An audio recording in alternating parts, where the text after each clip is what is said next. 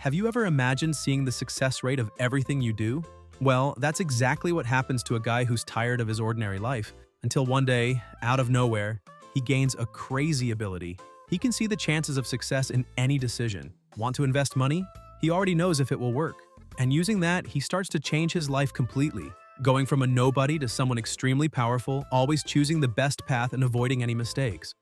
So without further ado, let's get into the video. A young man was walking sadly through the streets because his landlord had kicked him out and changed all the locks. Now, if he could not pay the rent, he might have to sleep on the street. On top of that, his new book had failed again, and he could no longer rely on manuscript fees. His name was Bai Wu, an 18th tier writer, a complete failure, and his representative work was, "Starting today, I raise slimes." He looked into his pockets, calculating how many meals he could still afford with the little money he had left. But when he saw the amount he still had, he thought that maybe he would need to wash dishes to survive. As he walked, he saw a convenience store and thought that his life had already hit rock bottom, so buying a lottery ticket to try his luck really did not matter anymore. He asked the seller for a 5 yuan scratch-off ticket. The shopkeeper placed a few tickets on the table and asked which one he wanted. The protagonist, already hopeless, said he was just trying his luck, so anyone would do. But suddenly his vision began to blur a little and some percentages started appearing in front of him. Frightened, he wondered what was happening since his vision was a bit blurry, but maybe it was because he had stayed up all night writing yesterday. The shopkeeper handed him a ticket and the rate on it was 100%, while the protagonist still could not understand what exactly that was, wondering if only he could see it or if perhaps it was just an illusion. However, he thought he should buy a ticket to test it.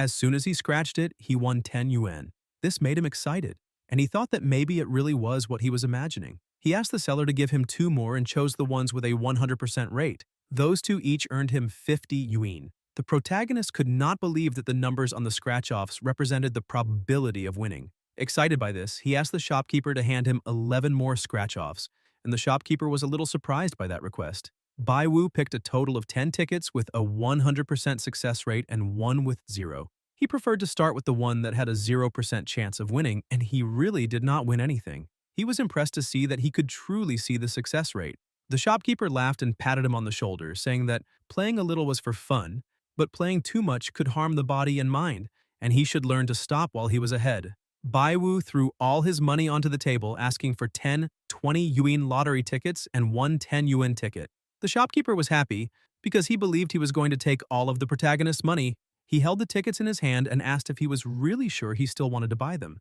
saying he should not let the last 200 yuan in prize money he had won earlier go down the drain. 10 minutes later, the shopkeeper made a transfer of 20,420 yuan and wondered what kind of absurd luck that was.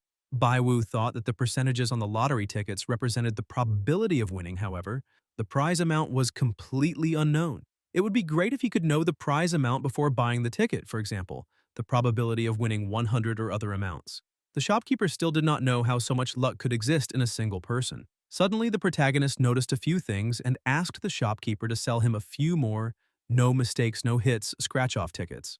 The percentages this time changed a little. Some tickets had only 10%, while others had 100%, 150%, or even 200%.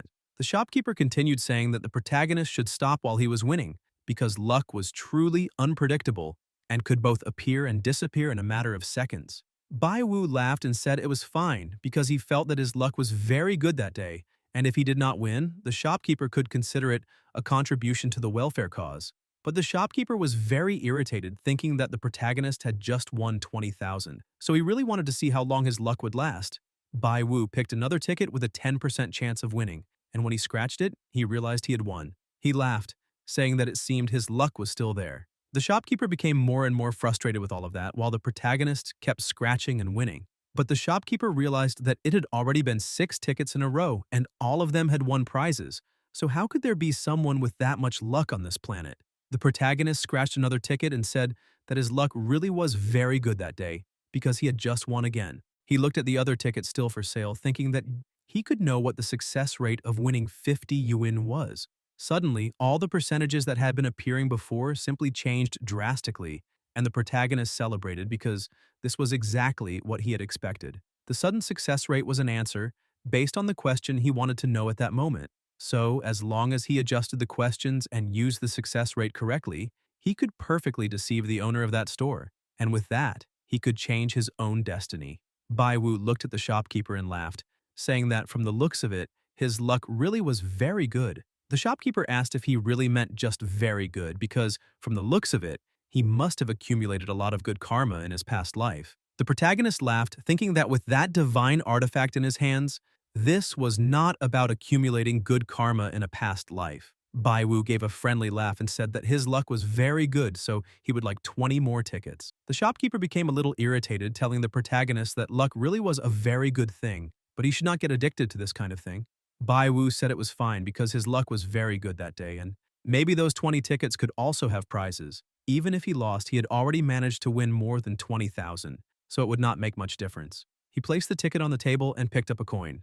The shopkeeper already placed his hand over his heart, preparing himself for a heart attack. The protagonist began scratching slowly, and the shopkeeper watched every surgical movement. But as soon as the scratch-off was fully scratched, the shopkeeper breathed a sigh of relief, because the protagonist had not won again. He told the young man that he had already warned him, because luck was unpredictable and unreliable. Baiwu thought that luck was indeed unreliable, but something else was. He quickly continued scratching all the other scratch-offs there and simply did not win on any of them. The shopkeeper felt relieved by all of this, and said that he had already warned the protagonist to quit while he was winning, but he refused to listen, and he had probably already used up all his luck for the year by winning consecutively just now.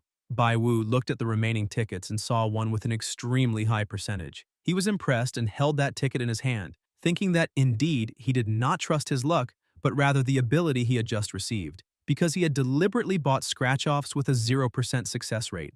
That way, he could scratch several without winning to avoid raising suspicion by winning too much. So his losses had been intentional. The shopkeeper made an offer saying he would give back 100 and let the rest go, because with the protagonist's current luck, winning at least one of those 10 tickets would already be very good. But the protagonist refused, saying there was no need, though he thanked him for his kindness because he would not believe anymore. However, this was also part of his plan because now it was time to change things. How could he simply let that pass? The shopkeeper said the protagonist could do whatever he wanted, because he had tried to warn him several times. As soon as the protagonist scratched another scratch-off, he shouted, telling the shopkeeper that his luck had returned. The shopkeeper looked at the scratch-off and said it was only 10 yuan, and from the way Baiwu shouted, it sounded like 10,000. Baiwu managed to win several times consecutively, however. He was a little upset because the maximum prize was only 100. The shopkeeper could not believe it, crying that the boy was some kind of freak of nature. The protagonist focused, saying to the heavenly spirit and the earthly spirit that he really wanted that last ticket to win a big prize of more than 10,000. The shopkeeper asked if he really knew how rare it was for someone to win a big prize of more than 10,000 on a scratch-off. Baiwu laughed, picked up the ticket he had saved for last, and told the shopkeeper that he had just won 15,000. And from the looks of it, his luck really was defying the heavens. As soon as the shopkeeper paid him the 15,000 prize, Baiwu asked what he had been saying before, something related to a lucky streak, but the shopkeeper said it was nothing, while thinking that something was not right. Suddenly, he had a great idea and looked at the tickets, thinking that the winning rate of lottery tickets when it came to scratch-offs was fixed when they were printed. Since the protagonist had won so much, the ones left now would probably be nothing but trash. To try to recover some of the money he had lost there, the shopkeeper went over to the protagonist, saying that his luck really was incredible, and asked if he wanted to take another small risk. He thought that if other people came there later to buy more tickets and only won 1 or 2 out of every 10 tickets, then that would be very bad for him when it came to running his own business. Baiwu asked what the winning rates of the remaining scratch-off tickets in the cabinet were. Then, a new ability showed the percentage of every ticket, and most of them were at 0%. Only one was close to 5%, and that was not enough. Baiwu told the shopkeeper that it was better for him to stop because that was probably the peak of his luck, and he was doomed to get worse from then on. Baiwu thought that the welfare lottery regulations established a 30% winning rate for scratch-off tickets, but after all that, his would be 5%. The shopkeeper kept trying to encourage the protagonist, saying that he had already managed to win more than 35,000, so why could he not keep taking advantage of the opportunity? Baiwu explained that even if he were only losing a little money, something between 200 or 300, it was still money, and people needed to be frugal in order to live a good life in the future. The shopkeeper became a little irritated because the protagonist had not been saying any of that until just a short while ago. Baiwu told the shopkeeper that he knew very well that he had good intentions. However, he believed that contentment was happiness. The protagonist thought that this time he had made an extremely huge profit. However, he wondered if his superpower could be used in places other than lottery tickets. As soon as he approached the door, he asked the system what the success rate of opening the door was. Once again, a system screen appeared with a 100% success rate, which meant it really worked. But suddenly, the rate that had been at 100% began to plummet until it reached 0%. The protagonist became a little frightened and moved away from the door. Suddenly, a husky came running over and crashed through the glass door. Baiwu realized that the probability had helped him avoid a disaster, because that dog was extremely reckless and had almost run him over. The shopkeeper who was watching all of that was surprised and began wondering how the protagonist knew he had to dodge in advance. Before he could leave the store, the shopkeeper grabbed his arm, saying that he should not dare to leave. Baiwu was startled, thinking that it was over now and that he had been caught. The shopkeeper asked how he knew. The protagonist thought that this was expected because his previous actions had been a little strange. He asked his ability what the success rate was of deceiving the shopkeeper and pretending to be just a fortune teller. The system informed him that he had around a 50% probability. He decided to change the question, asking whether if he bragged that his family had passed down the art of fortune-telling for generations, the chance would increase. The system changed to 64%. He decided to test it and told the shopkeeper that, in truth, he was a fortune teller. In addition, he said that he could not be confused with those street corner scammers because his family's lineage dated back to the Zhou dynasty, with a history of 2,000 to 3,000 years. The shopkeeper thought that he was probably lying, asking if it really had been 2,000 to 3,000 years. He emphasized that he firmly believed in science and did not believe in ghosts or spirits. In addition, he said that if the protagonist's family had existed for 2,000 or 3,000 years, he should be famous, if that were really true. The percentage that had previously been at 64% began to fall to 60%. The shopkeeper asked why he had never heard of the protagonist. Baiwu thought that the box above the shopkeeper's head was already divine intervention, so how could he believe only in science? He continued following the same story, took a deep breath, and explained that his family had been passing down this lineage. Revealing heavenly secrets incurred divine retribution, so they never interfered in drastic changes, and that was why they were not very well known. The percentage began to rise again, and the protagonist became hopeful because of that. He showed the winning tickets on the counter and told the shopkeeper that he had already witnessed his divination abilities before. The success rate rose to 80%, and the shopkeeper said that this was difficult, but asked if that really could be the reason for it. Bai Wu said that was exactly it, emphasizing that he had just divined his fortune and wealth. The winnings had all been calculated by him, but he decided to stop because of the reaction from the heavens. So the 10 tickets he had not won were an omen. The percentage reached 90%, and the shopkeeper asked if that was really what had happened, because he had been wondering how Bai Wu could have been lucky enough to win 2 big prizes in a row on scratch-offs. The protagonist continued saying that as soon as he left, he suddenly felt that something was wrong and divined that there would be a bloody disaster, which was why he stepped back. The shopkeeper was finally convinced and called the protagonist master, asking what the price of a divination was because he would like to have his luck read. Bai Wu thought this was a great opportunity to check the success rate. He decided to refuse, saying that it was better to forget about that matter because his lineage emphasized karma and retribution, and he had just divined his own financial fortune, which would affect his business in the future. Every cause had an effect, and he asked the shopkeeper what exactly he would like the protagonist to divine. The shopkeeper emphasized that he really wanted his new master to try to divine his luck and wealth, because his old hometown was being demolished, but they had still not negotiated the compensation. Because of that, he wanted to ask the protagonist to divine how much the other party would accept if he made an offer. Bai Wu asked the shopkeeper what value he thought was reasonable. The shopkeeper said that it was a house of 200 to 300 square meters, and adding a rate of 10,000 per square meter, that should be right. Bai Wu said he understood and closed his eyes to concentrate, asking his new ability what the success rate was of the other party accepting his offer of 2 million yuan as compensation. The ability said it was 100%, so he decided to ask the success rate of the other party accepting 3 million, and that was also 100%. He raised it to 4 million, and it was also 100%. He decided to raise it to 5 million, but the rate plummeted to 10%. As for 4.5 million, after a short while he opened his eyes, and the shopkeeper became excited, asking if he had managed to divine it. The protagonist said he could offer 4,300,000 because he guaranteed they would agree without hesitation. If he decided to offer 4.5 million, there was an 80% chance, and with 4,800,000, only a 50% chance. The shopkeeper was impressed, saying that divinations really were very accurate and truly could be right. Bai Wu said that if he did not believe him, he just had to call the other party right now and make the offer to try it. The protagonist thought this was the perfect opportunity to test the power of that golden finger. The shopkeeper decided to try and said that he would call right now to find out. 1 minute later, the shopkeeper was stunned because the other party had agreed without even thinking twice. He thanked his master, saying that he truly was a divine predictor. The shopkeeper had become so happy that he was dancing by himself, saying that karma and retribution really needed to exist. In addition, he said that the master had given him a benefit that was far too great and offered 300,000 as compensation for divining such an excellent amount. Bai Wu decided to accept, but tried to remain calm. However, inside, he thought that 300,000 was completely unexpected luck. The shopkeeper quickly transferred the 300,000 to him, and the protagonist said that he was a little embarrassed.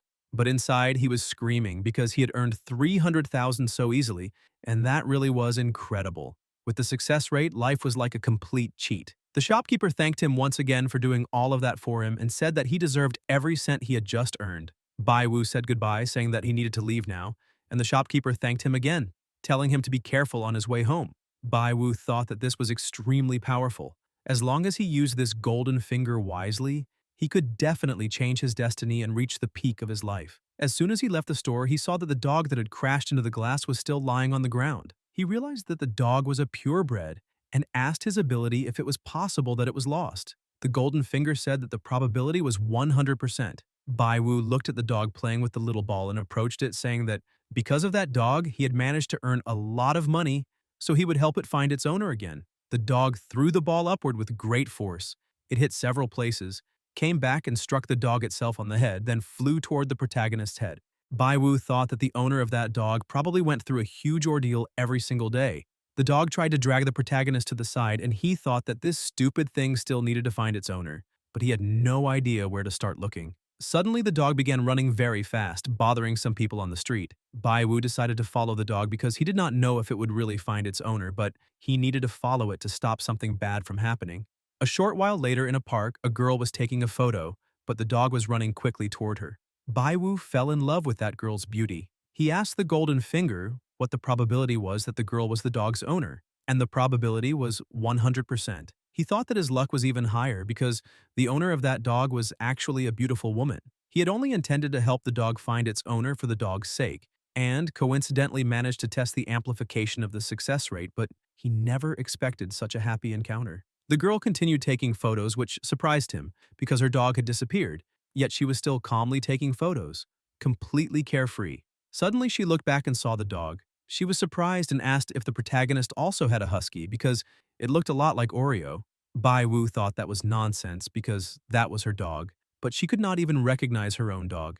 Because of that, he was starting to doubt whether the 100% probability that had appeared could be false. The girl continued playing with the dog, saying that even its bark sounded exactly like her dog's.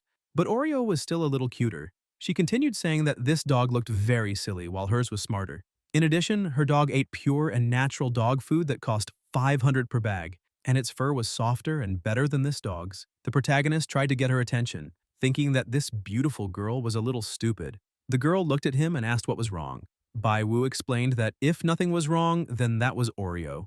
The girl laughed, saying that the joke was not funny at all, because her dog had been firmly tied to the bench, but as soon as she looked at the bench, she realized that the leash had snapped. 5 minutes later, the girl was very embarrassed, saying she was sorry for everything she had said and thanking him for helping. He added her as a new friend. He told her that it was fine because it was good that the dog had not gotten lost alone in the middle of the city. But the truth was that he had found a pure girl who had never been in a relationship and had lived alone since birth. He looked at some of her posts but felt a little lost because this was the first time he had added a beautiful girl as a friend, but at least he had gone to the right place. He looked at other posts and saw that her dog was very destructive. He pointed out that the dog was a little wild and destroyed things from time to time, and if it were him, he would have been kicked out by the landlord a long time ago. He noticed that she became a little embarrassed by that and emphasized that he had no right to say those things to her because his landlord had changed the lock on his rented apartment today, and he had no roof over his head. The girl, who was leaving, asked why he needed to rent a place since it was better to live in his own house, then said goodbye, saying she needed to go back now. Bai Wu began thinking about it because now that he had the success rate, he did not need to worry about rent since getting rich and buying a house was within his reach. He continued walking down the street asking himself how he could get rich and buy a house, because even after the demolition compensation, 300,000 was not enough for the down payment, and that kind of thing did not happen often. Because of that, he needed to find a stable and quick way to make money. The fastest ways to make money might be the lottery or stock trading. As he walked, he passed by an antique treasure shop and realized that he could find hidden gems in antique stores. Several people offered him various things. Two other people who were sitting nearby noticed that the boy walking there was definitely a rookie since he seemed to have zero sense and was very ignorant. The protagonist crouched near a stall and thought that those guys definitely believed he was an easy target, a naive beginner, and that was why they were all trying to deceive him. The seller near him explained that all the things for sale there were heirlooms from his own family, because his surname was Li. He had heard that his ancestors were descendants of Emperor Taizong of Tang, Li Shimin. The protagonist told him not to worry because he would just take a good look at the items. He began laughing because no one expected that he, just a rookie, had the golden finger and could not be deceived by anyone. Then he told his ability that he wanted to know the success rate of buying genuine antiques at that stall. The probability appeared as 100%, but the protagonist became a little cautious, asking if all of that was actually genuine, because there was no way, and something had to be wrong. He realized that, in truth, his question had been asked the wrong way because there was a problem with the definition of antique. Who knew which era those antiques were from? Maybe they were not worth anything. Because of that, he needed to define a limit for the success rate. He asked what the success rate was of buying an antique worth more than 10,000 at that stall. The probability appeared as 0%. He decided to ask about something worth 5,000, and the probability also remained at 0%. But as he kept looking, he noticed that something from the Republic of China period was at 100%. He asked the seller how much that item cost. The seller said that he was a young man with very good taste and that this was the most valuable antique because Empress Dowager Cixi had used it. Now, seeing that they were destined to meet, he offered it for 20,000. The protagonist prepared to leave, asking if that thing was trash because he doubted it was worth 200, and the man was trying to trick him by trying to sell it for 20,000. The seller kept trying to sell it, asking the protagonist not to walk away because he would give him a 50% discount and offer it for 10,000. But Bai Wu simply ignored him and continued walking away even faster, thinking that fraud existed everywhere, and it seemed that the value limit for antiques could not be too low. So he needed to set at least 10,000 as the limit. He went to another person's stall and asked the golden finger what the success rate was of buying an antique worth 10,000 at that stall. The probability appeared as 10%. He decided to change the question, asking about 20,000, and the rate remained at 10%. He decided to raise it to 30,000, and the rate stayed at 10%. He was impressed because even at 50,000, it was still 10%, and maybe he could find a real treasure. The seller smiled and thought that perhaps he needed to give that rookie his first lesson.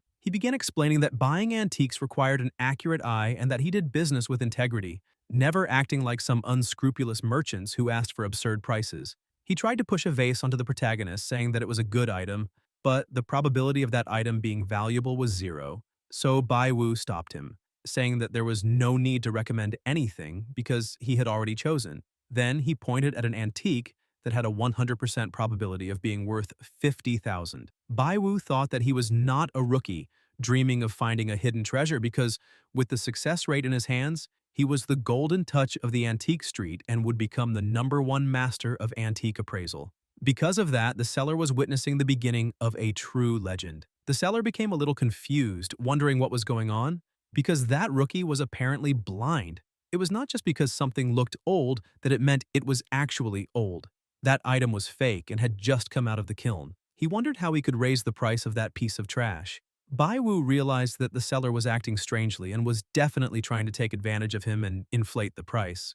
But this happened because he had shown interest too quickly, and he should not have done that. He had gotten carried away because of the success rate and had become too excited. The seller said that he really had quite an appetite, but he should follow the advice of an expert seller. He asked him to take a look at that porcelain vase first because buying antiques was about discernment first and connection second. He could see a good connection between the two of them, and that was why he was giving him honest advice. He asked him to look at the glaze of that vase, the smooth molding, the purely handcrafted work, and the very clear sound which demonstrated its quality. He emphasized that it was not expensive, only 50,000, and if he managed to resell it, he would probably make a huge profit.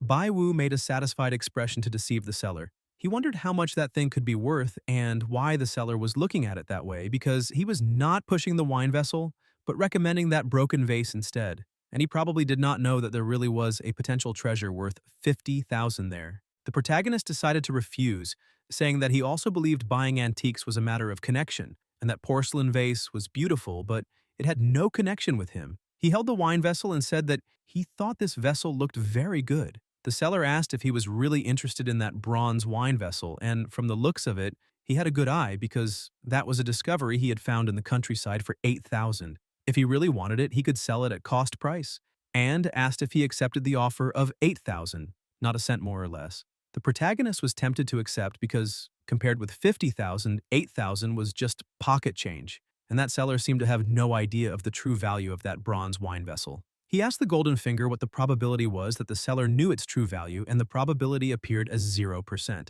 Bai Wu thought that he had expected that.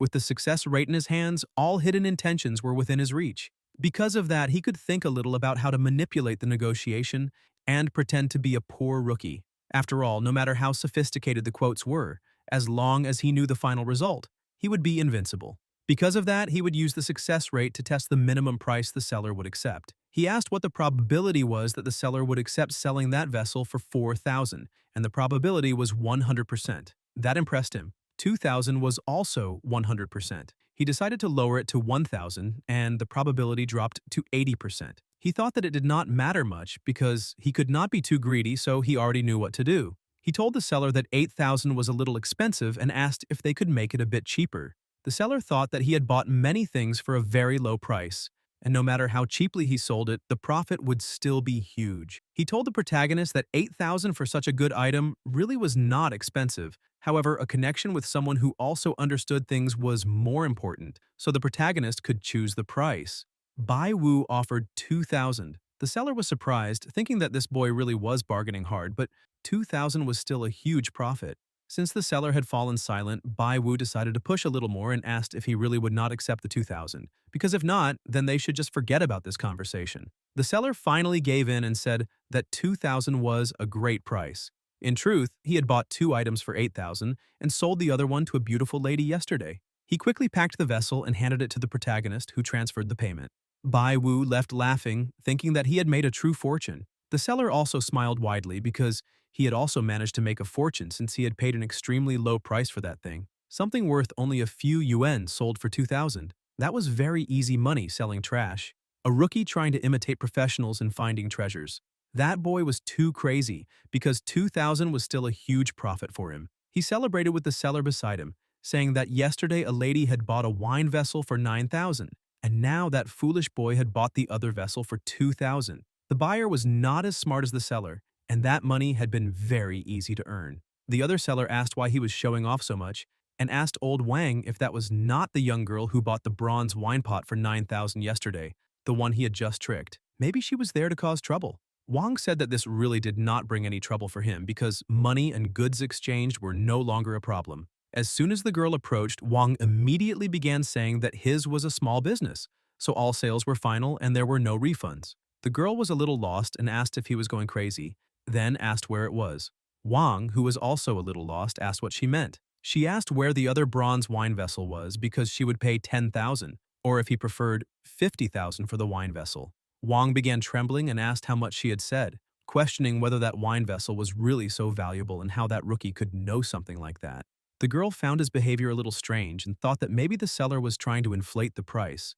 But since she really wanted that item, she asked if he truly thought it was not enough, because if he wanted, she could add a little more to the amount and offered 60,000. But the seller did not answer, so she raised it to 80,000. The two sellers were surprised by this.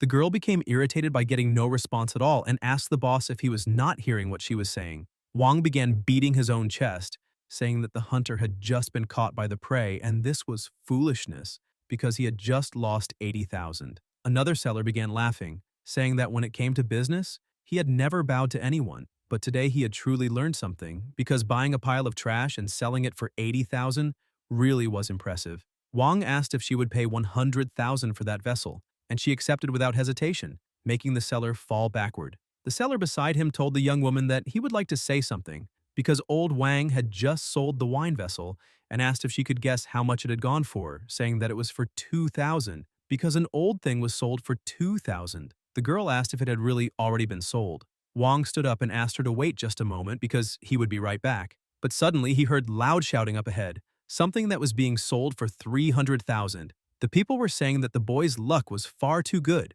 because old Li was offering 300,000 for that bronze wine vessel. The seller beside Wang said that people were talking about the bronze wine vessel, and maybe it was the same one they had been talking about.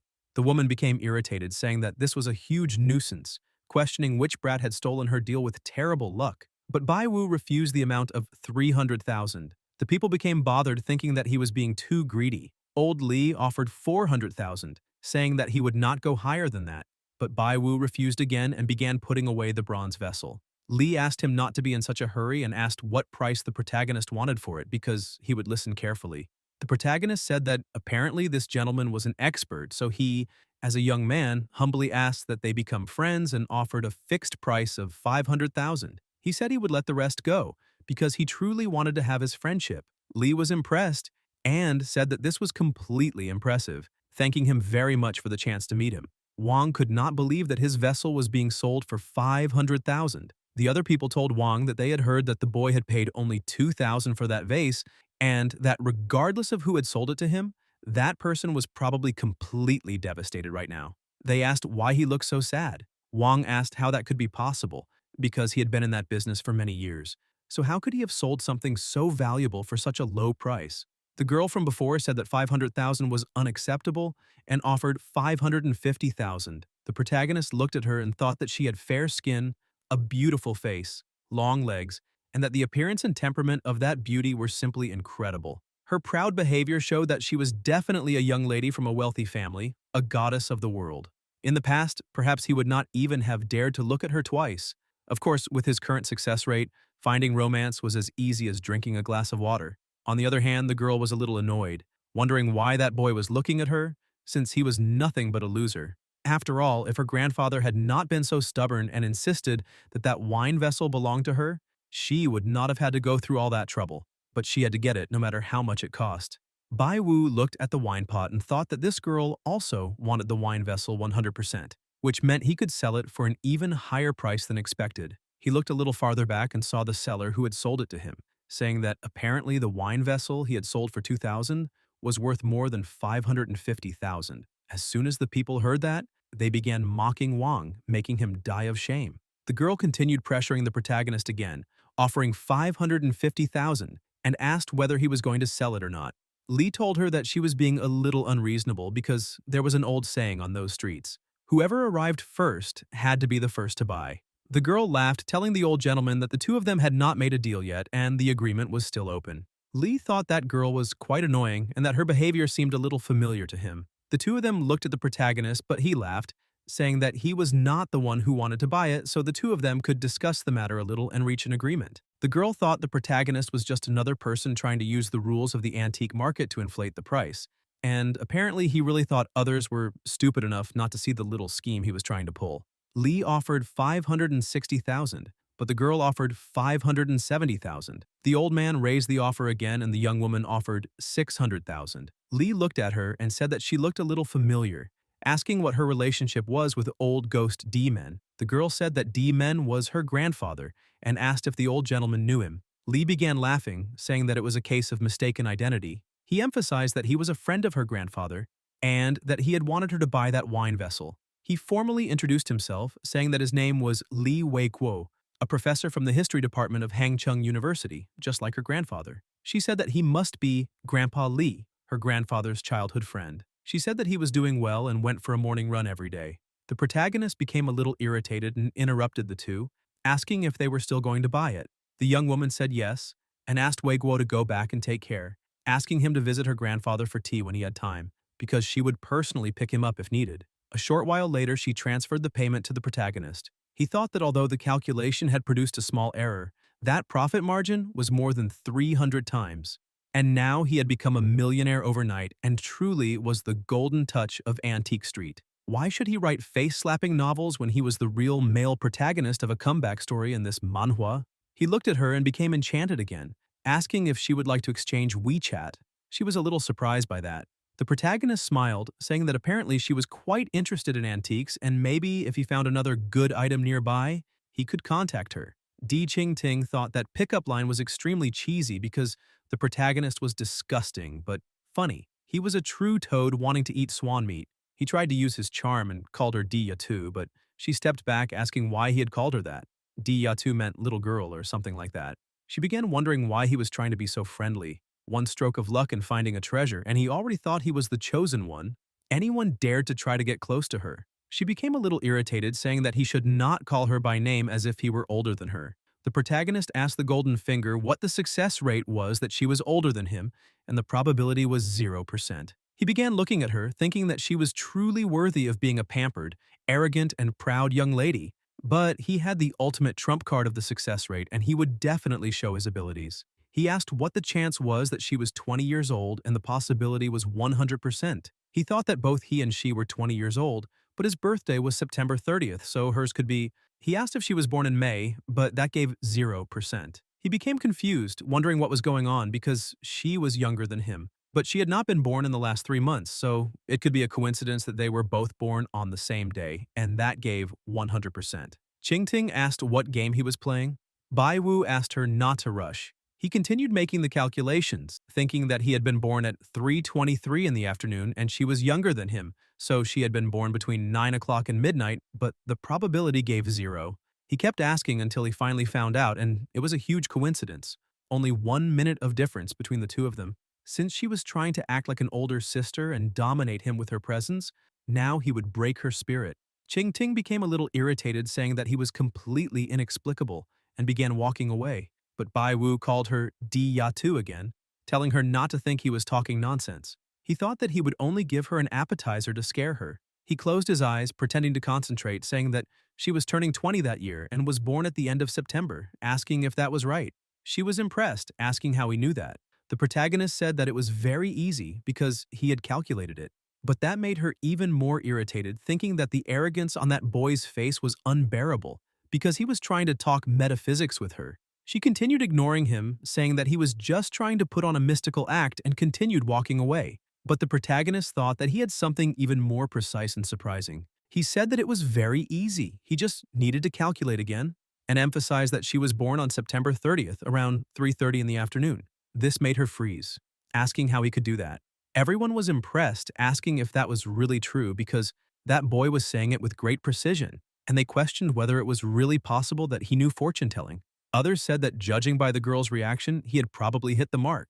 But on the other hand, some people also became irritated, saying that he was trying to sell divination in the 21st century because that young man had probably collected her information earlier to hit on her, and that was just perverted behavior. Bai Wu simply remained silent, thinking that a pervert would not be able to discover such details, because now he could show his true ability. He told her that he would calculate again, emphasizing that she had not been born at 3:30 but at 3:24. He thought that now it was time to deliver the final blow, saying that she had been born on September 30th in the afternoon at 3 hours, 24 minutes, and 36 seconds. She was so surprised by this that she took out her phone with trembling hands and called her mother, who answered worriedly, asking what was wrong. She asked her mother exactly what time she had been born. Her mother said that she had been born around 3:30 in the afternoon on September 30th, but became a little confused, asking if she really did not remember her own birthday. But Qingting said that was not it and asked her to be a little more specific, questioning whether she had been born at 3:24.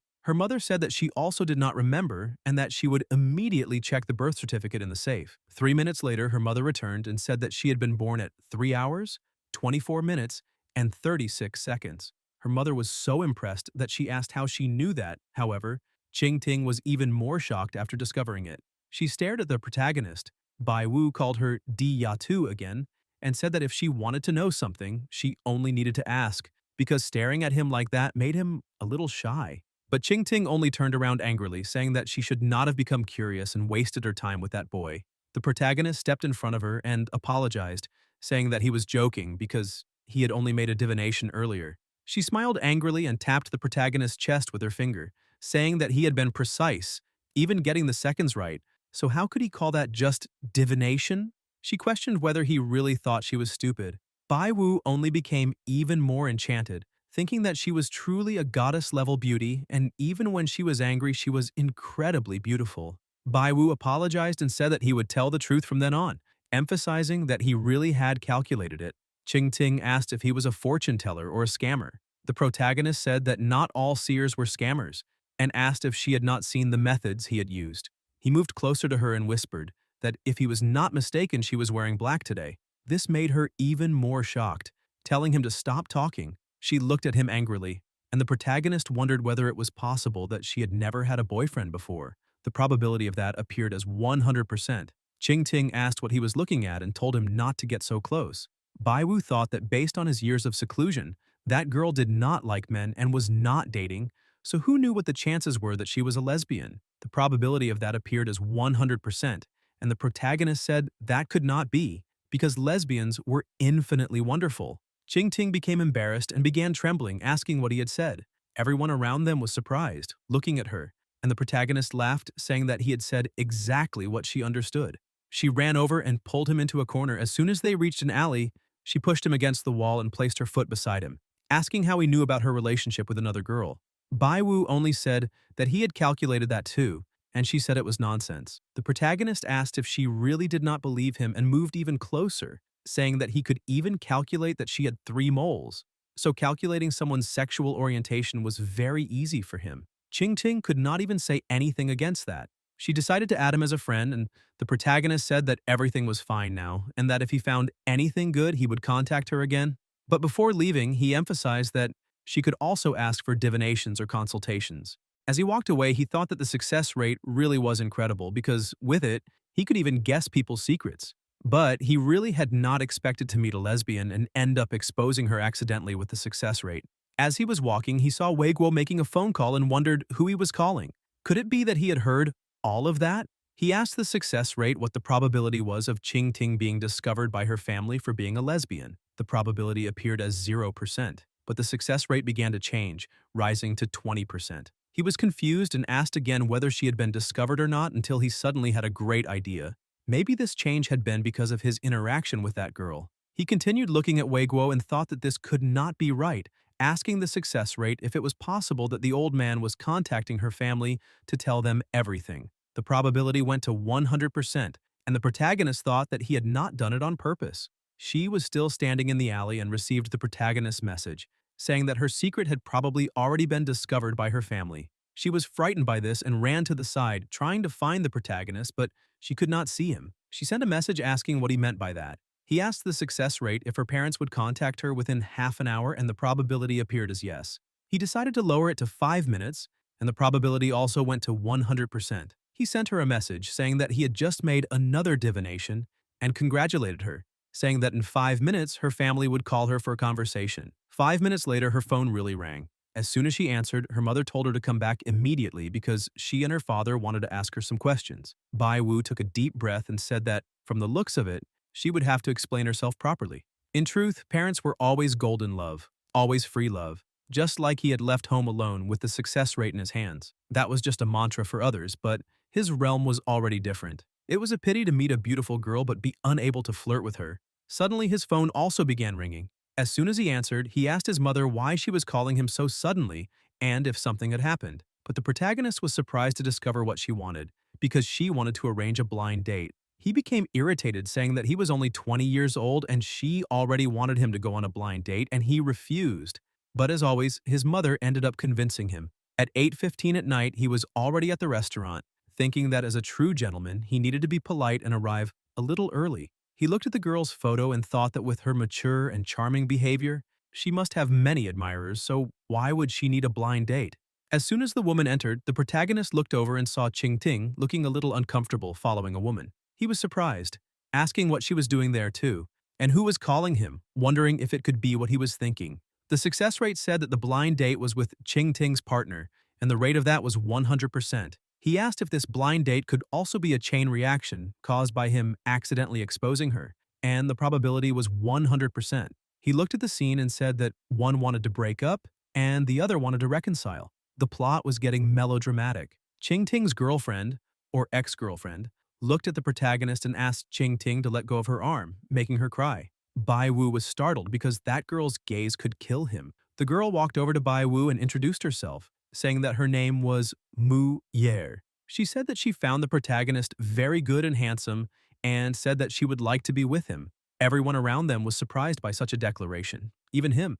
On the other hand, Ching King was heartbroken, crying for her companion. Bai Wu looked at Ching King and said that this was very confusing. Yer asked if he did not like her, The protagonist tried to explain, saying that it was not that because she really was beautiful and excellent in every way, but he thought that a honey trap must have appeared there. Yer moved even closer to him and said that she was being very serious, that this was not a joke, and hugged him. He asked the success rate if it was sure that this was not a trap, and the probability appeared as 0%. He said that he always felt this was not a happy event that had fallen from the sky. Yer pushed him, looked into his eyes, and suddenly kissed the protagonist, making poor Ching King feel like complete trash. Yer fell onto Bai Wu and called him to go. He asked where they were going, and she said that he was going to her house to meet her parents. Ching Ting ran away. Bai Wu thought that Yer clearly was not willing, and although this was not a trap for him, she was probably using him as a shield to make Ching Ting give up. The success rate said that this was 100% correct. Bai Wu thought that although he had also benefited, being manipulated by her for no reason was a little unpleasant. The two stared at each other and the atmosphere did not become pleasant at all. In addition, the protagonist thought that if he did not have the success rate, how would he know she was a lesbian? Not saying anything was also deceiving people. Yer stood up and asked whether he was coming or not. Bai Wu was a little confused and asked if she really wanted to take him to meet her parents. The success rate was 100%. He continued to be suspicious, questioning whether this was serious, whether she really was not just using him as a shield, whether she really wanted a date or a boyfriend, or whether she was only making him meet her parents as her boyfriend to calm the situation a little. Every question gave a success rate of 100%. Yer called him with tears in her eyes, turned around, and asked what he wanted, because he had already taken advantage of the situation and now was really going to give up. The protagonist became a little irritated, thinking that this was very annoying. She was beautiful enough to do whatever she wanted, so should he not be the one gaining the advantage in all of this? He noticed that she was crying and became a little sentimental, saying that he did not regret what had happened. However, he was a little bothered because he had not even agreed to go out with her, and he wondered why all the girls he wanted to flirt with a little were lesbians, but he did not know what she was thinking. Sometime later at her house, as soon as they arrived, she called her father and mother, saying that she had arrived. Her mother appeared irritated, saying that she was supposed to be on a blind date, so why had she already come back? But Yer introduced Bai Wu, saying that he was her boyfriend. The protagonist greeted her. However, he was a little apprehensive, thinking that his soft heart had gotten the better of him, and that he had been dragged to that house without even making a decision, and now he did not know what to do. He wondered whether taking on another hot potato also counted as rescuing a damsel in distress. Her mother quickly changed her attitude and began smiling, asking if she really had a boyfriend and why she had not said so before. Suddenly, another person in the room shouted, asking if that had really happened. The protagonist was completely startled, thinking that with all that commotion, apparently someone was coming over with a knife in hand. As soon as her father arrived, he grabbed Bai Wu by the arm, saying that the young man seemed quite lively. Yer said that actually they had dated in high school, but broke up because of their studies, and she had not expected to meet him again at a blind date. Her father stared at the protagonist, and her mother was happy, saying that now she understood why her grades had dropped a little during her final year. Her father dragged the protagonist away, asking why they were talking about that and told him to come in quickly. He asked his wife to prepare some of her best special dishes that night. As he was being dragged, the protagonist realized that the two of them were so enthusiastic that if he had not known beforehand, he would have thought this could be a honey trap. Her father took the two of them to a room and told the protagonist that they could sit there for a while because he and his wife would prepare some dishes for them to eat. As soon as he left the room, Bai Wu asked if she really was that man's biological daughter, and the probability was 100%. The two began laughing and suddenly her mother entered the room. Her father quickly came back, asking his wife what she was doing and pushed her aside, saying that the two of them could continue freely with whatever they had been doing, then closed the door again. In the hallway, they could hear her father speaking loudly and enthusiastically to his wife, saying that tonight they needed to prepare a soup that would give that young man vigor. She became a little embarrassed by this, saying that this was the first time her parents had met her boyfriend, and maybe they were a little too excited. The protagonist was a little confused because apparently that girl's parents had become extremely enthusiastic and proactive on the very first visit. Outside the room, both her father and mother were trying to listen to what was happening inside. But her father was a little bothered, asking why there was no movement because he had clearly taught that young man that a great opportunity was right in front of him. But her mother became a little worried, asking the father if he really was not afraid that the young man would become so greedy that he would take advantage of their poor daughter. But the father ran over to her and covered her mouth, telling her to speak a little more quietly because if she did not take a risk, the bear cub could not catch the bear. He held a cleaver, thinking that they would not know whether it was fake or real without trying.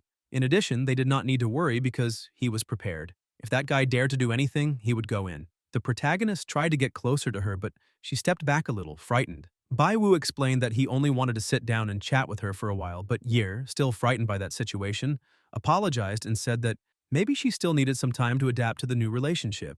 The protagonist moved a little farther away and said that maybe he had been a little presumptuous, and if she really was nervous about that situation, then he could give her a little more space. She was a little surprised, thanked him, and said that it was fine, saying that she could do it and would work hard to adapt.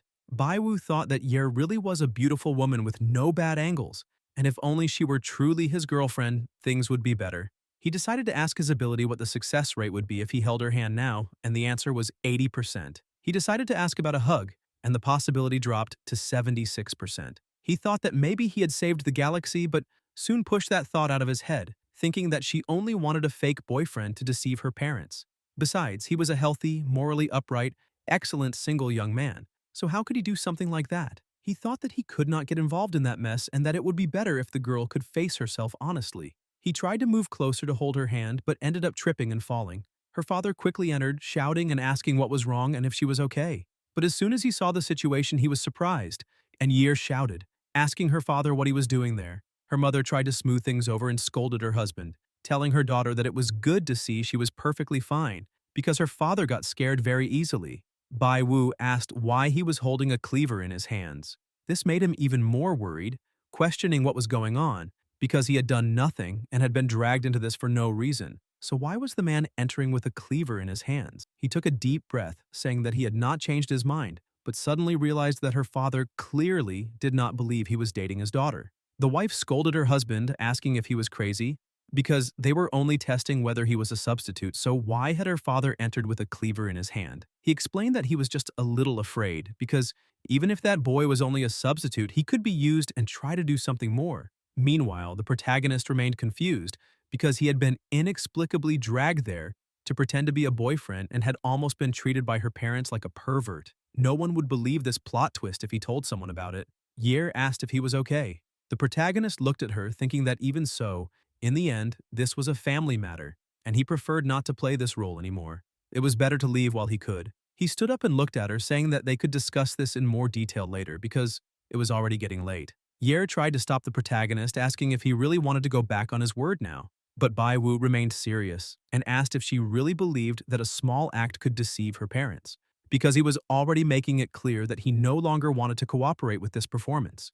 They were doing this because they cared about her, but she only wanted to use him to deceive them. He emphasized that open communication with her parents was the best way to solve problems.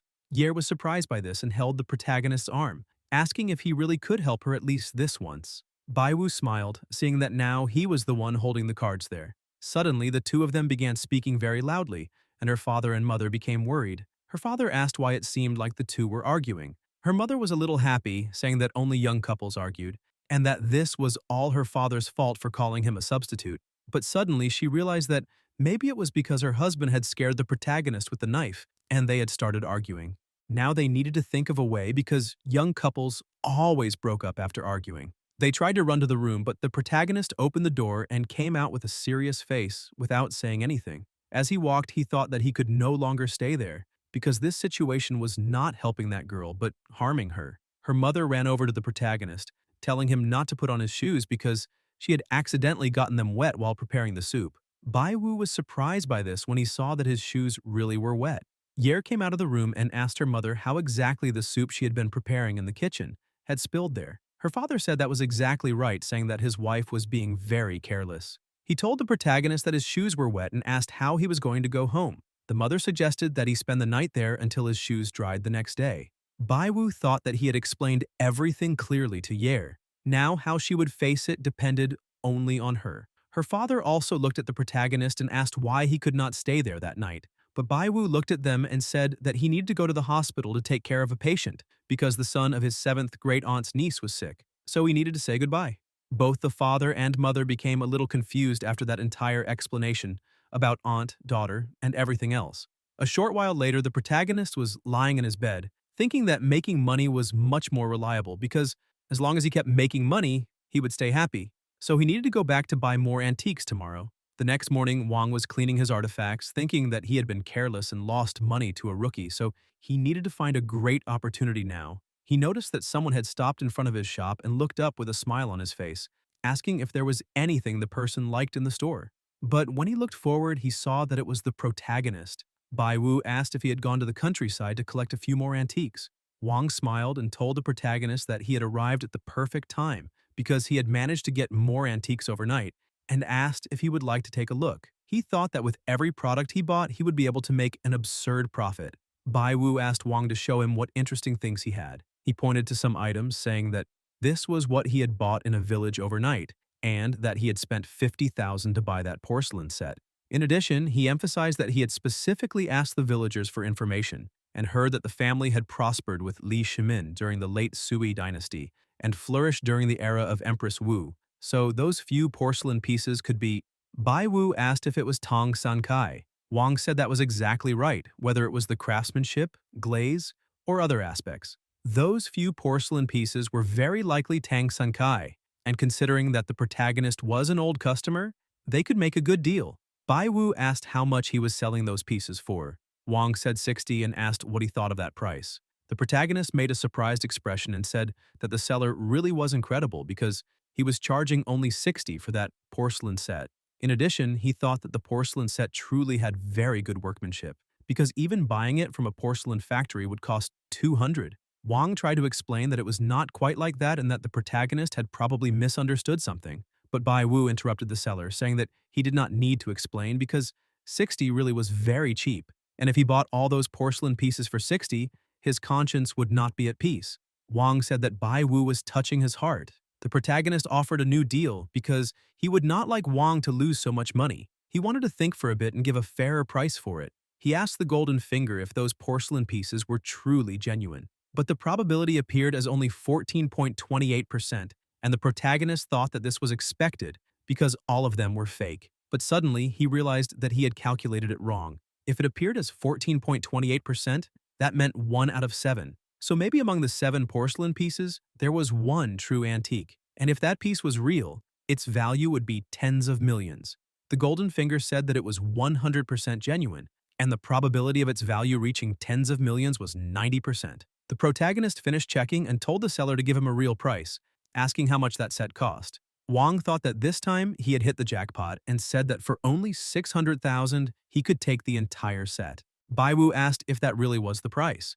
The seller said that if he really thought it was too expensive, he could give him a discount and set the price at 500,000. Bai Wu said that price was great and that he would make the transfer now. He quickly transferred 500,000, took all the pieces, and ran off. Wang found all of that very suspicious and wondered if there really was a genuine piece among that porcelain set. However, he soon changed his mind, thinking that it was impossible because that porcelain set had been sold wholesale from the shelves of the Tong San Kai workshop in that mountain village. He became happy, thinking that young people nowadays really thought they were the lucky protagonists of novels. After all, it was basically impossible to find such a rare and genuine piece at any street stall, and from the looks of it, that boy was still too young to understand that.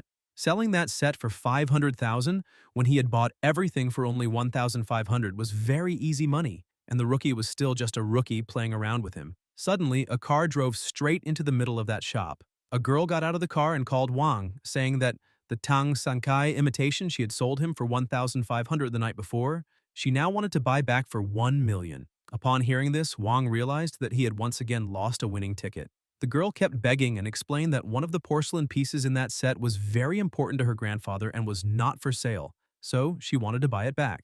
Wang explained that it was not that he did not want to sell it, but that he had already packed it up and sold it to someone else. The seller beside him said that was right and questioned how that old man had managed to deceive that boy. In truth, the boy had spent 500,000 on that new item from some craft workshops and was a complete idiot. He emphasized that he envied Wang, asking when he would also find someone that naive. Wang said it was normal for young people to be impatient, but the girl began crying, saying that everything was over now. She thought that just to play at eating chicken, she had placed that porcelain piece on the shelf, and it ended up being sold. Now she was doomed, and today was the day her intelligence hit rock bottom. Wang tried to comfort her, asking her not to cry. Although that porcelain piece was a proud creation of her grandfather, in the end, it was a replica. Because of that, she only had to apologize to her grandfather and everything would be fine. But the girl became irritated, asking who said it was only a replica. In that porcelain set, one piece was genuine, passed down by her family. Someone had once offered 10 million for it, but her grandmother had not sold it because she had been reluctant to part with it at the time. Wang could not believe it. The seller beside him began mocking him again, saying that Wang had truly been incredible because yesterday he had sold a bronze wine vessel worth 600,000 for only 2,000, and today, unfortunately, he had let a genuine product worth 10 million go for only 500,000. The girl asked where the guy who bought the porcelain had gone. Wang said that he had gone toward Guyun Pavilion. Meanwhile, inside the pavilion, the protagonist was already having the item examined. The appraiser said that the expression was vivid and the glaze was complete, meaning that it was in excellent condition. The man analyzing it said that he had a camel in that shape inside his house, exactly like that piece, and that it was extremely rare for a 1,000-year-old porcelain piece to be so identical. He emphasized that the protagonist had said Wang had sold it to him because he had thought his granddaughter had secretly taken it out to sell. The protagonist thought that Tang Sanchai had been passed down from the Tang dynasty and was exactly the same item that the man was calling his. Maybe that item belonged to the old man. The golden finger said yes, giving a possibility of 100%. Bai Wu almost choked to death because of that. The old man became startled and asked what was wrong. The protagonist explained that it was nothing serious, because he had accidentally burned himself. Bai Wu wondered to himself if it was possible that the item had been stolen by the seller, but the probability of that was zero. The protagonist became worried because if it was not the seller, then perhaps the old man's granddaughter had sold it to the seller. The probability of that appeared as 100%. Bai Wu looked at the old man while thinking that apparently he had raised a prodigy granddaughter. The old man explained that that piece would probably sell for 12 million at auction. However, he said that if the protagonist did not mind, he would like to buy that piece for 9 million and asked if he found that acceptable. Bai Wu thought that 9 million was not a small amount. Besides, that piece had originally belonged to someone else. Bai Wu accepted the offer, saying that he would do as the gentleman wished. The old man took a card from his pocket and handed it to the protagonist, saying that it was his business card and that if he found any good items in the future, he could contact him at any time. Bai Wu thanked him and left the pavilion while looking at the old man's name, which was Che Yongkang. The girl ran out of the car and the protagonist was startled to see that she was running so fast that she could fall at any moment. He saw that the probability of her falling was 100% and stopped it from happening, asking her to slow down and be a little more careful so she would not fall. She said that her name was Che Xiaoxiao and that she would never fall, and that pickup line was so stupid that it made her wonder if he had been a lifelong virgin, a true Iron Man. The protagonist said that this was good intentions being mistaken for bad will, and he was only trying to warn her. He thought that this girl really did not appreciate kindness, but suddenly remembered that her name was Che Xiaoxiao. He asked the golden finger if she was that prodigy granddaughter of the old man who had sold her family's treasure. The probability appeared as 100%, and he thought that it really was a coincidence to find her right there. Xiao Xiao continued walking quickly, ended up tripping over a stone, and definitely fell into the protagonist's arms. She was startled, asking what kind of trick that guy had used and how she had really fallen. The people around them became uncomfortable, saying that society's morals were in decline, and told them not to be so unrestrained in broad daylight because that was indecent. Xiao Xiao became embarrassed and asked the protagonist to let her go quickly so she could continue on her way. But Bai Wu opened his hands, saying that she should be the only person letting go there, because she was completely clinging to him. Upon realizing this, she stepped away, and Bai Wu said that if they had nothing else to discuss, he would leave right away. But she shouted for him to stop. The protagonist raised his hands, saying that he had not done anything, and asked her not to try to extort him. She took his phone, saying that he was very lucky because she needed to handle some urgent matters, so he had to leave his contact information so she could settle things with him next time. Bai Wu thought that he had only kindly helped her stand up. He looked at the phone and realized that she had added him as a friend. He began walking, thinking that he had not expected to meet a girl there and have her add him. But now that he had money, he dared to spend a little more extravagantly, wondering whether he should buy a car or a house first. Wang asked the protagonist who he had sold that porcelain to and how much he had managed to sell it for. Bai Wu said that he had sold it to Boss Che for 9 million. Wang only said that it was fine. The protagonist thought that the fat man really seemed impressive, remaining so unshaken after losing such a huge amount of money. Wang only smiled, saying that he would still deal with that brat properly. Xiao Xiao looked at her grandfather and realized that the piece was already with him. She thought that now it was already done and it was better to make a quick escape, but her grandfather noticed that she was there and shouted, ordering her to stop hiding and come in right away.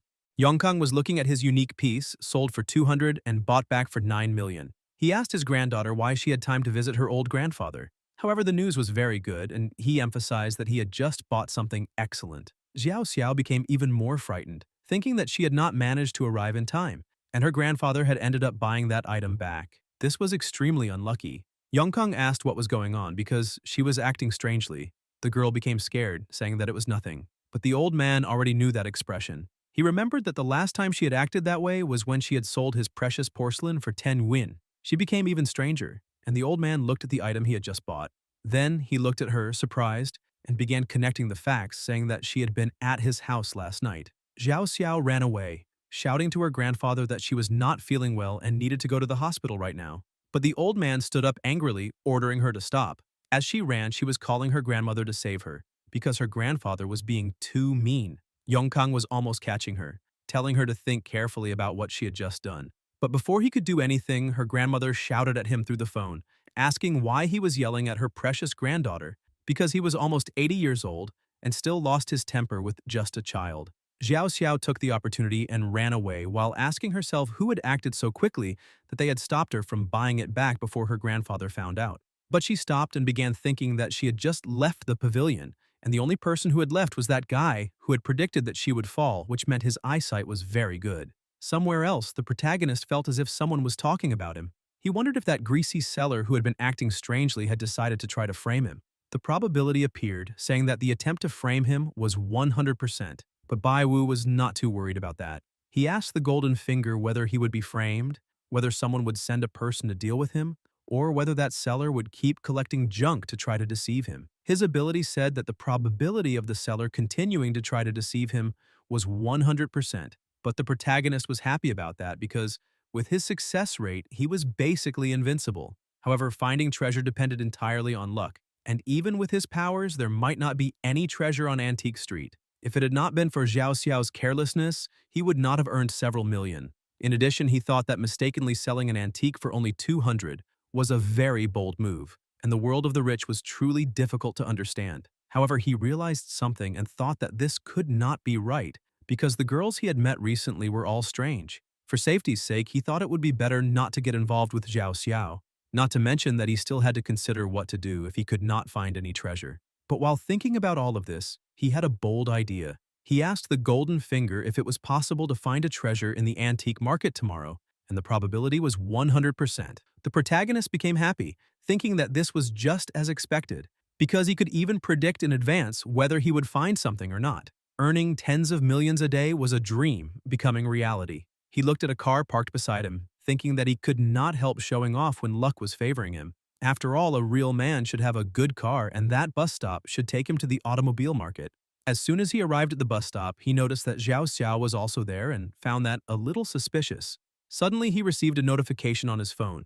That girl was asking what she should give her grandfather as an apology, because she did not dare to go home with him so angry. Bai Wu thought that girl was a little foolish, but he noticed a strange man beside her and asked the Golden Finger if it was possible that he was a thief. The probability was 50%. The man began moving closer and closer, and the protagonist received confirmation that the bus pervert had appeared, with a probability of 100%. He sent her a message saying that the man in the black overcoat beside her did not seem like a good person, and that she had better be careful. Both she and the thug were startled, and she looked to the side, questioning why the protagonist was also there and always saying something despicable. She replied to the message saying that it was him again and said that this was very unlucky. The protagonist became irritated, saying that once again his good deeds had been mistaken for bad intentions, and insulted the girl, saying that she was ungrateful and emphasizing that he did not care what would happen. Suddenly the bus arrived, announcing the northern route of the city, and the passengers who were boarding first needed to move toward the back. The man behind Xiao Xiao touched her shoulder. She looked a little irritated, and the man pulled his hand back, laughing, then apologized, saying that he had lost his balance because of the crowd. Xiao Xiao simply ignored the situation and went back to using her phone. The protagonist looked at that situation and thought that girl really did not understand anything, while the man prepared to grab her again. Bai Wu saw that and thought that this was expected, and he needed to do something, because that girl was very good, and he could not simply ignore a woman being touched against her will. He began walking toward the man and shouted at him, but before he could do anything, Xiao Xiao struck the pervert, then grabbed him by the arm and kicked his most sensitive area. Bai Wu was frightened by what he was seeing, but she continued beating that guy, throwing him hard onto the ground in front of everyone. The other people were a little confused, not understanding what was happening there. Zhao Xiao shouted, a little embarrassed, that the man had been deliberately trying to touch her. Bai Wu was startled, thinking that the structure of that girl was proportional to her agility, and that she could be some kind of mixed martial artist. But Zhao Xiao was truly interested in figuring out how that unlucky guy had managed to predict that she would be attacked again, because he seemed more precise than her when judging people and things. This was a little strange. Bai Wu, frightened by her strength, thought that this time it was over for him, because if she knew that he had bought the Tong San Kai, he would probably be dead right now. He said that he needed to get rid of that girl quickly. It was only 2 stops to the automobile market, so that should take only a few minutes. But the Golden Finger said that the probability of that was 0%. The protagonist was a little shocked, asking what was going on and why the bus would not take only a few minutes to reach his destination. This was extremely unlucky. As he got on the bus, he looked at her, thinking that today he was very unlucky, and questioned whether there could be a traffic jam or a traffic accident. But the probability for both appeared as 0%. Because of that, he thought that he had a bad feeling about what was going to happen. He asked if it could be some criminal, because this was too bizarre. The Golden Finger said that the probability of a criminal kidnapping was 0%. A criminal hostage-taking was also 0%, but the probability of a criminal setting a fire was 100%, and the probability of the criminal already being on the bus was also 100%. The protagonist became desperate, asking what he should do, because the criminal was already inside the bus, and if he acted rashly, he would definitely make the criminal even more cautious. If the criminal succeeded, everyone inside the bus would be finished. But if he tried to stop the arson, the success rate would probably be 0% even without calculating. Since time was extremely urgent, he decided to call the police immediately. He called the police dispatch center and said that he wanted to report a crime because there was a criminal who intended to set a bus on fire. The police asked him to provide the exact location. Bai Wu gave the bus number and said that it had just arrived at the antique market stop and that the next stop was the automobile trade city. He emphasized that there were people on the bus and the criminal was among them. The dispatcher said that they understood everything exactly and that they were initiating an emergency response. He asked the police to hurry because the criminal was carrying 8 to 9 liters of gasoline, and setting fire to the bus along the way could cause casualties. However, the dispatcher began questioning how the protagonist had discovered this and whether he had any proof. Bai Wu thought that now it was completely over because he had been too focused on using the success rate to calculate. The dispatcher continued speaking to him, asking if he was sure about this and how he knew that there was a criminal intending to set fire to the bus, and how he had confirmed that the person was carrying 8 to 9 liters of gasoline, and how he knew that the criminal intended to set the fire between those 2 stops. Bai Wu became desperate, thinking that he really had no proof, and wondered whether he should say that he had superpowers because even then, no one would believe him. He saw the bus closing its doors and starting to move, so he hung up the phone, thinking that it was too late. Although the police had been notified, he still needed to find that criminal. But right behind him, Zhao Xiao also got on the bus, and he asked why she was there, wondering if it was possible that she was trying to cause trouble for him, because this was a matter of life and death. But Zhao Xiao only smiled. The protagonist thought this was not good because if that girl became obsessed with him again, it would bring a lot of trouble. Because of that, he needed to find the criminal quickly. He received a call from the police department, and as soon as he answered, the officer said that they had contacted an off-duty police officer who was on that bus, and he would monitor the protagonist closely, as well as the situation on the bus. However, if the protagonist confirmed that there was a criminal there, for his own safety, he should act normally. Bai Wu felt a little more relieved after hearing that there was a police officer there. He looked back and saw Zhao Xiao staring at him. He looked forward again and thought that the police officer did not know who the criminal was. So how could he subdue the criminal? Because of that, he needed to think of a way to solve this situation. The criminal was probably sitting down. The Golden Finger said that the probability of the criminal being seated was 100%, but the probability of him being seated in the front half of the bus was 0%, while the probability of him being seated in the back was 100%. Bai Wu started heading toward the back of the bus, but the girl kept following him. Bai Wu questioned why she was following him while he was looking for a criminal carrying approximately 9 liters of gasoline, because this was no joke. As he looked at the passengers, he noticed something strange and thought that it would be difficult to bring that amount of gasoline onto the bus. The criminal had probably divided it into drink bottles or something like that, which meant he should be carrying a bag. The man right in front of him was acting strangely, hugging a bag. Bai Wu thought that it was that guy because he was holding the bag very tightly. However, before he could get any closer, the man began opening the bag. The protagonist thought that he had been too hasty and made him feel that something was wrong, or maybe he was going to act a little earlier. But either way, it was too late now. Bai Wu stayed there anxiously, thinking about how to reduce the man's suspicion, or whether it would be better to simply attack and quickly stop him. Xiao Xiao grabbed the protagonist's shoulder and told him to keep hiding. Bai Wu looked back and thought that this time he was sorry, but that officer was probably watching him closely. The golden finger said that the probability of that was 100%. He turned to her and called her grandma, saying that he had been wrong, because he really had not thought she was a flat-chested brute. He told her not to follow him anymore because he was an innocent young man. He had been thinking that this situation was very urgent, and he needed to use her to distract the criminal and then find an opportunity to act. That way, he could also alert the police officer, killing two birds with one stone. The criminal was distracted by that argument, and the protagonist thought that this was a good opportunity. Xiao Xiao prepared to throw a punch and asked why the protagonist was no longer running. He pretended that he was going to dodge the blow, saying that this was all a misunderstanding, and grabbed the criminal's bag, making it open. The criminal stood up angrily and asked what he was doing. Bai Wu saw that the man was truly cautious, and it was possible that he had been trained. But suddenly, Xiao Xiao punched the man in the face. The protagonist was surprised while she continued beating him and quickly subdued him in front of everyone. Bai Wu asked if she was Superwoman, but Xiao Xiao took out her handcuffs and said that this was police business, and now the criminal was under arrest. She picked up one of the bottles and smelled it, saying that it really was gasoline. Bai Wu could not believe that she really was an officer of the law. Already outside the bus, Xiao Xiao said that everything was done and looked at the protagonist, saying that she would report that he was the one who called it in, and now he needed to explain how he knew. The protagonist thought that this girl was very troublesome, and she kept chasing him. It was better to avoid problems than create them, so he needed to think of some way to get out of this. He looked at her and said that she should keep this a secret because, in truth, he was a humble person who could predict the future. If she did not believe what he was saying, she only needed to think about the events that had happened before. Xiao Xiao thought that in truth that guy was a little unlucky. The protagonist was frightened by her reaction. He thought that he was in big trouble because he really could not speak carelessly or eat improperly. Now he could no longer escape this and needed to think of something very quickly. Xiao Xiao became irritated and punched the wall, saying that he was still pretending to be stupid, and questioned again how he knew. The protagonist became frightened and asked what she wanted to know. Xiao Xiao said that a helpful citizen happened to pass by and discovered a criminal who intended to set a bus on fire. Bai Wu lowered her hand, saying that there was no need to thank him, because as a helpful citizen, that was his duty. But she continued irritated, saying that from the looks of it, he would not cry until he saw the coffin. She pressed him against the wall, saying that she remembered very clearly that he had not entered the bus when he called the police. In addition, he did not know the criminal, but he knew that the man was carrying 8 to 9 liters of gasoline. The people around them began getting curious, looking at that situation. The protagonist kept disguising it, saying that he had only guessed.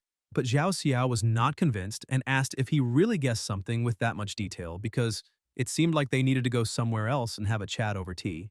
Everyone was looking directly at him, and the protagonist thought that this girl was very smart and this would not be good at all. Suddenly, Yer appeared among everyone and asked the protagonist what was going on. He was surprised, asking why she was there. The policewoman was also surprised and asked if she knew the protagonist. Yer explained that her car had broken down and that she was taking it to the repair shop. She moved a little closer and asked the protagonist again what was happening to him. Bai Wu thought that he already knew that this woman was usually very mature and cold. However, in this situation, her tone of voice sounded like someone who had caught another person cheating, but suddenly he saw a great opportunity in that. He winked at her, and she was a little surprised. He ran over to her, held her hand, and shouted that it was not what she was thinking. He knelt in front of her, saying that he had nothing to do with that woman. Everyone around them was surprised by that attitude, and Bai Wu shouted, pointing at Xiao Xiao, saying that she was the one who would not leave him alone. He told Xiao Xiao that they barely knew each other. In addition, he loved his girlfriend very much and asked her to stop bothering him.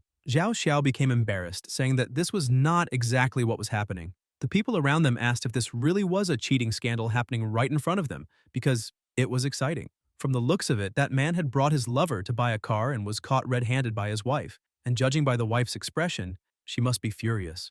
Xiao Xiao also became irritated and asked the protagonist who was bothering whom. Bai Wu held Yer's arm, saying that she had witnessed it with her own eyes, and that this woman was the one preventing him from leaving. Yer realized the situation and played along, saying that he was her boyfriend and asking Xiao Xiao to stop bothering him. Everyone became excited, and Xiao Xiao was embarrassed and furious because of that situation. The protagonist thought that it had already reached this point, and now he could no longer back down. Xiao Xiao looked at Bai Wu and lost control, punching him. While he was kneeling in pain on the ground, Xiao Xiao walked away and passed by Yer, saying that she was not interested in that boy but advised her to be careful, because her boyfriend might not be a good person. Yer asked how Bai Wu was. He stood up and thanked her, saying that although he had paid a high price, he had finally managed to get rid of that problem for now, and she had been a great help in accomplishing that. Yer smiled and said that the protagonist had also helped her before, and he could consider that her apology for involving him in that mess last time. But among all those people, Qing King was also watching the protagonist and Yer talking and smiling. She became so jealous that she said that if the protagonist bothered her girl again, she absolutely would not let him escape this time. The next day, Bai Wu was thinking that love affairs made heroes weak, and if he kept getting involved with those young women, he would not be able to do anything else. So in the future, he should avoid them, cause fewer problems, and focus on making his money, because in life, everything else was just an illusion. Only money was real. He returned to Antique Street, but Qing Ting was following him. Happily, he thought that yesterday he had calculated that he would find a treasure today, and this rhythm seemed familiar. He went to the usual stall, but when he arrived there, he was surprised to see that Wang was not there. The seller who always stayed beside him said that this was exactly the case, because they had said they were going to the countryside to look for some treasures, but Wang had already been absent for a few days. He asked the Golden Finger if the treasure he would find that day would not be through Wang, and the Golden Finger said it was 100%. He emphasized that this did not matter and asked the other seller where he could find Wang, but the Golden Finger showed 0%, which surprised the protagonist, making him wonder what that meant. He asked his ability if this meant that he would not be able to find a treasure that day, and the system said that was exactly right. However, the protagonist was a little lost, because this differed greatly from what they had agreed on the previous day. This probably showed that there was a treasure, but he would not be able to find it. Bai Wu decided to ignore all of that because first he needed to find Wang and then worry about it. Qing Ting continued watching every move the protagonist made. 30 minutes later, he went to another stall and found an item that was 100% authentic. He asked the seller how much that object cost. The merchant said it cost 3,000, but if the protagonist liked it that much, he could give him a 5% discount. But Bai Wu was not satisfied and said that maybe a 50% discount would be more appropriate. The seller smiled and said he agreed to the 50% discount. Bai Wu thought that once again the owner did not know how much that item was really worth. However, he found it a little strange because he had just found a treasure, but his ability was still pointing to failure. Qing Ting appeared there, saying that she would buy it for the original price of 3,000. Bai Wu thought that this was a huge coincidence. The seller wasted no time and offered it to the girl. He told the seller not to be in such a hurry because they needed to go in order and offered 10,000. But Qing King raised it to 30,000. Bai Wu realized that she was doing that on purpose, and now the stall owner thought that bronze furnace was very valuable and would not sell it easily. Bai Wu laughed and said that he offered 50,000, emphasizing that if she made a higher bid, then that piece of trash would be hers. But Qing Ting simply said that she offered 100,000 and asked what the protagonist thought of that. Bai Wu realized that he could not deceive that girl and might need to keep raising the price. Qing King only thought that if he wanted to keep playing, she did not care, because even if she simply bought that piece of trash, it would make no difference to her. The protagonist said that it was fine and emphasized that she had won. As he left, he thought that she had made a bid without clearly looking at the object, which meant that her target was him, not buying that thing. And he would be too stupid if he kept bidding and confronting her head-on. The system said that continuing to bid was useless and that he needed to check the success rate, but he became irritated and told the system to shut up. As soon as Qing Ting picked up the piece, she saw that it really looked like an authentic piece from the Ming dynasty, and from the looks of it, Bai Wu really was strange. She continued following him, and the protagonist asked if she had already finished shopping, but she only ignored him, saying that this street did not belong to him. He went to another stall and found an item offering 100,000, but she covered the price by offering 200,000, and this repeated several times.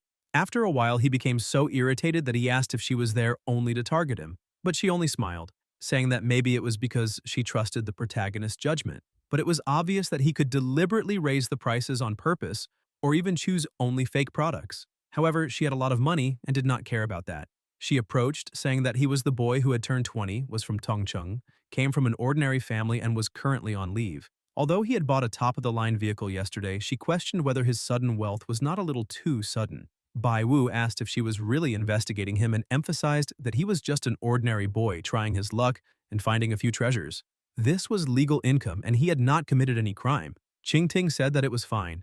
After last time, he had said that he could predict the future and calculated that he could find a treasure by himself. And that was incredible. But according to her investigation, he had been very ordinary for the first 20 years and also had no family inheritance in that field. She emphasized that she did not know what tricks he had used and questioned whether he really thought he could reach the peak of life just by wishing for it because that was a pathetic waste. She emphasized that it did not matter how he had done it, but she could promise one thing. From that day on, she had cut off his path to wealth, so he should not even think about escaping mediocrity from then on. Bai Wu was surprised, asking if it was really a crime to want to stand out and said that he knew what he should do.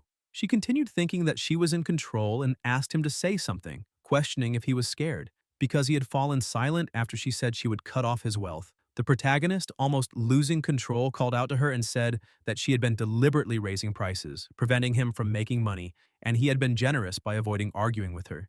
And now she was saying that she would cut off his path to wealth. She asked if he really did not believe she could do that.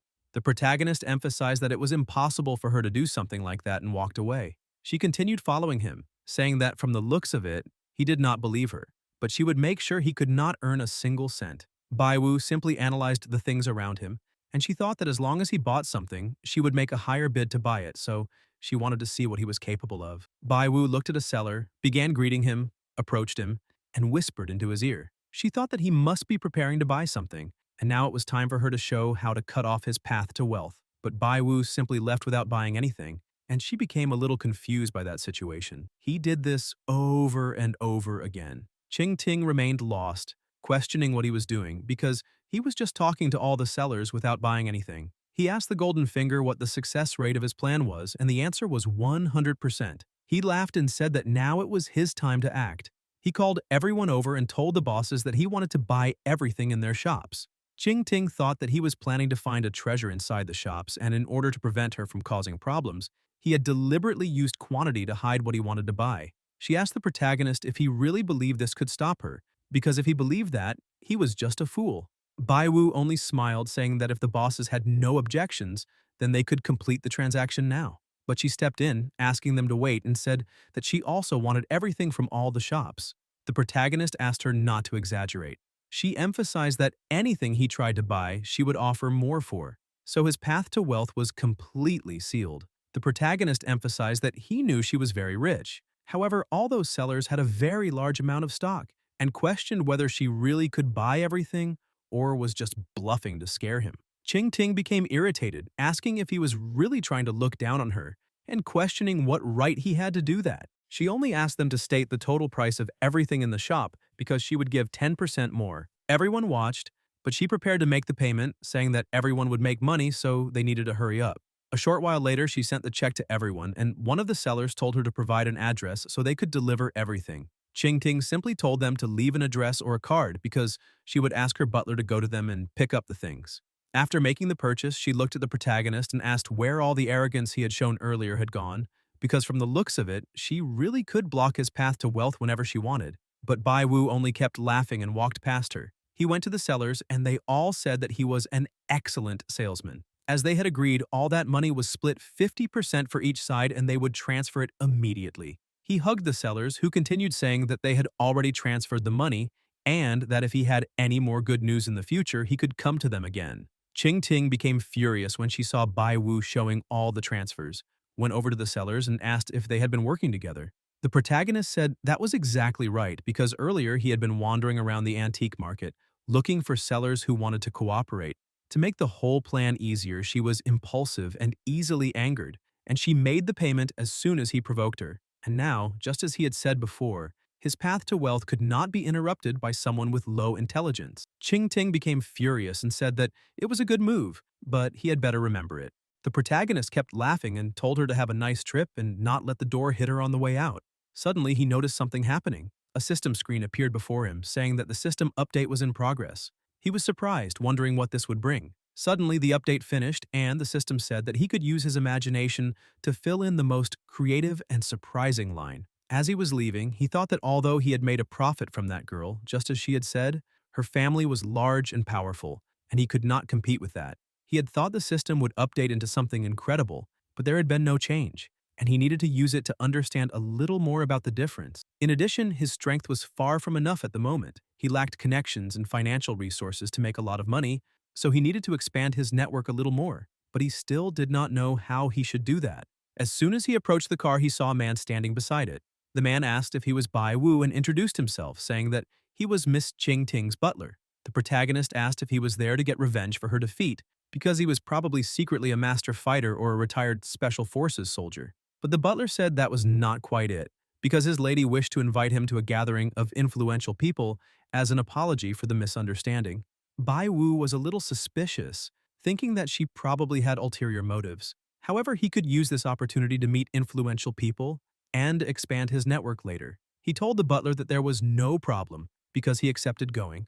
A few hours later, he appeared at the agreed place and she was waiting at the door, saying that she thought he would not show up. The protagonist emphasized that even if it was a hostile banquet, Liu Bang had walked away unharmed, so what should he be afraid of? Qing Ting asked him to follow her because she wanted to introduce him to some people. She showed him 3 people, saying that the blonde one was the future successor of the Xinghai group, young Master Wang. The one in the middle was Mr. Zhou, head of Xingchuang Technology, and lastly, Madame Liu, CEO of Yifu Media. She was sure that he had heard of them before. Bai Wu was surprised, thinking that all of them were genuinely influential people, and in truth, he was a little nervous seeing them. This must be what they called self-aware inferiority. She smiled, thinking that this was just as expected from an uncultured nouveau riche, because he became unsettled around influential people. Now she would see firsthand how else he could be humiliated. But the protagonist realized that she only wanted to make him play the fool. However, the more he did not want to be nervous, the more nervous he became, and if this continued, he would definitely embarrass himself. Suddenly, he finally understood the situation and thought that he did not care about influential people, because all of them ate, drank, and needed to go to the bathroom. So he only needed to imagine all of them using the bathroom, and that way he would not be so nervous. Bai Wu smiled and greeted them, saying that it was a pleasure to meet them, and introduced himself by name. Qing Ting was surprised, wondering how he had suddenly become so calm. 5 minutes later, the two went to a table, and she said that he had done very well. What surprised her quite a lot was that he managed to talk with influential people so calmly. The protagonist emphasized that influential people were no different from ordinary people. Qing Ting emphasized that the difference between classes could not be seen with the naked eye alone. Suddenly, a person went onto the stage and told all the guests that they would now move on to the main theme of that hall's gathering, which was the charity auction. The protagonist was surprised by this.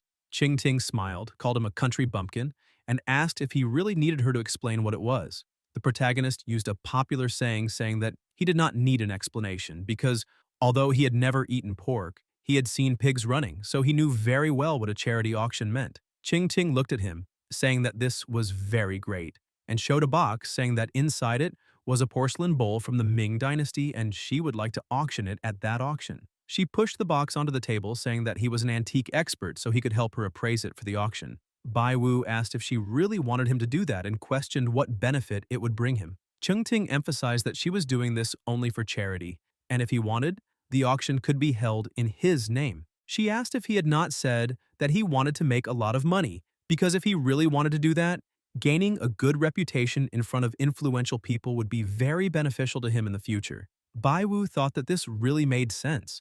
Everyone there was influential, and making them remember him would truly help expand his network in the future. However, he remained suspicious, saying that something was not right, and asked why she would deliberately want to help him. Qing Ting said that it was very simple because it was better to resolve enmity than let it continue, and she did not want things to become too awkward between them. The protagonist remained on alert, thinking that he could not trust that woman because she was probably trying to set up some scheme. He asked his ability if it was fake, but his ability said that the authenticity was 100% with an additional condition. In addition, the recent transaction price was 12,500,000. Seeing that the antique really was real, he asked the ability if the auction could be a failure, but the chance of success was 100%. He thought that both the antique and the auction would be successful, so there was nothing he needed to worry about, and from the looks of it, he had been thinking too much before taking any action. Even if she had a scheme, he had the system, so he did not need to be afraid. Qing Ting prepared to take the box back, asking if he agreed because if he did not want to, it was fine. The protagonist held the box, saying that he agreed and loved doing good deeds. The announcer said that the next item was the final item of that charity auction. Bai Wu looked at Qing Ting, who had a somewhat strange expression on her face, which made him think that there was probably something strange behind all of this. The auctioneer said that this item was being provided by Mr. Bai Wu. The protagonist thought that he had already come too far and that overthinking now was useless. The antique was real, and the auction also had a 100% success rate, so he wanted to see what tricks she could pull. He placed the box on the table and said his name to everyone, saying that it was a pleasure to meet them. But as soon as he removed the lid of the box, it revealed a roll of toilet paper, leaving him surprised. People began mocking the situation, asking if the organizers had brought that to liven up the atmosphere. The protagonist thought that he had known it would not be that simple, so this was what she had been planning from the beginning. He tried to imagine when she had swapped it because the antique had been tested and was 100% real. He remembered that she had said her earring had fallen and asked him to pick it up.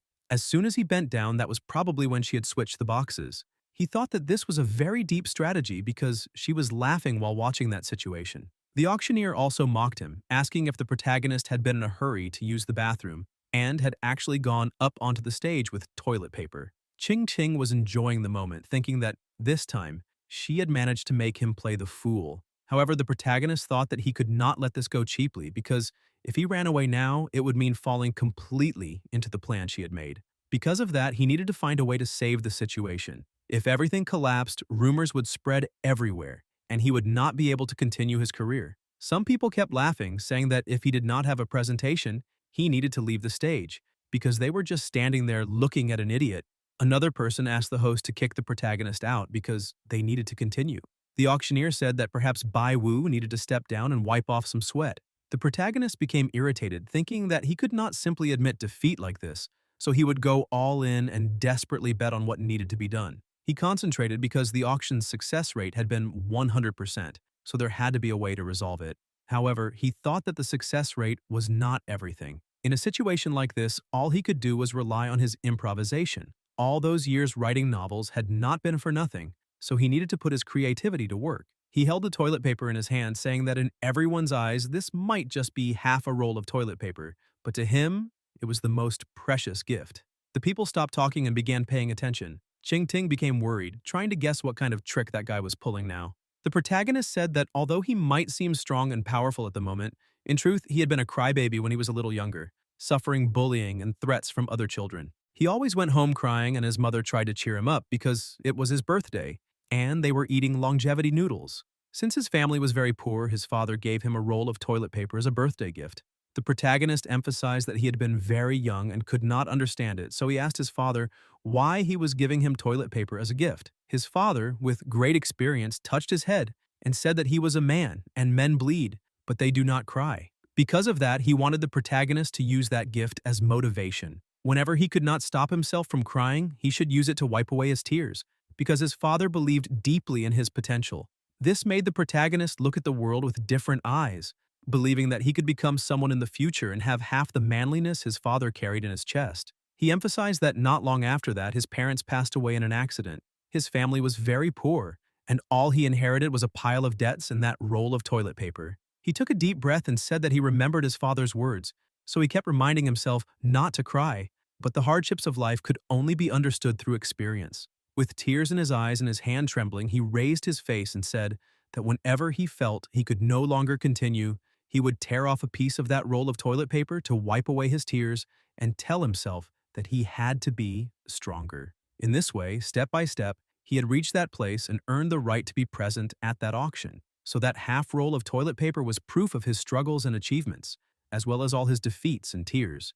Because of that, at that important moment, he was willing to auction off something extremely precious to him, a roll of toilet paper, to contribute to charity and help other people earn their place in the world. Everyone stopped laughing and fell silent. Ching Ting was shocked and thought that from the looks of it, that boy did not know what kind of place this was to try something like that. However, everyone remained quiet, and she thought that it had not had much effect. The protagonist kept looking around and thought that there really would not be any bid or reaction. Suddenly, someone began applauding, saying that the story was quite interesting and that he liked the protagonist, so he would bid 100,000. Bai Wu felt relieved, and the auctioneer said it was sold. With that, the auction would be concluded. The protagonist was impressed to see that the auctioneer really had good qualities, because he seized the situation and ended everything. Trembling with nerves, he thought that fortunately he was a novelist and could improvise a story to get out of any situation. Otherwise, he would have been completely humiliated. Ching Ting stood up to leave,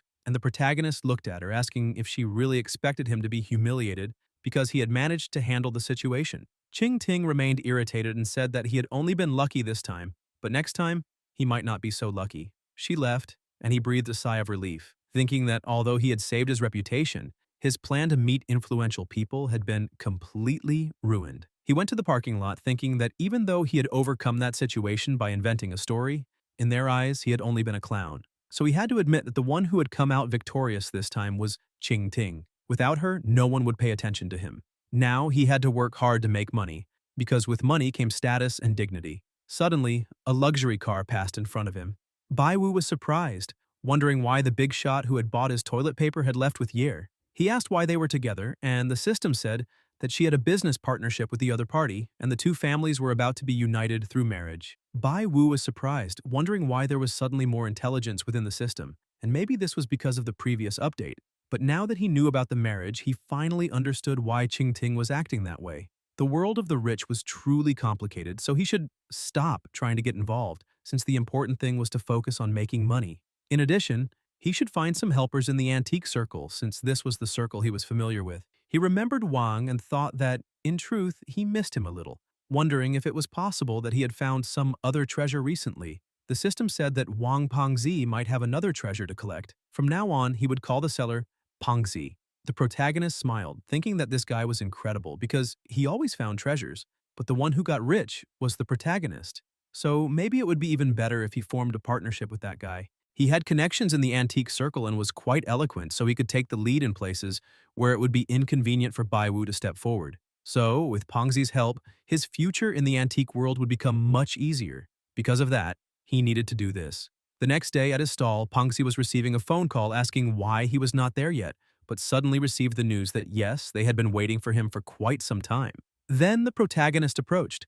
Pengzi became irritated and asked what business he had there, calling him unlucky because he had nothing left to sell. Bai Wu asked him not to be so angry because he was there to talk about a partnership. Pengzi questioned what kind of partnership this was. Bai Wu explained that the merchant's luck was immense and he always found good things. Bai Wu said that his sharp eye could always identify true treasures, so if they formed a partnership, it would be a good combination. Bai Wu explained that if they formed a partnership, they could split the profit 50-50 and asked what the merchant thought about it. Pengzi, irritated, said that the protagonist had beaten him twice, meaning he had eaten the meat and drunk the soup, barely leaving him the bowl to lick. So how did he dare come there to talk about a partnership?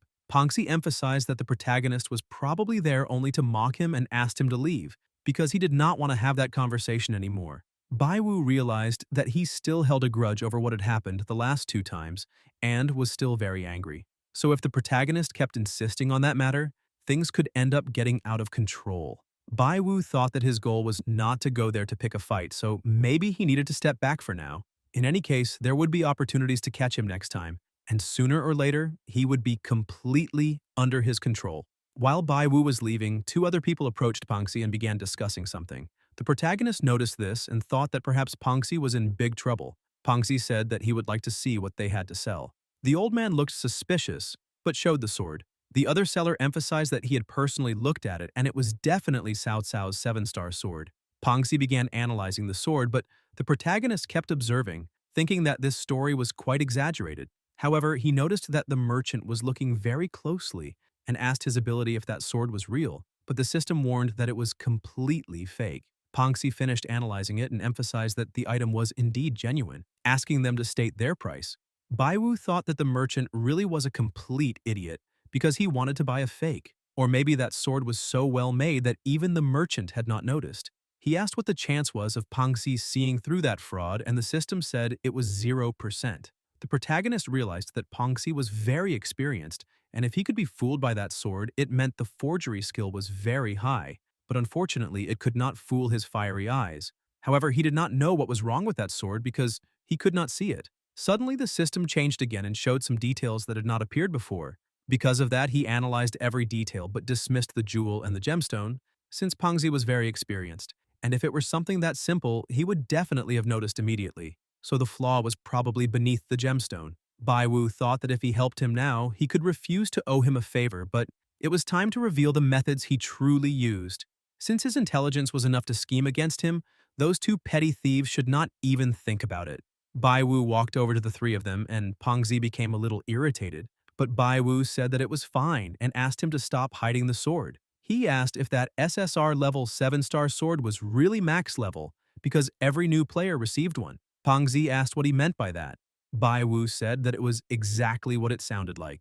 Pengzi became irritated and said that he had personally examined the sword, both its shape and condition, as well as the patina and damage, and everything was completely flawless. In addition, he had been in the antique circle for more than a decade, so how did the protagonist think he could not tell whether something was fake or real? Pengzi thought that this was just a plan the protagonist was making to try to steal his sword and questioned whether they had some kind of grudge for this to happen. Bai Wu asked what would happen if he could prove that the sword was fake, and if he did that, perhaps Pengzi could follow him from then on. Pengzi asked what would happen if the sword was real because he did not want the protagonist. Bai Wu asked the seller how much he was selling that sword for. Pengzi became even more irritated, saying that obviously the protagonist was asking the price because he wanted to steal the sale. The seller said that he was selling it for 500,000. Bai Wu emphasized that if he was wrong, he would pay 10 times more, meaning the price would become 5 million. Pengzi immediately accepted and handed the sword to the protagonist, saying that since he had said it, he had to keep his word. He asked Master Bai to step forward in front of everyone and open everyone's eyes by showing how that sword could be fake. Bai Wu held the sword and asked them to watch carefully, because he would give everyone a small lesson. He picked up a bottle from the ground, asking if it was a useful and perfect weapon for everyone. Pengzi asked what he was trying to do with that. The protagonist struck the sword hard and knocked a stone to the ground, leaving everyone surprised. Pengzi became irritated and asked if the protagonist was going crazy. Bai Wu analyzed where that gemstone had fallen from and began laughing, asking himself if that fat idiot would still dare to keep refusing him now. He showed the sword and asked if QR codes existed during the Three Kingdoms period. Pengzi could not believe it, and the protagonist asked if he was now willing to follow him, because he was the true expert when it came to antiques. Pengzi became very irritated by that situation, because those two had really been trying to deceive him. He asked if the two of them were tired of living, but as soon as he looked to the side, he realized they were no longer there. He kept shouting, saying that they were lucky to have escaped, and that if he found them again, they would have to pay. Pengzi looked at the protagonist and asked how he knew that sword was fake, questioning whether it was possible that he had hired those two. Bai Wu asked if he was really listening to what he had just asked, because if he could get his hands on items of that quality, then why would he have looked for Pengzi to form a partnership? And as for how he discovered it, he once heard a wise man say that everyone had their own methods, and those should not be shared. Pengzi said that maybe it was better to forget that situation because he really did not want to hear it. The protagonist said that if he was not mistaken, there had been an agreement about the bet before he showed that the sword was fake, and since he had won, the merchant would have to follow him. But Pengzi refused, saying that the protagonist was too deep and he could not see through all of it, so he was a little afraid of being tricked. He emphasized that the protagonist should find someone else for this partnership. Bai Wu explained that Pengzi was being a little unreasonable with all of this. Pengzi explained that he made a living in the antique market and really did have some integrity, while the big shots in the circle only told lies and had no integrity at all. The protagonist was impressed to learn about the major figures in the industry. The merchant continued refusing, saying that maybe it was better to forget this whole partnership thing. However, he remembered all his debts and favors, so he could not let the protagonist have helped him for nothing. He said that the protagonist could choose anything from his stall as thanks for the help he had just given. Bai Wu asked what kind of junk this was. Pengzi became irritated, saying that all those treasures had been collected by him personally, and asked the protagonist to take a look, saying that this was the kasaya worn by Venerable Xuanzang on his journey to the west. The protagonist asked if he had stolen that costume from some theater troupe because it still had cigarette burn holes. Pengzi became a little worried about that situation and decided to change items, showing him a large bowl that Wu Song had used to drink before fighting the leopard at Jingyang Ridge. The protagonist emphasized that it looked just like a bowl from the ramen shop on the same street and questioned whether he was really capable of finding a reliable item. Pengzi realized that nothing was working, so he said that he would really show his most precious treasure and began searching through his things. The protagonist only kept looking, thinking that there was a lot of junk there and that the merchant was not doing very well. Thinking about it carefully, he really had gotten the better of Pengzi and made a fortune several times, so it was no wonder he held such a huge grudge. A short while later, Pangzi finally found what he was looking for. Bai Wu asked what it was this time and whether he had stolen it from some old man doing morning exercises in the park. Pangzi said that now he would open the protagonist's eyes, because this was the twin feather sword used by Liu Xuande from the Three Kingdoms period. Suddenly, the system managed to verify the sword and warned that the owner was being confirmed as Liu Bei, but an answer appeared saying that it could not confirm this. The protagonist was surprised and asked if it was really real. Pangxi said yes, but he could not give it to the protagonist because he was counting on it to return to the market. Bai Wu thought that, from the looks of it, that fat man's treasure was that sword, and destiny really was on his side. The protagonist had an idea, thinking that this was like a springboard, and with it, he could legitimately meet that person. So he needed to find a way to get his hands on that sword.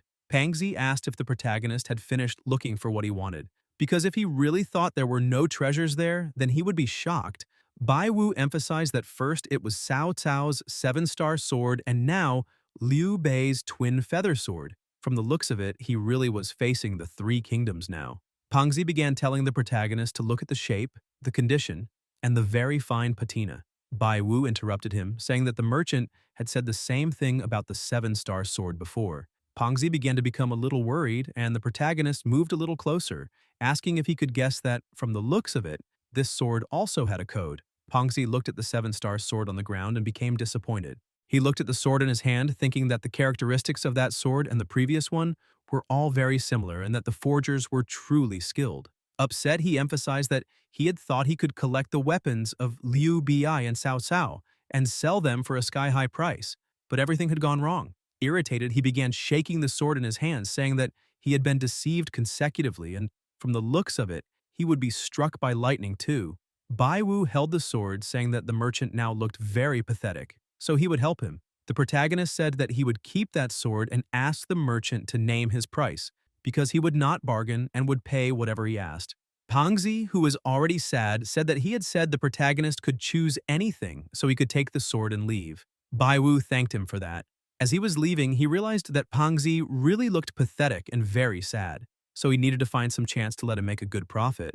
Otherwise, the protagonist would feel a little bad about the whole situation. Because of that, he wished he had met old Mr. Che back then. But he was a big shot in the antique circle, and a gift that was not substantial would not work for him. Within that circle, there was a pyramid. At the top were the mysterious buyers. Then came the major successes of the industry, which was where Mr. Yongkang currently stood. Right after that came the new force of the industry, which was where the protagonist had established himself for now. Next were the veterans of that industry, which was where Pangxi was. And beneath all of that were the industry's elementary school students, the people who were deceived or just starting out, so they bought things at high prices. Bai Wu thought that now that he had the twin feather sword, he could deliver it to old Che, because this really was a treasure that had found its rightful owner. He went to the pavilion, but before entering, he thought that he really did not want to meet that troublesome Zhao Xiao again. He entered the shop, and a woman was cleaning some things. He went over to her and asked if old Che was present. The girl smiled and apologized, saying that her boss was busy at the moment and could not receive visitors. The protagonist asked the system if it was possible that Yongkang would want to see him if he knew what the matter really was, and the system said yes. So, the protagonist asked the woman to inform Mr. Che that the person who sold the Tang Sankai last time was visiting him again. The woman was surprised and said that it was fine, asking the protagonist to wait just a moment because she would inform him immediately. Suddenly, someone asked if he really was the one who had sold the Tang Sankai to Grandpa. The protagonist was startled and thought that it was truly pathetic to fear exactly what was going to happen. Bai Wu acted politely and called her Miss, saying that they had finally met again. But Zhao Xiao was already warming up, and the protagonist became frightened, asking what was going on. She then looks at the protagonist and says that, combining old and new grudges, she must teach him a good lesson now. The system flashed red, warning of an emergency, and informed him that the probability of an injury that would keep him from standing was 100%. Xiao Xiao tried to punch him, but the protagonist dodged and ran away. She grabbed a vase and asked where he was going, trying to throw it at him. But her grandfather appeared angrily in front of her, making her stop at the last second. He shouted, asking what nonsense she was doing now, and ordered her to put the vase down immediately. The old man emphasized that this was already getting out of control, ordering her to go back home and reflect on her actions. Since she could not go against her grandfather, she ended up obeying. but warned the protagonist that he only needed to wait and asked him not to let the two of them meet again outside, otherwise he would not have the same luck. Baiwu watched her leave the pavilion thinking that he had managed to avoid a disaster. However, he did not think she would simply leave obediently. She went outside saying that she would not leave like that and would wait there. Yongkang apologized on behalf of his granddaughter, saying that the protagonist was being very modest because she had been spoiled by her grandmother and was now very ignorant. Baiwu smiled and said that she was a very direct and honest person, someone with a strong character, and that was very good for someone. However, the protagonist noticed that the expression on that old man's face showed that he had something in mind. The system notified him, saying that it was only capable of analyzing success rates and could not read minds.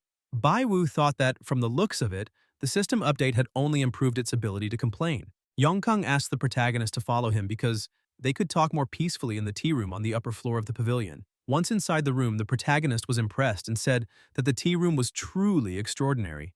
Yongkang thanked him for the compliment and said that those were only some random items he had placed there, because he could not bear to display them. Baiwu thought that the old man was being very modest because the items inside that room were clearly meant to be shown off. Yongkang poured some tea and emphasized that if the protagonist was visiting, it probably meant he had found another treasure. Baiwu showed the sword and asked Yongkang to take a look at it. He was surprised and smiled, saying that it seemed to be a treasure from the Eastern Han dynasty. The protagonist emphasized that ordinary items were not worthy of Yongkang's sharp eyes, and only pieces this fine were suitable for a victorious person like him. The old man emphasized that a pair of Eastern Han dynasty swords in that kind of condition would currently fetch around 5 million at auction. Baiwu asked how much it would be worth if that were the sword of Emperor Zhaoli. Yongkang emphasized that if it was an item used by Duke Zhaoli in his early years, then the price would be 10 times higher. Baiwu smiled, saying that, as the saying went, a good sword was meant for a hero.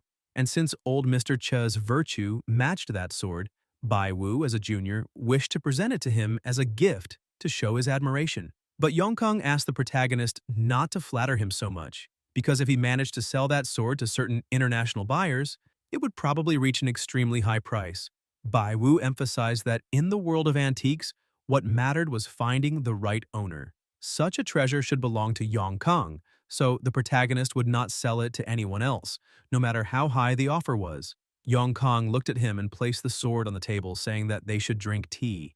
Baiwu realized that something was wrong and asked if it was possible that Yongkang was not satisfied with the sword, or perhaps not satisfied with the protagonist himself. The system said that his satisfaction with the sword was 100%, but his satisfaction with the protagonist was only 10%. Yongkang explained that the gift was too precious, so he did not dare accept it. In addition, when making friends, he valued character and ability more than the value of a gift. Because of that, he would like to maintain their friendship in a gentlemanly manner. The protagonist was surprised, thinking that this was a direct rejection of him, and from the looks of it, he was not qualified to be Yongkang's friend. The system said that he really was not qualified for that. Yongkang emphasized that the sword was a good item, and its market price was 5 million, so he would pay that price. He handed the check to the protagonist, saying that if he found any good item in the future, he could bring it there because he would not treat him unfairly. Baiwu realized that the old man was a major figure in the industry and was probably treating Baiwu like Pangzi, thinking he was trying to curry favor by passing off a sword as Liu Bei's. And now that old man had become even more interesting. So, if the protagonist did not show some real ability, he would not be able to win him over. He looked toward the window, had an idea, and said that business was truly business. And if Mr. Che really wanted to buy that sword, then that price was not right. Yongkang questioned what the protagonist meant by that. Baiwu emphasized that the old man himself had just said that if it was indeed a sword used by Liu Bei, its value would be 50 million. Yongkang asked if Baiwu was truly certain that the sword had been used by the Duke.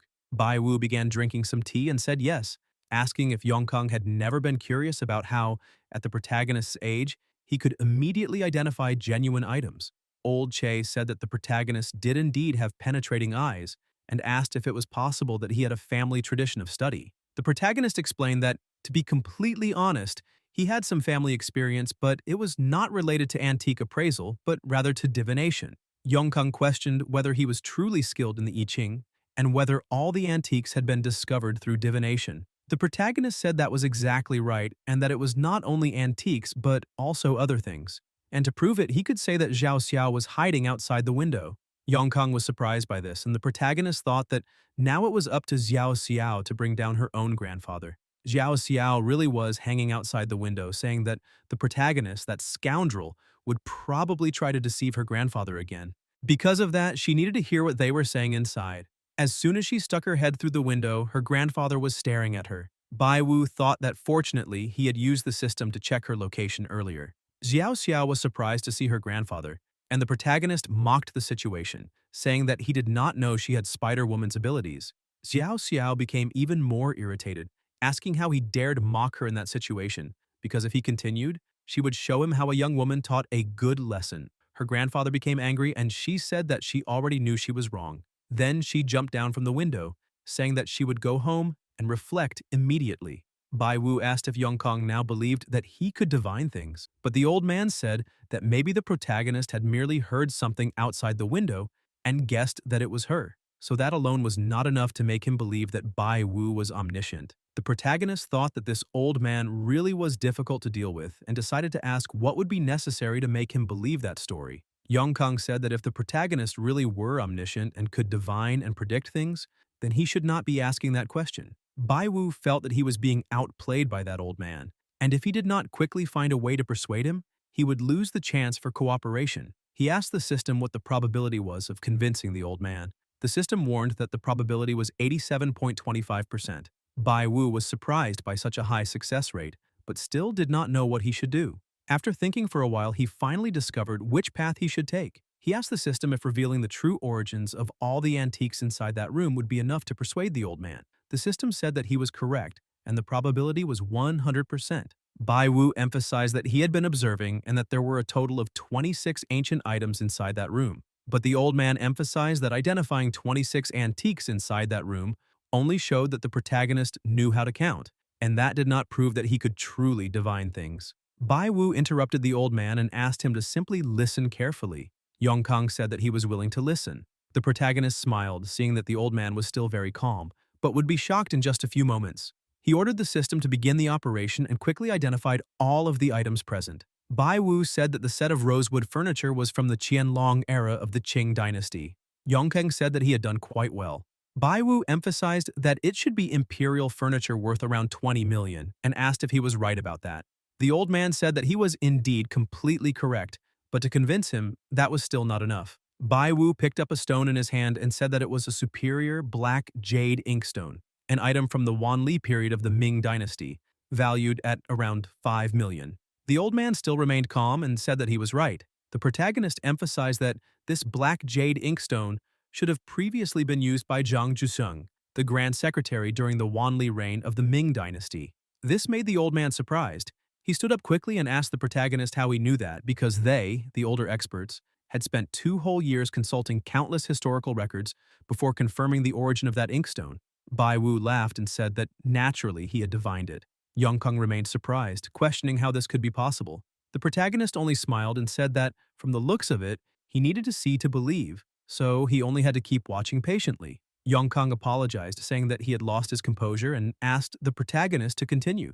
Bai Wu said that the brush holder was an item from the imperial study of Emperor Jiaqing of the Qing dynasty. Those brushes were from the Republic of China era. That bronze wine pot was an item from the state of Song during the spring and autumn period. The blue and white porcelain was from the Hutian kiln of Jingdezhen from the Yuan dynasty.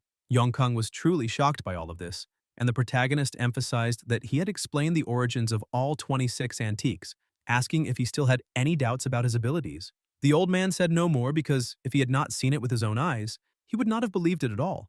Bai Wu asks if he now believes him when he said that that sword was used by Liu Bei. The old man said that the protagonist was indeed a divine calculator, and because of that, he deserved admiration. He emphasized that he had already verified the lineage and origin of the items in that room. However, he could not confirm whether that sword had actually been used by the Duke. Claiming that the Duke had used it based only on the protagonist's deductions seemed a little too mystical. Bai Wu was surprised by this answer and thought that, from the looks of it, the old man still did not believe him. However, the system said that this was not true, emphasizing that the old man believed the protagonist 100%. Bai Wu was confused because if the old man believed him, then why was he still arguing about it?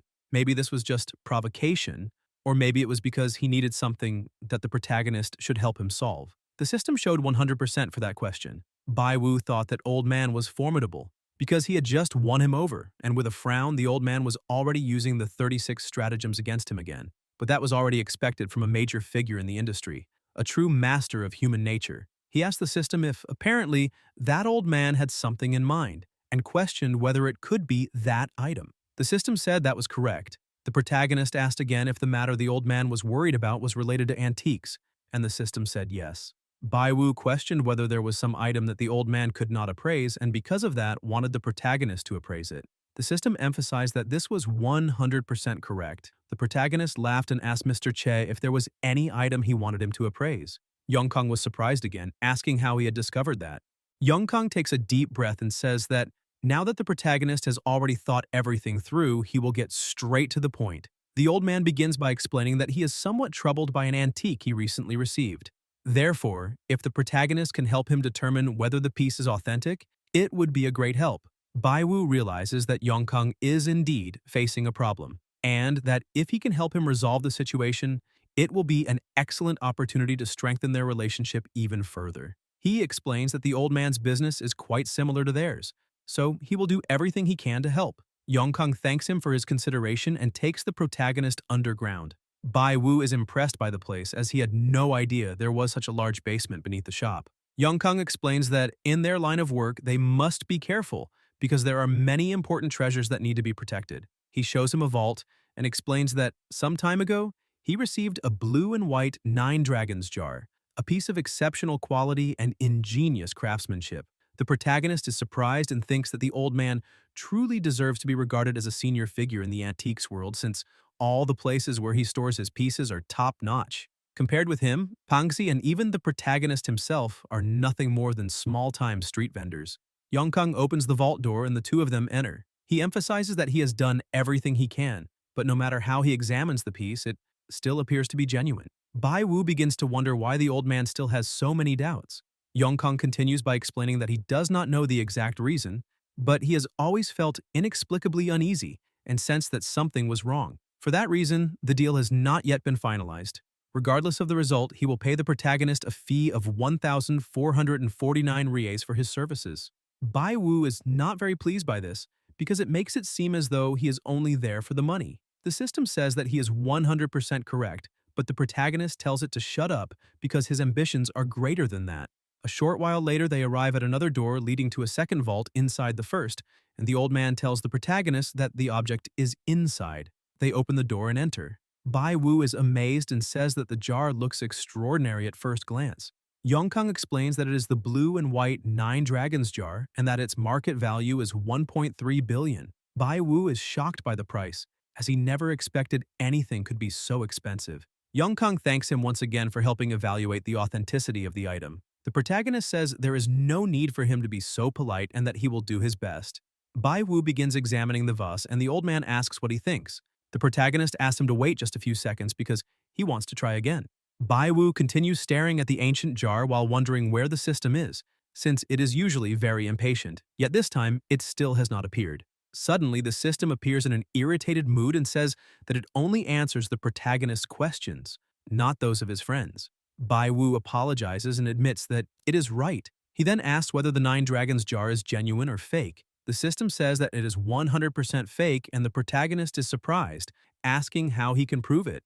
The system replies that the evidence of the forgery is inside the base of the jar and that, to reveal it, the jar will have to be broken. The probability of the evidence being destroyed in the process is 4.24%. Bai Wu thinks that 4.24% is a very low probability, and that this is therefore the most plausible solution. However, the object is still worth as much as 1.3 billion. Even though the protagonist knows the jar is fake and that the chance of destroying the evidence is approximately 4%, what will happen if the evidence is lost? There will be nothing left to do but cry himself to death, because there will be no way to prove that the jar is fake, and he will have to pay for the entire loss. He tries to find another solution and asks the system whether ordinary people can determine why the jar is fake. The system replies that without the help of an all-powerful system like itself, the probability of an accurate identification is only 1.47%. The protagonist says that the system is cheating because a probability of 1.47% makes it virtually impossible for an ordinary person to discover the forgery. Even the senior expert failed to notice it, and Bai Wu fears that no one else will be able to either. However, the only other option is still to break the vase, which is extremely risky because if he is not careful enough, he will destroy the evidence itself. On the other hand, if he does not break the vase and demonstrate that it is fake, his claim will not hold up, and the old man will not believe him. Bai Wu already knows what he must do and looks at Yongkang, who asks whether he has managed to determine if the piece is genuine. The protagonist says that he can state with absolute certainty that the jar is fake. Yongkang is surprised by the answer and asks whether he has any evidence to support that claim. Bai Wu explains that the evidence is in the base of the jar. The two of them begin examining it, and the old man says that he has already looked at it several times, but nothing seems wrong. Bai Wu takes a deep breath and says that the evidence they are looking for is inside the base of the jar. Yongkang is surprised again and asks whether the protagonist is truly thinking about breaking it. Bai Wu explains that this is the only method capable of proving that the piece is fake. Yongkang points out that the deal has not yet been finalized, so ownership of the jar has not yet passed into his hands. Breaking it is a very serious decision, but if the protagonist truly needs to do so, they must inform Mr. Zhang first. The protagonist thinks that, to be honest, he is also somewhat afraid of breaking the jar, but he has to take the risk. He agrees with Yongkang and asks him to inform the owner of the piece, as he is willing to confront him personally. Yongkang picks up the phone and says that he will call him immediately. A short while later, Boss Zhang appears, asking what the problem is and why he was summoned there. Yongkang apologizes for disturbing him and making him come all the way there. Still confused, Zhang asks what exactly is going on. The protagonist observes the situation and thinks that the old man had seemed like a traditional and principled person. But at that moment, he had just washed his hands of the matter, which was understandable since both parties were innocent until proven otherwise. However, now that the protagonist has made his decision, he must handle the situation as effectively as possible. He thinks that he must first provoke the dishonest dealer, and, addressing Zhang, says that, judging by his appearance, he does not look like someone who sells antiques, but rather someone who sells counterfeits. Zhang is both surprised and furious, asking who the protagonist is, what he is doing there, and what any of this has to do with him. Bai Wu explains that he is there to help Mr. Yongkang authenticate the Nine Dragons jar. Unfortunately, the piece is fake. Zhang continues maintaining his lie and asks how the jar could possibly be fake when many experts in the antiques world have declared it genuine, while the protagonist claims otherwise. If that is truly a fact, then the protagonist should show him what is wrong with the piece. Bai Wu begins to smile and thinks that the man is remarkably confident in his fraud. However, the probability of failing to identify the forgery is so high that the counterfeiting technique used must be extremely advanced. He picks up an object with which to strike the jar and says that they will find out whether it is genuine as soon as they break it. The protagonist thinks that, although there are risks, he cannot miss this opportunity. He also notes that he does not even know how he will feel after breaking a jar valued at 1.3 billion. Zhang steps in front of him and says that he will no longer sell the jar, so the protagonist has no permission to break it. Bai Wu grows irritated, thinking about how troublesome the man is, and asks why he is trying to stop him when the piece is fake. Zhang remains arrogant, calls the protagonist a brat, and asks how he dares behave that way in front of him, since Bai Wu clearly has no idea whom he is dealing with. Zhang asks why he would need to sell fake pieces for money. Bai Wu thinks that the reason is quite obvious, and that Zhang's anger and threats only reinforce the suspicion that he knew he was selling a counterfeit. Even so, this is an excellent opportunity to break the jar. He continues moving forward, says that he does not care what Zhang has said, and prepares to smash the piece. Bai Wu orders the counterfeiter to get out of the way immediately. Zhang goes over to Yongkang and asks why he is saying nothing about this, and simply allowing the brat to do something so serious. Yongkang asks the boss not to get agitated because if the protagonist fails to produce any evidence, he will certainly receive a satisfactory explanation. He gives his word that Zhang will not suffer any loss. Bai Wu looks at Yongkang and thinks that if he ruins everything, money will only be the second most important thing he loses, because losing his relationship with Yongkang would be the worst possible outcome at that moment. Yongkang continues speaking to Zhang and says that, on the other hand, if the protagonist manages to produce evidence that there is something wrong with the jar, then the two of them will have a long conversation afterward. Bai Wu realizes that the old man is truly no ordinary person, and that it is definitely unwise to try to confront him as an equal. However, on that day, the protagonist has only one mission: to win and never lose. Zhang remains confident as he watches the protagonist completely destroy the jar. Bai Wu approaches the fragments and asks the system where the flaw is. The system points to a spot and says, "It is there." The protagonist prepares to strike it, but realizes that he might destroy the evidence and asks the system whether that could happen with his current movement. The system explains that with the hammer's current force, the probability of destroying the evidence is 58.7%. Bai Wu is frightened, thinking that this is far too risky, so he reduces the force and asks what the probability of destroying everything would be. The system replies that it is 13.7%. Bai Wu takes a deep breath and thinks that this is the safest approach. If he breaks the jar into pieces without rushing, everything will go perfectly. He begins destroying the rest of the vase, making the other two men somewhat nervous. He thinks that the evidence had better appear soon because, as time passes, the old man is beginning to lose faith in him. Therefore, things cannot become more complicated since he has no time to fool around. Jung grows even more confident, saying that everyone claimed the vase was genuine, yet that Brat said it was not. For Yongkang's sake, he allowed the protagonist to break it, and Bai Wu has been at it for quite some time, but no evidence has appeared. Furthermore, many companies wanted that Nine Dragons jar, but he chose to sell it to the old man. Now, however, that man has destroyed everything. Yongkang tells Jung not to worry because if that is truly the case, he will repay the entire amount down to the last cent. The protagonist begins to grow nervous because if the evidence does not appear soon, how will he explain what has just happened? He continues breaking the jar and urges the evidence to appear quickly. However, after smashing the remaining pieces, he becomes worried and says that this is not good at all because now everything is truly over. He used too much force, and the evidence must have been destroyed. Yet, while searching through the fragments, he finds something and asks what exactly it is. As soon as Yongkang sees the fragment bearing a code, he tells Jung to start explaining himself and says that he hopes the explanation will be very convincing. Jung collapses to the floor and insists that it is impossible. The security guards drag him away, and the protagonist breathes a sigh of relief, saying that he has finally survived. Suddenly, he remembers that the sword Pangxi almost bought also had a similar code, so it is possible that both objects came from the same place. Yongkang thanks the protagonist and says that he is extremely grateful for his excellent work. Bai Wu feels flattered and says that it was nothing, because when he saw a friend in trouble, it was only natural for him to do something to help. Besides, it is their responsibility to expose falsehoods and preserve the truth. They cannot allow these counterfeits to deceive other people. Yongkang hands the protagonist a card and explains that it is his personal business card. In the future, whenever Bai Wu needs anything, he can call him. As long as it is within his power, he will do everything he can to help because they can now be like family and support one another. Bai Wu says that it is an honor to be able to help him. Therefore, whenever he needs assistance in the future, he will seek him out and thanks him in advance.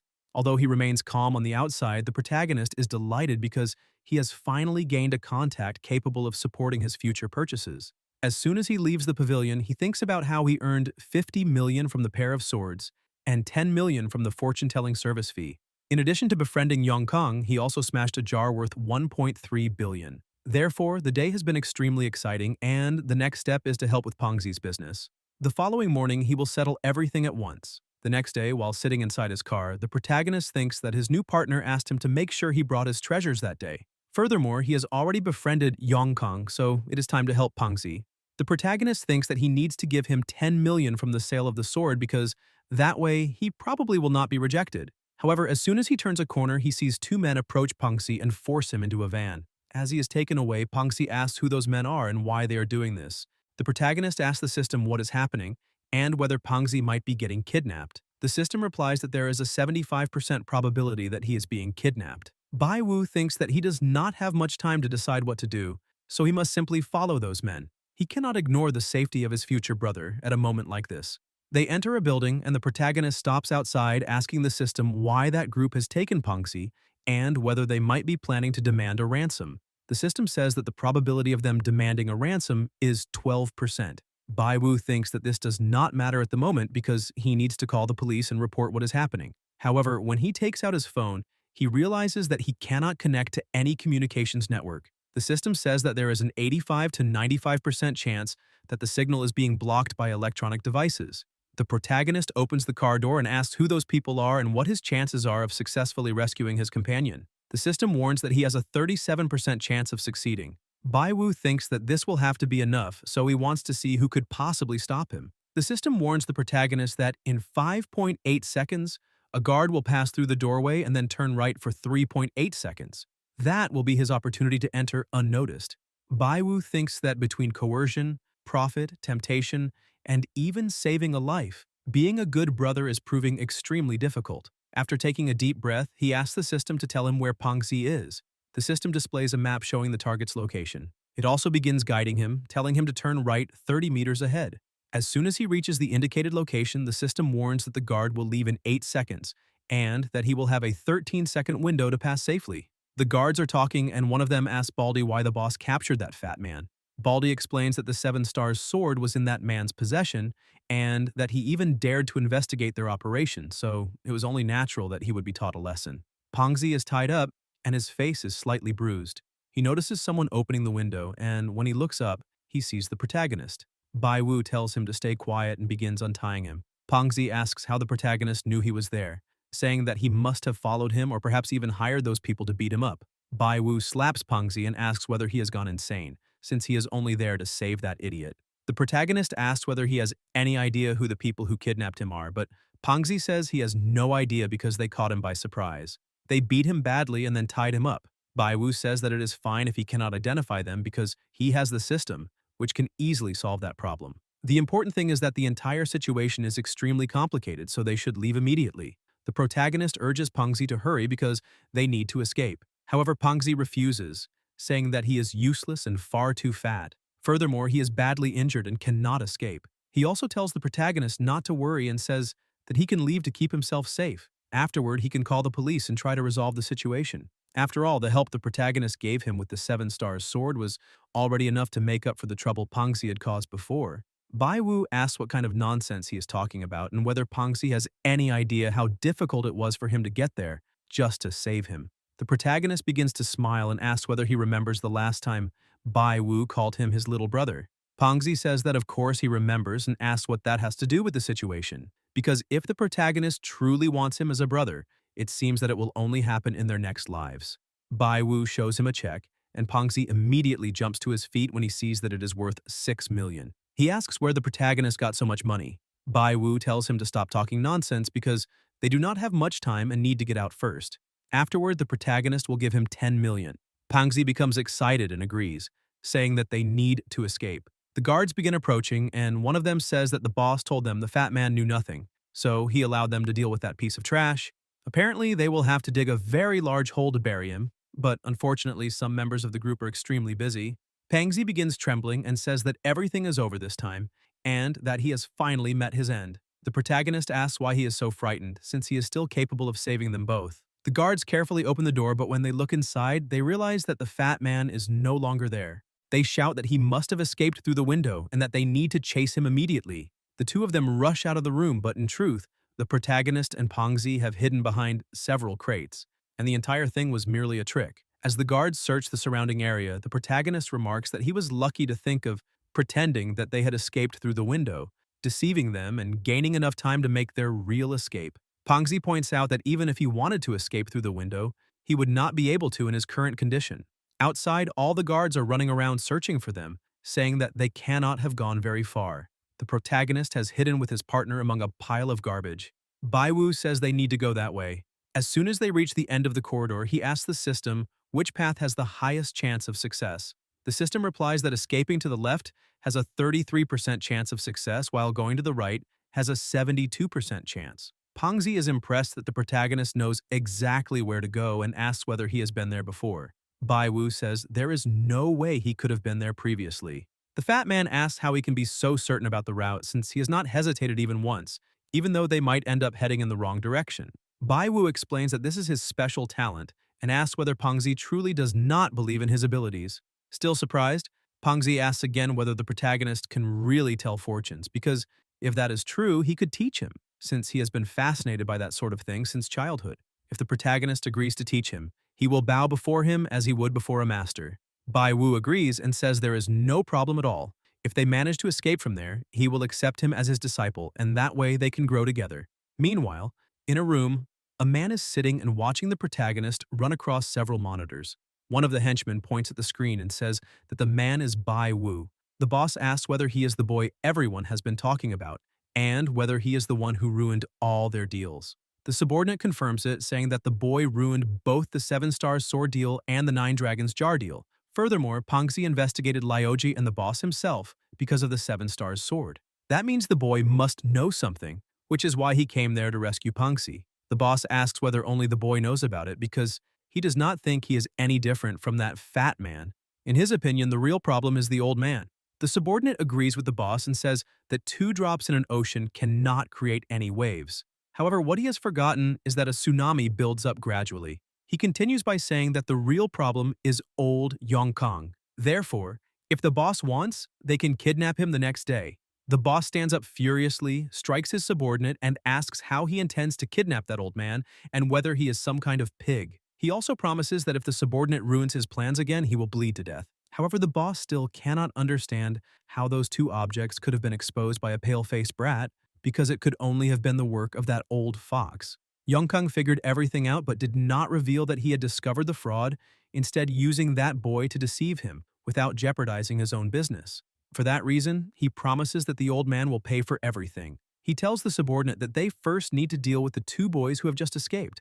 As for the old man, he will discuss the matter with his older brother. The protagonist is still hiding from the others, and the fat man asks whether they are very far from the exit. Bai Wu uses the system to check which routes have the highest probabilities of success.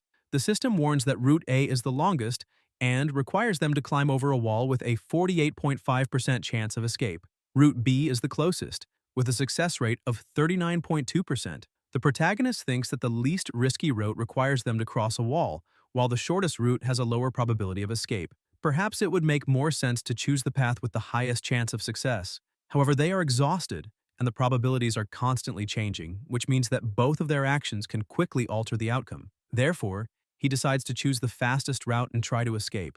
As he follows the path, he looks at the system and notices that the rate has risen to 41.8%. Bai Wu points ahead and says there is a door at the end of the corridor and that it is the same way he entered. Pangxi laughs and celebrates, saying that victory is theirs.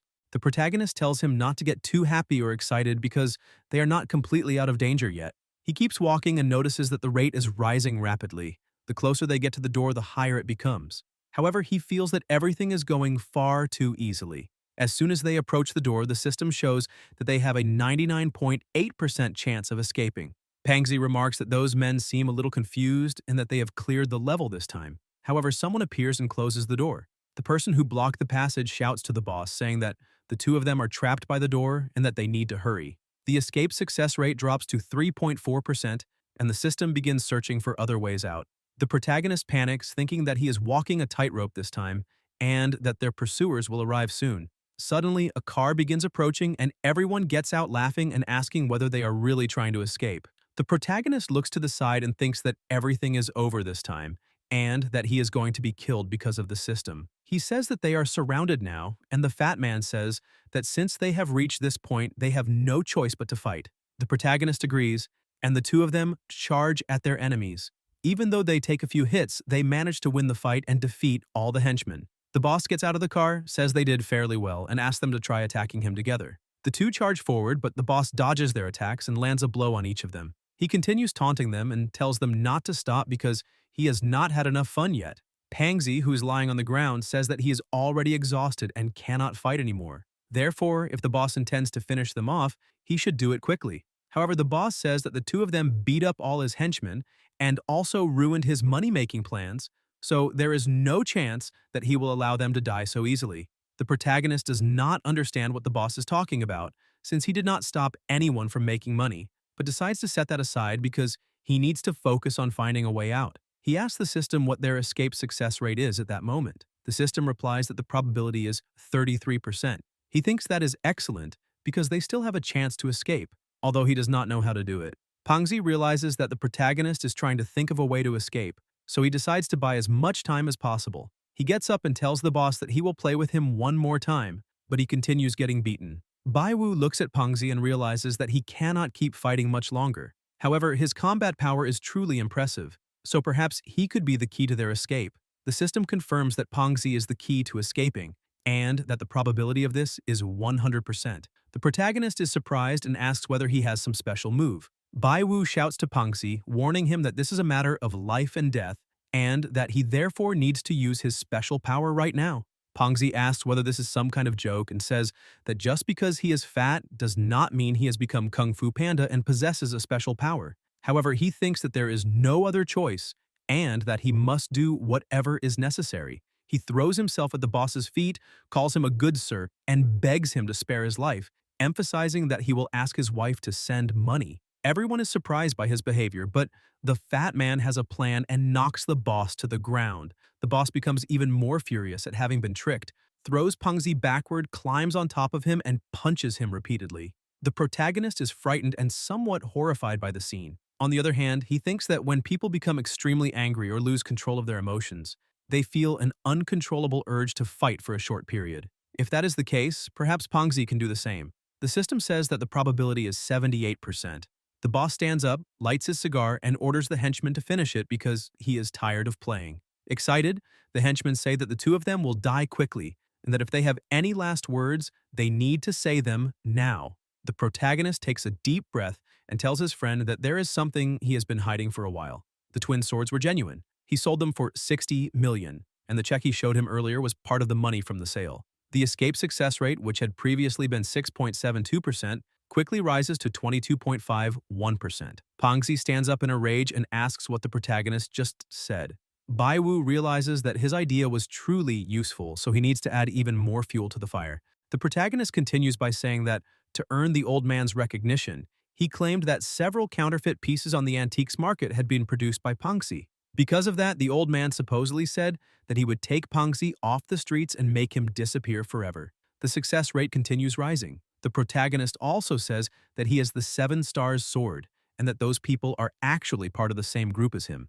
Pengzi becomes so furious that the success rate reaches 62.76%. He shouts that he will kill the protagonist right there and attacks the two henchmen, knocking them both out at once. The rate rises again to 78.06%. Still not satisfied, he also charges at the boss, who is frightened by the sight. Pengzi headbutts the boss in the forehead, causing heavy bleeding, and the success rate rises to 86.13%. He then punches Baiwu so hard in the stomach that he sends him flying backward, causing him to smash through the door and raising the escape success rate to 100%. Afterward, Pengzi runs completely out of energy and collapses unconscious on the ground. The protagonist survives the attack only because of the iron plate over his stomach. Otherwise, he would have died at the hands of that fat man. He carries Pengzi to the car but nearly dies of exhaustion because his companion is so heavy. Baiwu leans against the vehicle and takes a deep breath, relieved that they have finally managed to escape alive. However, they are not finished yet, because they need to discover where those men came from. Furthermore, from that point onward, he needs to maintain an excellent relationship with that fat man because he is a genuine fighting machine. The defeated boss gets back to his feet with blood running from his forehead and says that those two are truly impressive and that they will meet again in the future. Sometime later at the hospital, Pengzi angrily complains that Baiwu's escape plan was far too dangerous, that he nearly lost his life because of him, and that he no longer knows which of the protagonist's words were true. Baiwu tries to calm him down, reminding him that despite the risk, the two of them managed to survive together, and clarifies that only the story about the twin swords was true, while everything else was invented to provoke his fury. He also promises to give Pengzi half of the money from the sale, and guarantees that if he ever betrays him in the future, the fat man can leave him to die in the street. Even so, Pengzi begins crying dramatically, calling his friend a great liar, and Baiwu has to comfort him by holding him by the shoulder while promising never to lie again. Shortly afterward, Pengzi remembers that the protagonist also promised to accept him as an apprentice and teach him how to predict the future. Baiwu replies that, given his qualifications, that will be somewhat difficult, but the fat man refuses to listen and says that his friend now has to take responsibility for him. Seizing the opportunity to ask for an initiation gift, irritated, Baiwu asks whether he would die if he stopped talking about money for a few moments. Pengzi merely bursts out laughing, declaring that from then on, the antiques world will belong to the two of them, and that they will no longer have to worry about anything. But he ends up hurting his injuries by getting too excited and starts crying again. Seeing his friend's condition, Baiwu becomes serious and asks whether he truly does not know who kidnapped him. Pengzi replies that if he knew, he would have already gone to settle the score with those people since he does not remember making any enemies recently. However, he soon recalls that he was investigating the origin of the fake 7 Stars sword and wonders whether the kidnapping might be related to that. Baiwu immediately connects the case to the 9 Dragons jar, which also concealed a QR code, and the system confirms with 100% probability that the two items came from the same group. The protagonist concludes that the organization responsible for the counterfeits uses highly advanced methods, does not hesitate to take revenge, and probably has a powerful force backing it. Since he has already ruined two of the group's schemes, Baiwu realizes that he must have become one of their primary targets, something the system also confirms with 100% probability. Finally, he begins wondering whether Pangxi was kidnapped specifically because of him, but the probability of that hypothesis appears at only 60%. Based on that probability, Bai Wu concludes that Pangxi was kidnapped both because of him and because he had been investigating the group. However, with his current strength, it would be very difficult to confront such a powerful organization, so he could do nothing against them at that moment. Unaware that Bai Wu was the one who had dragged him even deeper into this mess, Pangxi apologizes for involving his friend in his own problems. The protagonist decides not to tell him the truth, thinking that since the fat man has acknowledged him as his older brother, it is now his responsibility to protect him. Therefore, he asks Pangxi to leave the matter in his hands and advises him to be more careful from then on and stop acting so recklessly. Pangxi agrees and bursts out laughing, saying that Bai Wu is finally speaking like a true older brother. At that moment, the phone begins to ring and the protagonist answers a call from Che Yongkang, who has already heard what happened, and asks whether the two of them are all right. Bai Wu thanks him for his concern and confirms that they are out of danger, but begins to suspect that the case truly has some connection to the antiques world. Yongkang explains that he has been traveling for 2 days and warns Bai Wu and Pangxi to be extremely careful, because that gang will not let the matter end so easily. The protagonist asks whether he knows any details about the group, but the old man replies that he still does not know everything, only that they have powerful origins and are not easy people to confront. From the seriousness in Yongkang's voice, Bai Wu realizes that their enemies are even more dangerous than he had imagined. The old man says that they will discuss the matter in greater detail when he returns, and the protagonist agrees, asking him to take care of himself as well. After the call ends, Pangxi remarks that Bai Wu seems to have an excellent relationship with Mr. Qi and becomes excited, believing that with such an influential figure on their side, they will no longer need to worry about the organization. However, Bai Wu concludes that Yongkang must have some connection to that group and realizes that everything is far more complicated than he thought. Frustrated, he complains that he only wanted to peacefully enjoy his life of trickery, but countless problems keep appearing until he finally despairs and says that if he had known this would happen, he would never have destroyed the 9 Dragons jar. Later, in an isolated mansion, the boss contacts a mysterious man and explains that Che Yongkang has a very solid foundation and that external investigations are becoming increasingly strict. Since he intends to avoid attracting even more attention, he needs to come up with a solution. The man agrees to handle the matter and says that since the targets belong to the antiques world, they should also use the methods of that world to deal with the two of them. Before ending the call, he mentions old Che and the young man named Bai Wu, letting out a sinister laugh as he declares that the real show is only just beginning. A few days later, Pangxi is discharged from the hospital. Still apprehensive, the fat man puts on a mask and glasses and asks the protagonist to calculate whether any assassins are waiting to ambush them. But Bai Wu replies that no one would be stupid enough to act in broad daylight. Even so, Pangxi reminds him that the group of counterfeiters is extremely powerful and suggests that they hide somewhere safe until Che Yongkang returns, and only then discuss what to do. Bai Wu refuses, stating that he has no intention of running away and that waiting around to die will solve nothing, so they need to take the initiative. Once inside the car, Pangxi becomes alarmed when he realizes that he truly intends to confront those people. But at that moment, a man in a red shirt calls out to the fat man and asks whether his wife is also giving birth at that hospital. Startled by the sudden approach, Pangxi realizes that it is only an acquaintance and breathes a sigh of relief. He once again insists that those criminals are ruthless and that the two of them nearly died while escaping, so he does not understand why they need to take that risk again. Bai Wu asks whether he intends to keep hiding like a rat and wonders where all the courage he displayed during their escape has gone. This causes the fat man to fall silent, and the protagonist explains that they are exposed while their enemies remain hidden in the shadows. So the first step is to gather more information. Only then can they regain the initiative, and after that it remains to be seen who will end up doing the hunting and who will be forced into hiding. Bai Wu also reminds him that Pangxi wanted to dominate the antiques world and says that if they eliminate that group, half of that goal will already be accomplished. Motivated by his friend's words, the fat man regains his courage, asks why they should be afraid of those people, and shouts that he is ready to finish them off. Bai Wu then asks whether there is any way to obtain information about the organization. Pangxi bursts out laughing and says that he has come to the right person because he knows a man in the northern part of the city who is extremely well informed and who, as long as he is paid, can investigate practically anything. Bai Wu asks the system whether visiting that man will help with the investigation into the group of counterfeiters and receives a 100% positive response. However, when he tries to find out just how remarkable the informant truly is, the system warns that the question is too complex to answer. The protagonist then rephrases the question and asks whether the man already possesses information about the organization, but the probability appears at 0%. Bai Wu realizes that although going there will be useful, asking the informant directly will not provide them with any information. After thinking it over, he concludes that perhaps another expert there will be able to help them, and the system confirms this possibility with 100% probability.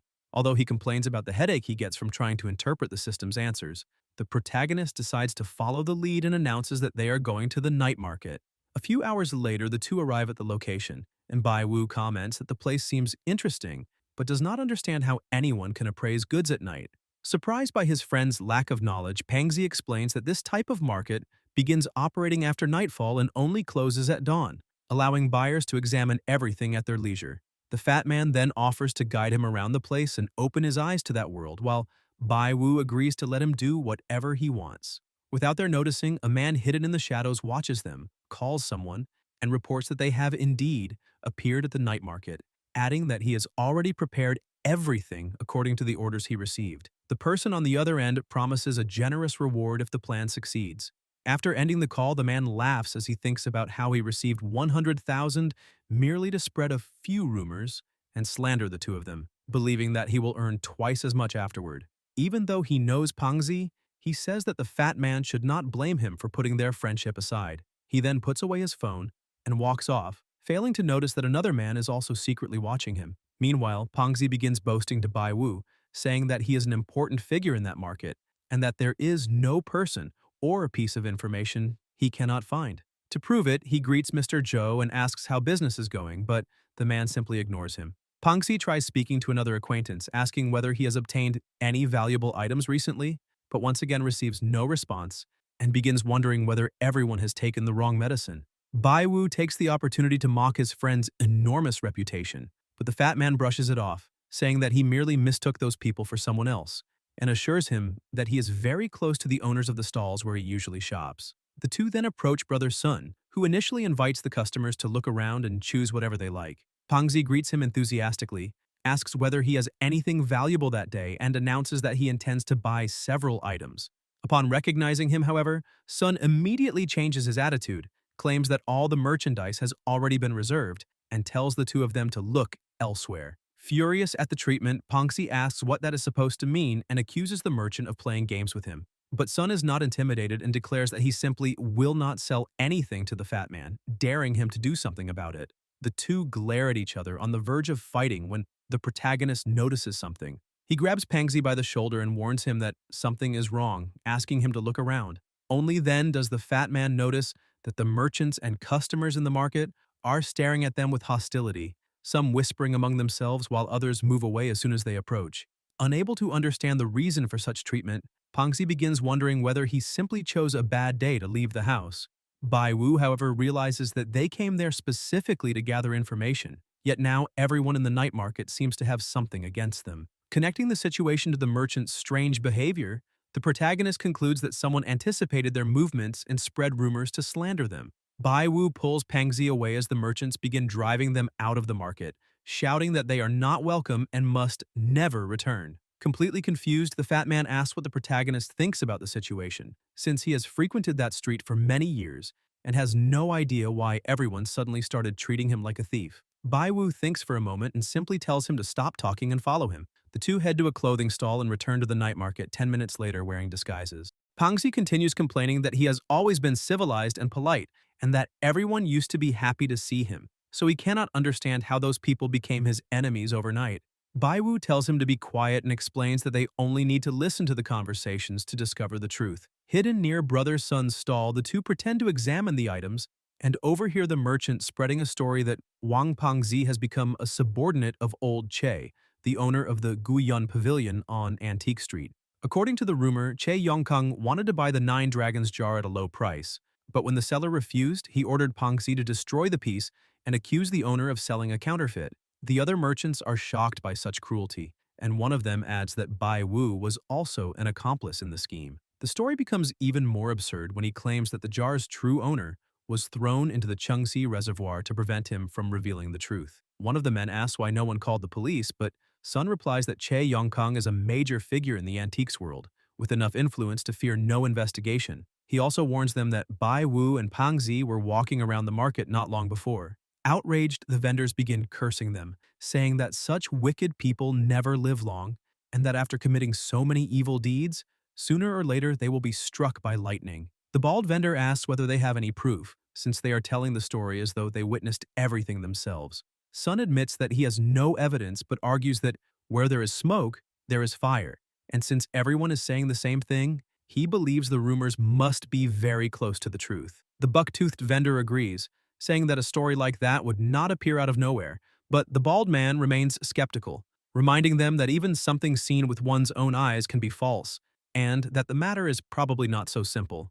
Listening in secret, Pangzi nearly loses control, but the protagonist covers his mouth and drags him away. The fat man remains furious, insisting that someone has clearly spread those rumors to slander them. Bai Wu says that he already understands and asks the system whether the counterfeiters group is behind it, receiving a probability of 67.5%, enough to confirm that they have some connection to the plan. Enraged, the fat man begins wondering who would dare defame them in such a way, but the protagonist realizes that the true targets are not them, but Che Yongkang. Since old Che is highly respected in the antiques world and would be difficult to bring down through rumors alone, their enemies decided to attack his reputation through those who had come to be regarded as his subordinates. Pangxi understands that if everyone believes that he and Bai Wu are two scoundrels, and that Che Yongkang is their boss, the old man's reputation will also be destroyed. Bai Wu admits that it is an extremely vicious plan but considers them fortunate to have discovered everything in time. Pangxi asks what good that does since the rumors have already spread everywhere, and they do not even know who started the story. Bai Wu replies that, according to his calculations, they do not need to search directly for the person responsible, because someone important who is willing to help them will appear that very night. Pangxi then asks about this supposed benefactor, but the protagonist admits that he still has no idea who it is, so their priority now is to find that person. While Bai Wu continues thinking, he suddenly realizes that Pangxi has disappeared from beside him. The fat man is already crouching in front of another stall, examining a puzzle box that the vendor claims is an ancient and mysterious piece from the Qing dynasty. Since even he cannot open it, he offers the item for 30,000 yuan. Bai Wu is outraged that even in the middle of such a serious situation, the fat man can still stop to buy antiques. Attempting to bargain, Pangxi immediately lowers the price to 3,000. The merchant complains that the reduction is brutal, says that business has been poor, and asks him to raise the offer a little. The protagonist then approaches, exchanges a quick glance with the fat man, and, after asking the system, learns that the piece is 100% authentic. Since its value is not especially high, the protagonist tells Pangxi to finish the purchase quickly. The fat man then offers 5,000 and threatens to leave if the vendor refuses. The man agrees, claiming that he will make only a few hundred yuan from the deal, while Pangxi says that is already more than enough for a piece that does not even look very good. The vendor swears that he is not deceiving anyone and explains that the box was left to him by his father, but suddenly someone places a hand on the object and orders him not to sell it, saying that those two cannot be trusted. Bai Wu looks irritably at the stranger, wondering who that person is and what new trouble has just appeared. The man preventing the sale is Wu Hongtai, and Pangxi is surprised to recognize him, asking why he is there. Since Bai Wu's priority is still to find the benefactor indicated by the system, the protagonist does not want to waste time arguing, but he is nevertheless curious about the man's appearance. Pangxi quickly adjusts his mask to prevent his disguise from being exposed. He then asks why the box cannot be sold, and Hongtai explains that it does not belong to the Qing dynasty, but to the Ming dynasty, with an estimated value of around 300,000 yuan. Everyone is stunned by the amount, and Bai Wu asks who the man is. The fat man explains that he is the steward of the Wu family, an important family in the antiques world, and also admits that the two of them have some issues with each other. The protagonist begins to suspect that Hongtai may have recognized Pangxi and is deliberately causing trouble, but his friend says there is no way to know because the man is no ordinary person and always wears a stern expression, as though everyone owes him money. Wu Hongtai then provokes the two of them, declaring that some people have poor judgment and even worse character, so they should be ashamed to show their faces in that market. Bai-Wu realizes that this is clearly a provocation and wonders whether the steward has truly discovered their identities. Pongxi responds sarcastically, admitting that his judgment and character are not as good as Hong Tai's, before mocking his martial arts skills and his pretension of commanding the antiques world and establishing his own rules, as though he were some great martial arts leader capable of giving orders to the entire world. The fat man also remarks that such leaders are usually not good people, comparing him to Zuo Lengchun and Yue Bukun. Sensing Hong Tai's threatening aura, Bai Wu even asks the system whether Pongxi has correctly guessed his background, but receives a probability of 0%. Unable to understand where the steward truly came from, he continues observing, while Pongxi admits that he merely repeated what usually happens in martial arts novels. The argument begins attracting the attention of the people nearby, who are impressed to see an ordinary fat man standing up to the Wu family's steward, and some begin to find Pongxi familiar. Realizing that their disguises will be exposed if this continues, Bai Wu fears that the entire plan to find the benefactor will be ruined. Therefore, he ends the argument by saying that since the gentleman claimed the box should not be sold, they will simply give up on buying it. When Bai Wu tries to leave, Wu Hongtai blocks their path, prompting the protagonist to ask what he intends to accomplish. The steward then sets up a provocation, saying that the protagonist must also be part of the antiques world and therefore needs to give his opinion on the box's appraisal. If he agrees that it belongs to the Ming dynasty, he will be admitting that he tried to buy it despite knowing its true value, proving that he has questionable morals. On the other hand, if he disagrees, he will show that he is incapable of appraising antiques and merely deceives people. Pongxi becomes alarmed when he realizes that Hong Tai has blocked every possible escape, while Bai Wu confirms that the man truly appeared only to cause trouble. Furthermore, the steward seems to be deliberately drawing everyone's attention, making the protagonist wonder what his true objective is. Since the system cannot provide a comprehensible answer, Bai Wu decides to observe his opponent's next move first and directly asks whether the puzzle box belongs to the Qing dynasty or the Ming dynasty. The system confirms with 100% probability that it is from the Qing dynasty. With that, Bai Wu states before everyone that the box belongs to the Qing dynasty, and, since Hong Tai insisted that it was from the Ming dynasty, apologizes for not possessing vision as sharp as his. Wu Hongtai seizes upon the answer to propose a competition that will determine who is right. The loser must buy the box at its true value and give it to the winner as an apology. Pongxi quietly asks whether Bai Wu is certain about his appraisal, and the protagonist confirms with a nod.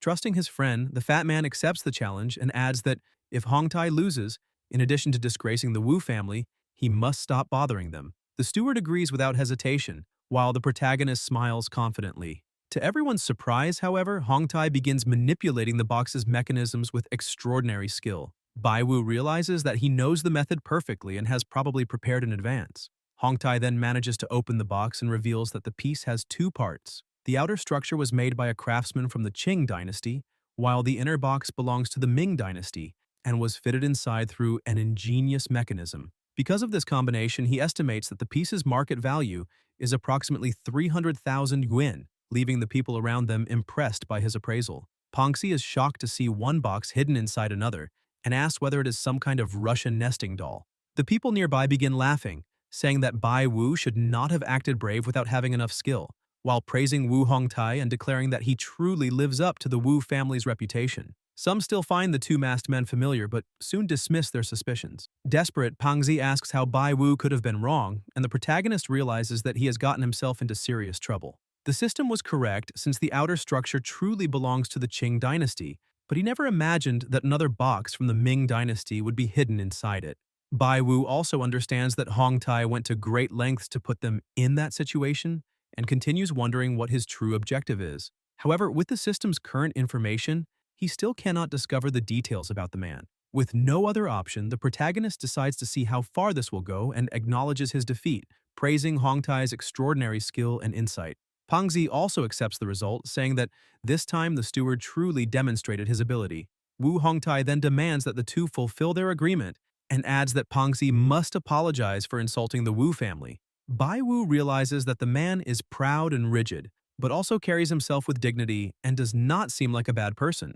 Furthermore, the Wu family is one of the great powers in that circle. Connecting these facts to the prediction that he would receive help from someone important at the night market, the protagonist has a revelation and begins to suspect that the Wu family may be the very benefactor he has been seeking. At that moment, some people in the crowd recognize Wang Pengzi and soon realize that the two masked men are none other than Bai Wu and the Fat Man. Everyone then begins shouting that they are swindlers, ordering them to leave the antiques world and stop deceiving others. Pengzi immediately loses his patience and retorts furiously, asking who those people think they are to speak to him that way.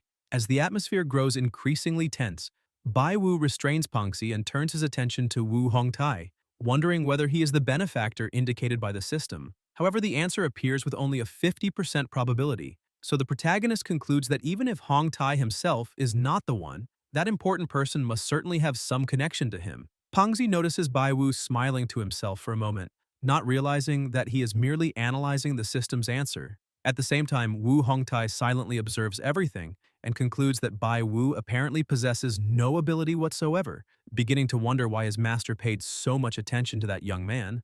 Meanwhile, watching the situation from inside an alley, a mysterious man questions what kind of judgment old Che possesses to have chosen someone like that. Standing beside a henchman who is restraining someone, he wonders whether Bai Wu is truly the person he was asked to look after. Bai Wu then says that he already knows what to do, and when Pengzi asks him to explain, the protagonist begins by praising Wu Hongtai's judgment and technique, saying that he genuinely admires his abilities. He then states that the box is worth more than 300,000 yuan, leaving Hongtai confused.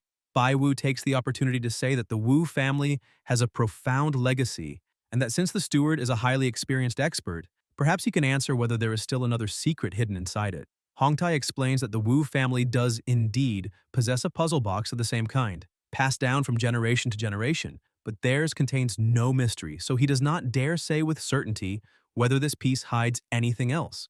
Upon hearing this, Bai Wu suggests that he open the box once more and carefully inspect its interior. Hongtai agrees and begins examining the piece, wondering whether there might be something inside, perhaps some kind of treasure. However, after opening it fully and seeing that it is empty, he concludes that it appears to be identical to the Wu family's box with no hidden secret. Bai Wu, however, counters that this is not always true and takes the box into his hands, surprising Hongtai. The protagonist then begins manipulating the piece but soon realizes that he does not really know what he is doing. While Bai Wu continues handling the box without appearing very confident, the crowd begins mocking him, telling him to stop pretending and put the piece down before he damages the relic. The protagonist remains silent, interacting with the system, until he finally notices a detail and understands how the mechanism works. At that moment, he resumes manipulating the box, making everyone apprehensive, including Hongtai. Still working on the piece, Bai Wu makes a movement that reveals a pattern on its surface. Without hesitation, he continues confidently, and once he finishes, the system indicates that one layer of the box follows a lotus pattern, while the other forms a circular maze, leading Bai Wu to conclude that the mechanism uses a combination of Eastern and Western locks. Even Hong Tai is surprised by this. With that clue, Bai Wu begins manipulating the piece more precisely, activates the secret mechanism, and, to everyone's astonishment, reveals a bright green jade bracelet hidden inside. Upon seeing the concealed bracelet, the crowd is amazed that there truly was something inside the box, especially since not even the Wu family had noticed the secret while Bai Wu managed to discover it. Hong Tai, however, appears irritated and stares at the protagonist. Bai Wu then breathes a sigh of relief that he asked the system more detailed questions and avoided embarrassing himself in front of everyone. He then hands the box to Hong Tai and modestly says that he possesses no special talent and was merely lucky enough to discover the hidden mechanism. Wu Hongtai acknowledges that Bai Wu truly possesses extraordinary abilities and admits his defeat without making excuses. Upon hearing this, the protagonist begins wondering whether the benefactor indicated by the system might be Hongtai himself, but soon realizes that the steward probably pressured him deliberately to test his ability. Therefore, he concludes that the true expert behind him must be hidden among the crowd, watching everything. Fulfilling the agreement, Hongtai states that he will buy the box at market value and give it to Bai Wu. Pengzi takes the opportunity to taunt him, asking where all the confidence he displayed earlier has gone, and even mocks him by saying that the Wu family's abilities are nothing but an embarrassment. Hongtai remains silent while the people around them begin praising Bai Wu and wondering whether he truly is the man involved in the rumors, since his behavior does not seem to match the stories circulating throughout the market. Some also comment that the Wu family has lost prestige in that contest. But at that moment, a different voice emerges from the crowd, praising the young man's skill and announcing that he wishes to meet him personally. Upon hearing this, Bai Wu smiles, realizing that the person he has been searching for has finally appeared. Soon afterward, the man who had been watching everything from the alley finally steps forward, walking toward the crowd with a smile on his face. As soon as Pongzi realizes who he is, he panics, remembering the foolish things he just said about the Wu family and concluding that he is finished. Bai Wu, meanwhile, merely smiles, understanding that the man has finally appeared. Hongtai immediately greets him respectfully, calling him master, while the people nearby become excited at the arrival of Mr. Wu, commenting that the real show is about to begin and that Bai Wu will probably be put in his place. Unshaken, the protagonist takes the initiative and greets him, addressing him as Mr. Wu. The old man is surprised and asks whether Bai Wu knows him. The protagonist replies that no one in their circle could possibly be unaware of Mr. Wu's reputation. He then tries to defuse the situation, saying that his brother did not say anything particularly serious, and that, as a true gentleman, the old man would surely not concern himself with the words of some insignificant scoundrel. Mr. Wu then turns to Pongzi and asks what he just said. Nervous, the fat man immediately changes his tone and replies that he was merely saying that Mr. Wu is a great man, hurriedly adding that everyone there likes him. The old man simply grunts without showing much reaction, then turns his attention back to Bai Wu and directly asks whether he really is Bai Wu. When the protagonist confirms it, Mr. Wu appears pleased and says that this is very good. He then makes it clear that since Bai Wu defeated Hongtai, it is now his turn to step forward. Bai Wu respectfully replies that he would not dare challenge Mr. Wu, but the old man bursts out laughing, saying that, as often happens, after the younger one is defeated, an elder appears to take his place. Even so, he assures him that he merely wants to enjoy the excitement and have a little fun with the protagonist. Bai Wu then asks the system whether Elder Wu is the benefactor he has been seeking, and receives a 100% confirmation. With that, he realizes that the old man is no ordinary person, and that to establish a good relationship with him, he will need to accept the contest. The protagonist then says that since Mr. Wu is granting him this opportunity, it would be disrespectful to refuse and asks him to present the challenge. Pleased with the response, the old man praises his attitude and announces that the competition will be conducted using two 100 yuan banknotes. Upon seeing the money, Pongxi becomes alarmed and asks whether he's planning to use some kind of trick. But Mr. Wu grows irritated, questioning why someone from such a respected family in the antiques world would need to cheat to defeat them and asking whether Pongxi or he himself is the one who took the wrong medicine. Nervously, the fat man then asks what the two banknotes are for. The old man explains that each of them will receive 100 yuan and have 1 hour to search for treasures throughout the night market. Bai Wu understands that, in the end, whoever manages to purchase the most valuable item will win, and without hesitation, he agrees to compete according to Mr. Wu's rules. With the challenge accepted, Bai Wu, Pongxi, Mr. Wu, and Hongtai begin walking through the night market while the crowd follows closely, commenting that this will be a true contest between two great experts. To them, using only 100 yuan to find a treasure is a completely absurd idea, and they soon begin debating who has the better chance of winning. Some believe that Mr. Wu will win easily because of his experience, while others point out that Bai Wu is not an ordinary person either. As the protagonist examines the stalls, Pongxi begins pointing at everything he sees, claiming that one sword is the green dragon crescent blade used by Guan Yu, that a portrait was painted by Tang Bohu, and that a porcelain bottle might be a treasure from the Ru kiln. Bai Wu tries to ignore him for a while but eventually loses his patience and tells the fat man to be quiet. Pongxi complains that he's only trying to help by offering a few ideas, but the protagonist reveals that every object he pointed out was fake and asks whether he can finally remain silent. Embarrassed, Pongxi tries to justify himself by saying that the market's lighting was too dim and he could not see properly. Bai Wu then reminds his friend that he does not need to rely on his vision because he can predict and calculate probabilities.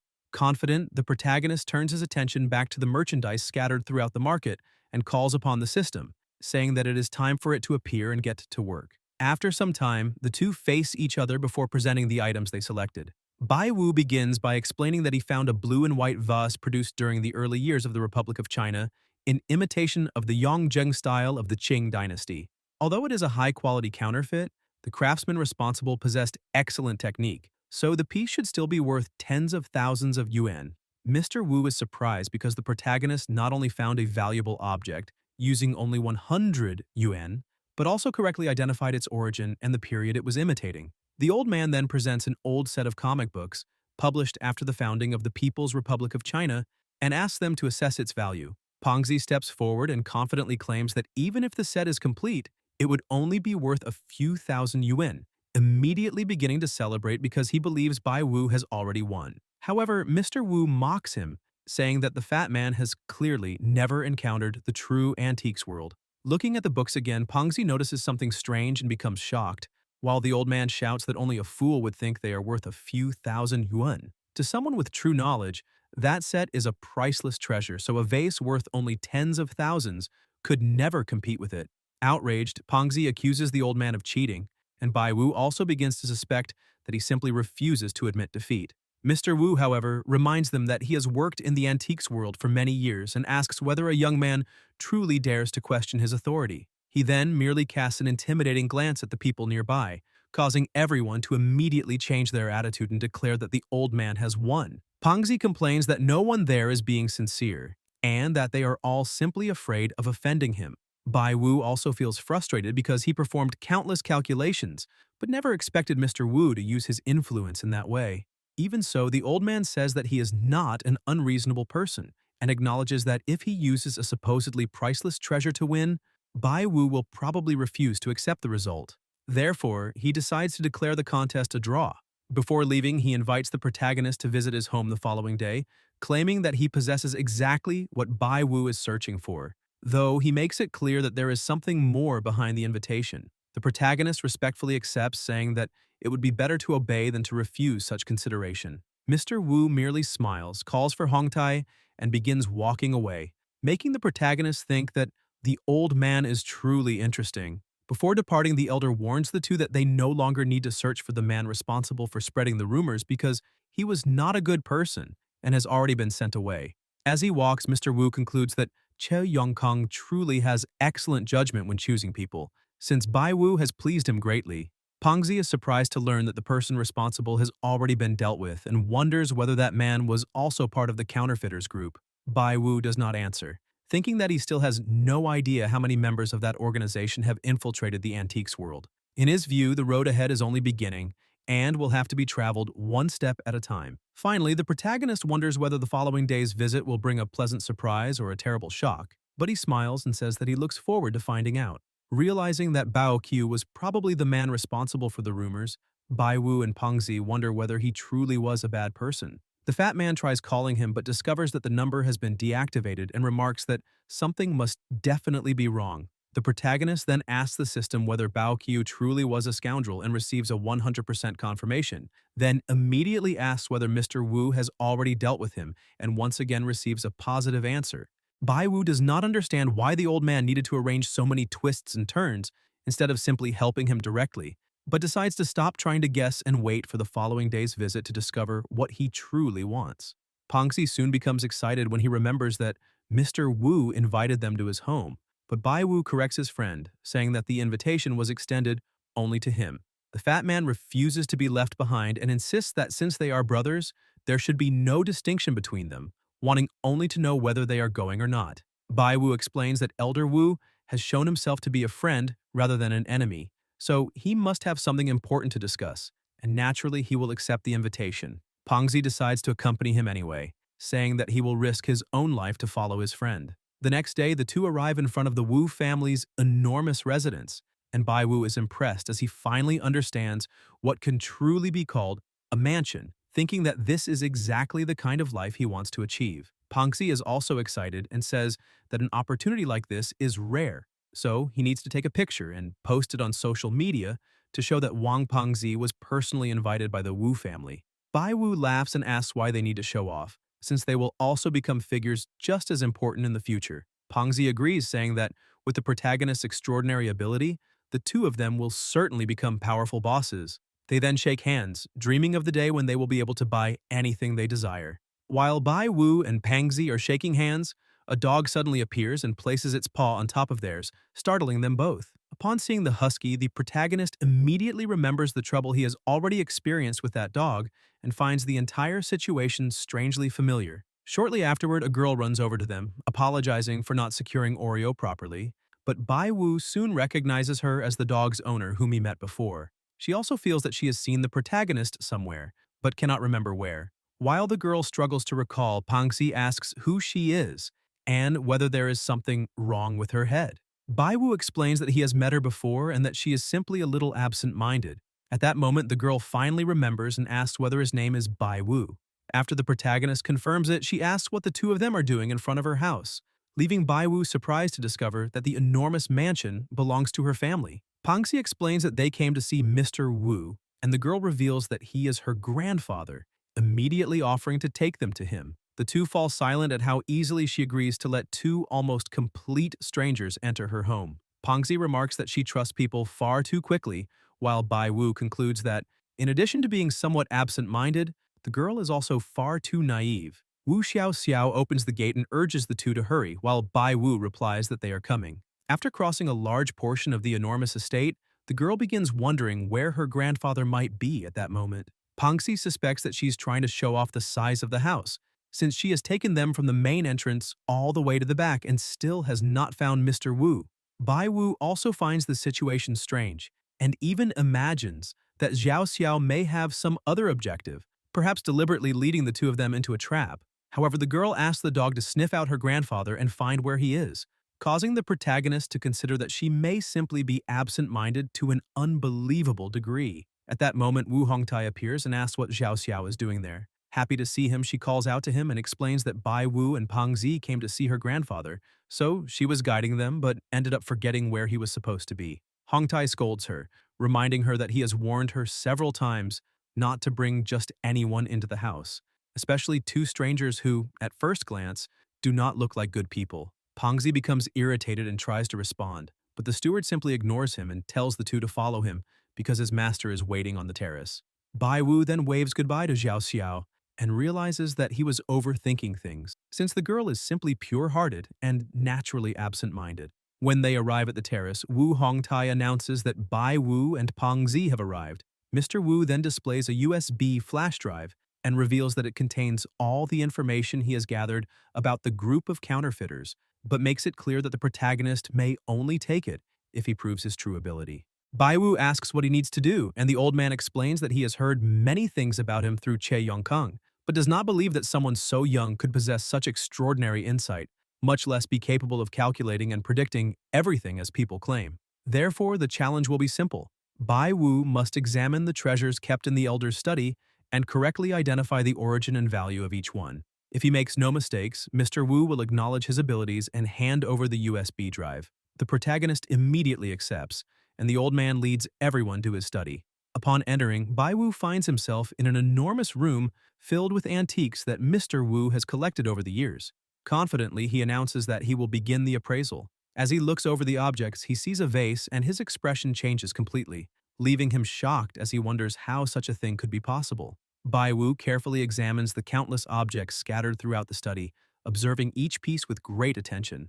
Pangzi notices his friend's effort, but when he sees his expression becoming increasingly grave, he begins wondering what is happening. After waiting for some time, Mr. Wu opens his fan and asks whether the protagonist can now reveal the origin and value of the treasures in the room.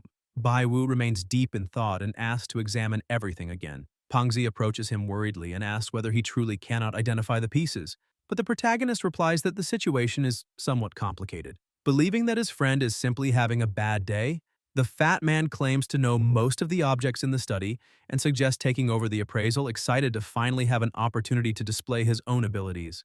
Rubbing his hands together, he says that it is his time to shine and calls out to Mr. Wu, but Bai Wu quickly warns him not to do anything foolish because those antiques are not as simple as they appear.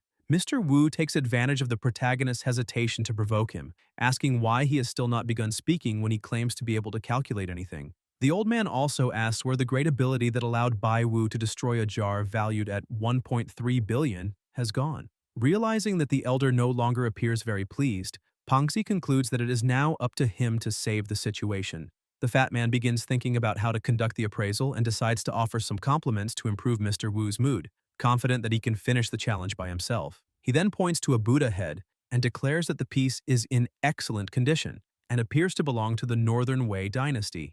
Picking it up, he emphasizes that it is extremely rare for such an ancient object to have been preserved so completely until the present day, and, attempting to impress the old man, enthusiastically concludes that the Buddha head is a priceless treasure. Mr. Wu then directly asks what Bai Wu thinks of the Buddha head. Without trying to please him, the protagonist states that the piece is fake and was probably produced around 10 years ago.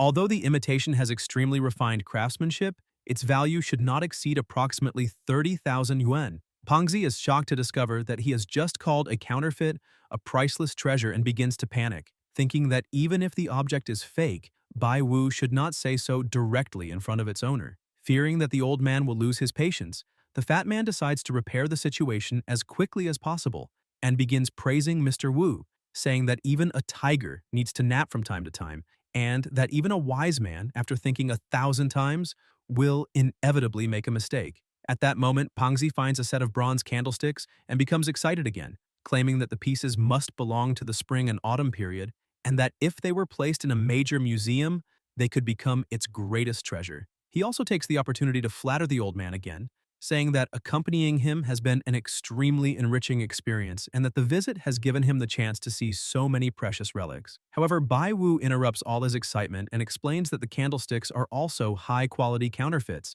produced using an imitation technique that became popular around 20 years ago. Since the craftsmanship is nearly perfect, the set may still be worth around 100,000 yuan, but it definitely does not belong to the historical period Pangxi mentioned. The fat man becomes even more shocked to discover that he was wrong again, while Bai Wu continues examining the objects with a serious expression, and Mr. Wu remains silent, analyzing each of his answers. Upon noticing the old man's frightening gaze, Pangzi imagines that he could kill someone merely by staring at them and decides to change the subject quickly. Pretending to act naturally, he comments that he has heard Mr. Wu is a great expert in porcelain, calligraphy, and paintings, so he suggests that they appraise those types of pieces.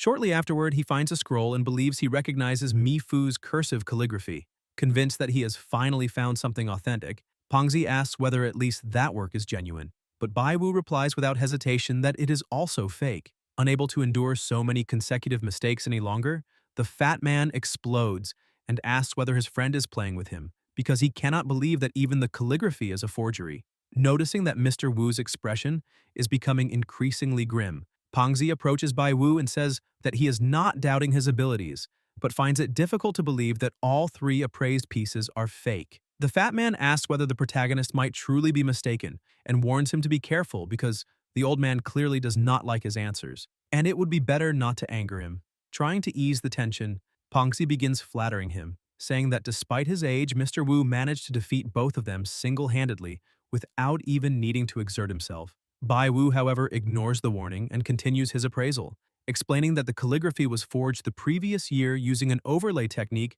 that combines genuine and false sections, making the work appear authentic and counterfeit at the same time. Although it is not an original, the craftsmanship is exceptional, and it may still be worth several million. Without stopping there, the protagonist walks around the study, examining the other objects, and reveals that the blue and white porcelain is a high-quality imitation of a Ming Dynasty piece. The enameled vase also imitates a Qing Dynasty artifact, the jade supposedly dating from the Warring States period is fake, and the painting attributed to Zheng Daqian is nothing more than another sophisticated forgery.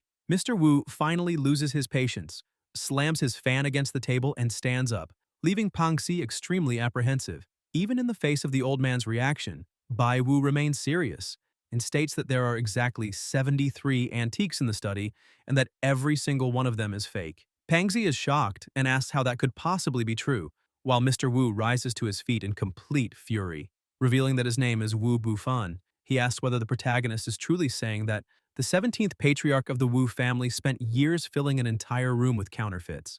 Desperate about the situation, Pangxi tries to calm the old man and explain that Bai Wu did not mean it that way, but Wu Bufan immediately interrupts him and turns his attention back to the protagonist, demanding that he repeat what he just said. Bai Wu swallows nervously under the pressure, but refuses to back down and firmly declares once again that all the pieces are fake. The two then stand face to face, exchanging threatening looks, while Pangxi can no longer withstand the tension and collapses to the floor, fearing that the confrontation will end in tragedy. Faced with Wu Bufan's menacing gaze, Pangxi tries to defuse the situation, saying that everything must simply be a huge misunderstanding. Forcing a smile, he explains that Bai Wu did not sleep well the night before and woke up in a bad mood, so his performance is somewhat abnormal, asking the old man not to take his words seriously. The fat man then grabs the protagonist by the shoulders and quietly scolds him, asking whether he has gone insane, since it makes no sense for someone like Mr. Wu to fill his own study with counterfeits.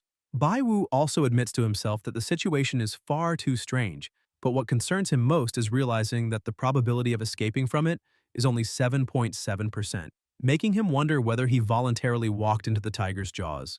Even so, he remembers that the system guaranteed he would complete the appraisal without any problems and even establish a friendship with his benefactor. But he cannot understand how he is supposed to resolve the situation. Growing increasingly desperate, Pangxi places a hand on his friend's shoulder and tells him to take back his words immediately, change his answer and apologize because otherwise the two of them may not even be able to leave that house today. Bai Wu, however, remains silent, trying to discover the true way out of the impasse. Still silent, Bai Wu stares at Wu Bufan and decides to find out what kind of trick the old man is preparing. The patriarch approaches and offers him one final opportunity, asking again whether the antiques in the study are genuine or fake. Despite feeling the full weight of the pressure, the protagonist apologizes but maintains his appraisal, firmly declaring that every piece is counterfeit. Pangxi puts his hands on his head and begins repeating that everything is truly over now, while Wu Bufan warns that Bai Wu will have to take responsibility for every word he has just spoken. Desperate, the fat man tries to intervene and asks the old man to control his anger, but the patriarch grabs his hand and squeezes it so tightly that Pangxi cries out in pain. Seeing his friend suffer, Bai Wu immediately steps between them and states that he was the one who made the declaration, so it has nothing to do with Wang Pangxi. Therefore, he asks Wu Bufan to release him and direct all his anger at Bai Wu instead. The old man lets go of the fat man, grunts in satisfaction at the protagonist's attitude, and accepts the challenge, warning Bai Wu not to blame him for what happens next. Wu Bufan then assumes a fighting stance and releases a terrifying pressure around his body. Surprised by the display of strength, Bai Wu tries to understand what kind of technique it is, but the patriarch immediately lunges forward and delivers a powerful strike whose sound alone is frightening. Feeling his body seize up after the blow, Bai Wu believes that this time it is truly over, and that the system has led him directly into a beating. He begins thinking that Wu Bufan has no intention of allowing them to leave the house, unable to understand why a man who is supposed to be his benefactor is treating them that way, much less why the entire study is filled with counterfeits. Seeing that his friend is unable to react, Pangxi desperately calls out to Bai Wu and intervenes, telling the old man to leave him alone and, if he still wants to fight, to face the fat man instead. As he loses consciousness, the protagonist continues trying to understand what Wu Bufan truly intends. But the patriarch offers him one final chance and asks whether he wants to change his answer. Even in his weakened state, Bai Wu remains firm and declares that something genuine cannot become fake, just as a counterfeit can never become genuine, so he will not retract what he said. Wu Bufan remains silent for a few moments, but suddenly bursts into loud laughter, making the protagonist think that his situation has become even worse.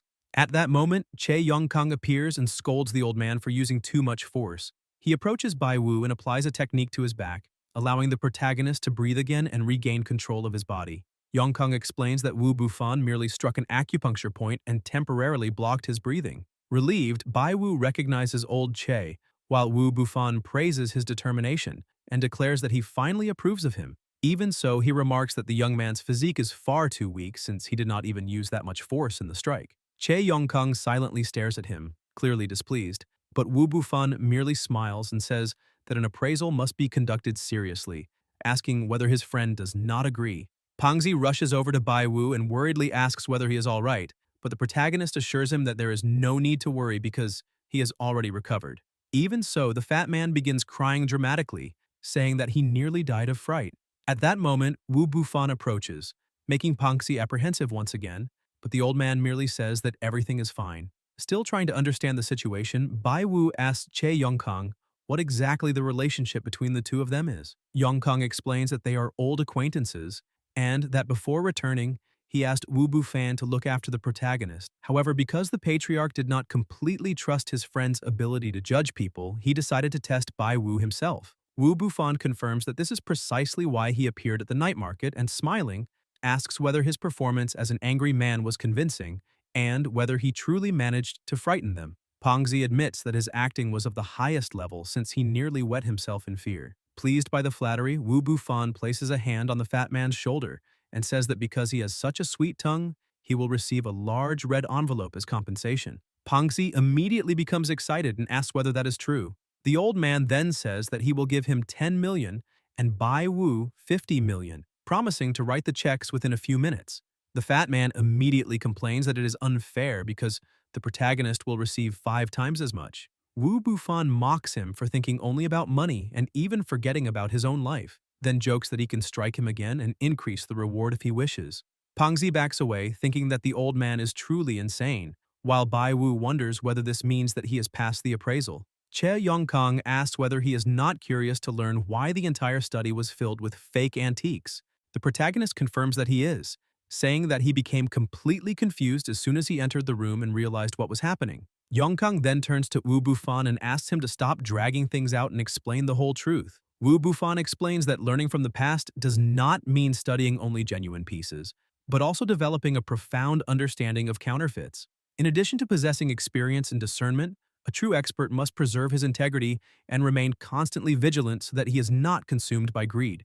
The old man reveals that all the counterfeit antiques in the study were crafted with exceptional refinement, capable of confusing even experienced people and making an imitation pass as genuine. For that reason, he decided to keep them in his collection, both to study the methods used to produce them from time to time and to strengthen his own mind so that he would not be overcome by desire when faced with a supposed treasure. More importantly, many of those counterfeits came from the same place, Shengong Hall, the very organization Bai Wu and Pang Xi had been searching for. Wu Bufan emphasizes that by understanding the counterfeiters' techniques and methods, they will be better prepared to confront them because knowing oneself and one's enemy is the key to victory in every battle. Bai Wu agrees with his words, and the old man reveals that the study is called the Wuzhen Pavilion. The protagonist finally understands why the room is filled with fake pieces, but something else still bothers him. When he entered that place, he asked the system whether the Wu family had any connection to the counterfeiters group, and the probability shown was 7.7%.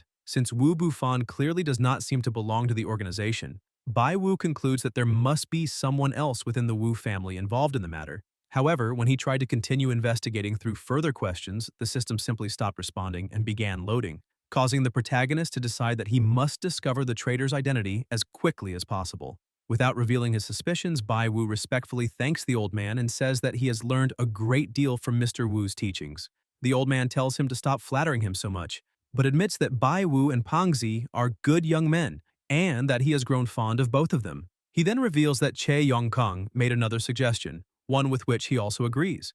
When Bai Wu asks what it is, Yongkong formally announces that the two of them are representing the Antiques Association and are inviting the protagonist to become one of its members. Wu Bufan reinforces that Bai Wu possesses both ability and character, making him perfectly suited to join the association. Surprised by the invitation, the protagonist can barely believe how many things have happened in a single day, excitedly thinking that the story is becoming far too thrilling. Delighted by the invitation, the protagonist wonders whether this means he will finally be recognized as a true figure in the antiques world, believing that joining the association sounds extremely impressive. However, Pangxi quickly tells him not to get too excited, explaining that this is only the beginning because the Antiques Association has thousands of members.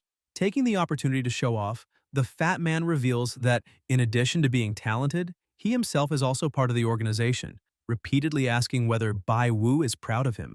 Irritated by all the unnecessary suspense, the protagonist asks whether he cannot explain things more clearly. Che Yongkong then intervenes and says that, considering Bai Wu's extraordinary talent and the character he has demonstrated, they naturally do not intend to accept him as an ordinary member. In fact, the invitation is for him to join directly as a core member of the association. Wu Bufan immediately agrees, saying that the young man has all the qualities necessary for that position, and that in the future they can work together to deal with the scoundrels who produce and sell counterfeits. Upon hearing this, Bai Wu and Pangzi are completely shocked. The fat man even asks whether the two old men are joking, since Bai Wu has barely joined the organization and is already being promoted directly into its core. Unaware of the difference, the protagonist asks whether there is truly anything special about the position, and Pangzi replies that being a core member is far more important than he imagines. He then explains that the central administration of the Antiques Association consists of 17 veteran members of the Standing Committee. Although there is a president and a vice president, the organization's truly important decisions are determined by the votes of that group, whose members are known to everyone as the core members.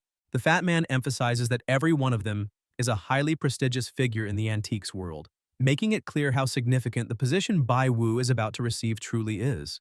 Impressed by the detailed explanation, the protagonist remarks that Pangxi seems to know a great deal about the subject, Seizing the moment, the fat man calls out to Mr. Wu and complains that Bai Wu is being promoted directly to core member while he remains only an ordinary member, asking to receive a promotion as well. Wu Bufan bursts out laughing and says that with Pangxi's qualifications, the most he could do would be to work as a meeting attendant. Che Yongkang then turns his attention back to Bai Wu and says that he has demonstrated both character and ability, making him fully qualified to hold a central position. However, he adds that responsibility for ensuring his admission will be placed in Wu Bufan's hands.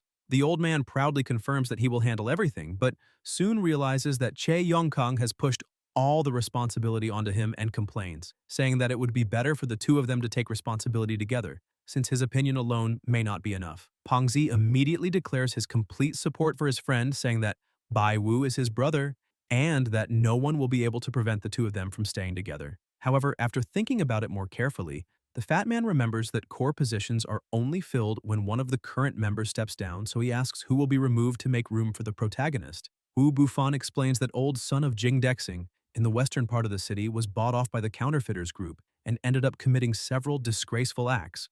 Since the evidence against him is conclusive, the other members have already voted to expel him. Che Yongkang adds that his recent journey was specifically intended to carry out that decision and permanently remove Sun from the antiques world. Wu Bufan grumbles that merely expelling him was far too lenient a punishment and implies that if the old methods were still followed, he would have dealt with the matter far more severely.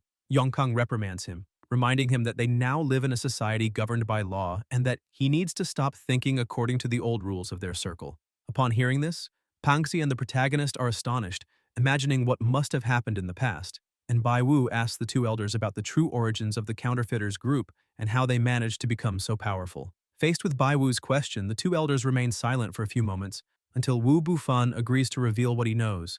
Che Yongkang suggests that they talk over tea and everyone moves to another part of the mansion. As soon as they sit down, however, Wu Bufan tells the others to drink tea by themselves because he prefers enjoying a good drink. The old man opens a bottle and begins drinking with pleasure while the smell alone makes Pangxi's mouth water. Wu Bufan then explains that the Hangzhou Antiques Association has existed for more than 100 years and that, since its founding, its members have always fought against the production and sale of counterfeits. For a certain period, they managed to suppress the counterfeiters so thoroughly that such activity practically disappeared from the antiques world. The old man takes another sip before continuing, saying that the peace did not last long. Suddenly, a mysterious man appeared in the circle and gathered several scoundrels around him, launching a major operation involving the manufacture and trade of fake antiques. Over the years, the organization grew increasingly powerful until it became the vast network they face today.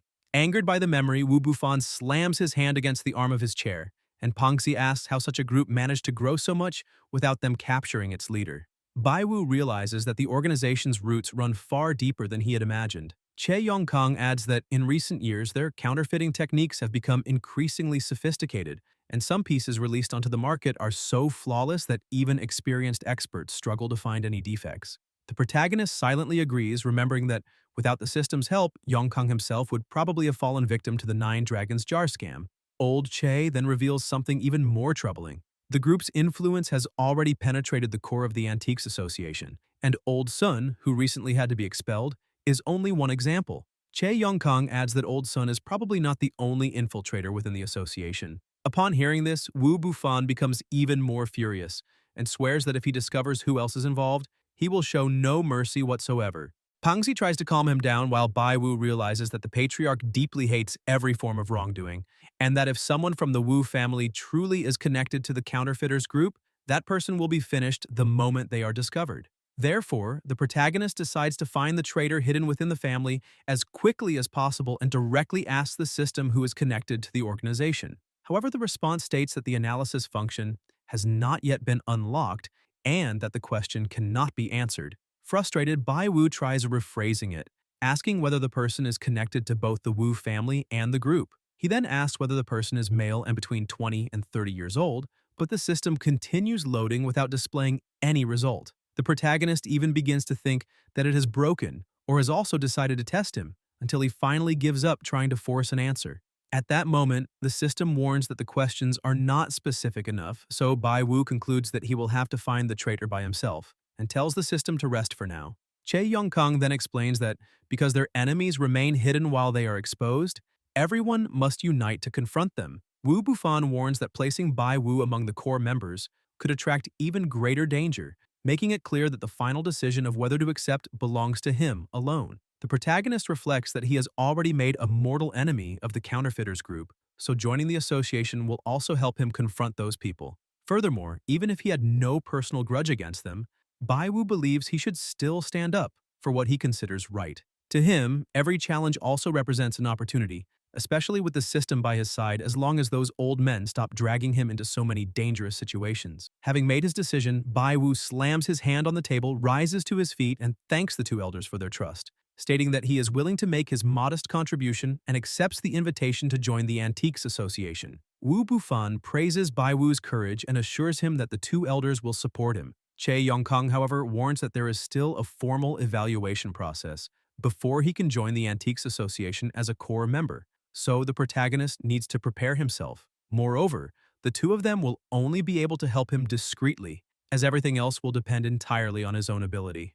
Pangzi takes the opportunity to mock him, saying that he thought the old men had already arranged everything, only to discover that Bai Wu still has to pass an examination. Even so, the protagonist remains confident, promises to act carefully, and decides that he must pass the evaluation no matter what. Meanwhile, the boss receives a phone call and remarks that, with old son expelled, Che Yongkang will certainly try to place someone he trusts in the position left vacant. The person on the other end confirms that this is almost certain and blames that cowardly old man for causing the entire situation. Irritated, the unknown man declares that he will not allow Che Yongkang and the others to do whatever they please, so the next plan must be completely foolproof. The boss replies that he hopes everything works, because, if necessary, he will have to use his own methods. He then throws a knife at the wall where photographs of Bai Wu, Pangxi, Wu Bufan, and Che Yongkang are hanging, striking old Che's picture directly. Meanwhile, still drinking, Wu Bufan becomes excited by Bai Wu's decision, says that he is extremely happy that day, and invites everyone to remain at the mansion for dinner and enjoy themselves together. Che Yongkang merely smiles, while the patriarch calls Hong Tai and orders him to notify the entire family about that evening's banquet because he wants everyone to attend. Pangxi becomes excited, saying that he has long heard about the excellent food prepared in the Wu family's private kitchen, and has finally been fortunate enough to attend a true banquet of immortals. Bai Wu also agrees to stay, thinking that it will be an excellent opportunity to observe the family members and try to discover who is connected to the counterfeiters group. As they continue drinking and talking, Che Yongkang receives a message from Zhao Xiao, informing him that an unexpected work matter has come up and that she will arrive later. Therefore, he suggests that they begin the meal without waiting for her, but Wu Bufan refuses, saying that it is still early and that he would rather wait. Remembering the protagonist's abilities, the old man asks Bai Wu to calculate how long Zhao Xiao will take to arrive. Pangxi immediately supports the idea, encouraging his friend to show the two elders what he can do. Inwardly, Bai Wu complains that he did not want that girl to appear and still fears that the system will continue malfunctioning and refuse to obey him. Trying to buy time, he explains that he can indeed make calculations, but that does not mean he can use them whenever he wants. Even so, he calls upon the system and asks whether Zhao Xiao will arrive by 6 in the evening, receiving a probability of 0%. Surprised, he tries again and asks about 7 o'clock, but the answer remains 0%. Bai Wu extends the time to 10 at night, yet the result remains unchanged. Realizing that she will not arrive at any of those times, the protagonist begins to suspect that something serious will happen and asks whether Zhao Xiao's life is in danger. This time, the system displays a probability of 76.4%, leaving him completely alarmed. Without wasting any more time, Bai Wu calls Che Yongkang and Wu Bufan over and reveals that he has just calculated that Zhao Xiao may encounter a problem that day, a situation capable of putting her life in danger. Upon hearing that Zhao Xiao may be at risk of death, everyone is shocked, and Wu Bufan slams the table, orders them to hurry and save her, and says that they will all go together. Che Yongkang, however, asks them to wait a moment and first tries calling the girl, only to discover that her phone is turned off. He explains that Zhao Xiao mentioned an unexpected matter, so she probably received an assignment and had to turn off her device. Unable to wait, Bai Wu calls upon the system and demands that it show him where the girl is at that moment, but the only response he receives is a loading screen. Irritated, the protagonist complains that this is no time for games because a life may be in danger. Wu Bufan also loses patience with Yongkang's apparent calmness and asks how he can remain still in a situation like this. Bufan then contacts someone and discovers that Xiao Xiao went out to capture a petty thief. Since he knows the girl's abilities, he believes the mission should not pose a major problem, but Bai Wu's prediction still leaves everyone worried. Old Che decides to personally investigate the situation and tells the others to wait at the mansion, but the protagonist offers to go in his place. Bai Wu asks the two elders to remain there and wait for news, stating that he will handle the matter. Che Yongkang hesitates but ultimately agrees and asks him to be extremely careful. Wu Bufan is also impressed by the young man's courage and reveals that Xiao Xiao is at the Manhwa residential complex not far from there. To ensure his safety, the patriarch orders Hong Tai to accompany him. Bai Wu and the steward exchange a serious look and, without wasting any more time, immediately set out to find Xiao Xiao. Wu Hongtai says that he will drive, and the protagonist simply agrees. Hongtai then tells Bai Wu to get into the car. Before entering, the protagonist thinks that the man is far too cold, although he is probably also highly capable, so having him nearby should make the mission safer. Still worried, Bai Wu asks the system whether the journey to Xiao Xiao will be uneventful, but once again receives nothing except a loading screen. Irritated by the recent problems with his ability, he decides to set it aside because, at that moment, the most important thing is reaching the girl in time to save her. Meanwhile, elsewhere, Xiao Xiao and Da Liu approach the apartment disguised as workers. Over the radio, she reports that the two of them are entering and asks about the rest of the team's situation. One of the agents replies that all possible escape routes through the windows have been blocked, preventing the suspect from fleeing, and confirms that there is nothing unusual in the surrounding area. Even so, Xiao Xiao emphasizes that the target is armed and tells everyone to proceed carefully. After receiving confirmation from the team, she gives the order to begin the operation and the two silently make their way toward the apartment. Unaware that he is surrounded, the suspect remains inside, surrounded by various collectible objects while speaking on the phone with an accomplice. He assures the other person that the path is clear and tells him simply to wait for the buyer's call. Before ending the conversation, the man on the other end advises him to remain alert and avoid making any mistakes. The suspect then lights a cigarette and calmly begins smoking while using his phone, until he hears someone knocking on the door and announcing that they have come to inspect the gas pipes. The noise immediately catches his attention and, suspicious, he picks up the gun beside him before standing. He then walks toward the entrance, concealing the pistol behind his body, and looks through the peephole, finding Xiao Xiao standing outside. With one hand on the weapon, the suspect reaches for the doorknob with the other and shouts that he is coming, telling them to stop knocking. Xiao Xiao and her partner exchange an alert look, and Da Lu makes a gesture confirming that he is ready. The man then begins unlocking and opening the door. Meanwhile, Hong Tai speeds through the streets toward the building, and Bai Wu, sensing that the danger is drawing ever closer, calls upon the system again and asks about the current probability of Xiao Xiao's life being in danger. As the door opens, Xiao Xiao maintains her disguise and politely asks the suspect to excuse them, explaining with a smile that she and her partner have come to inspect the gas pipes.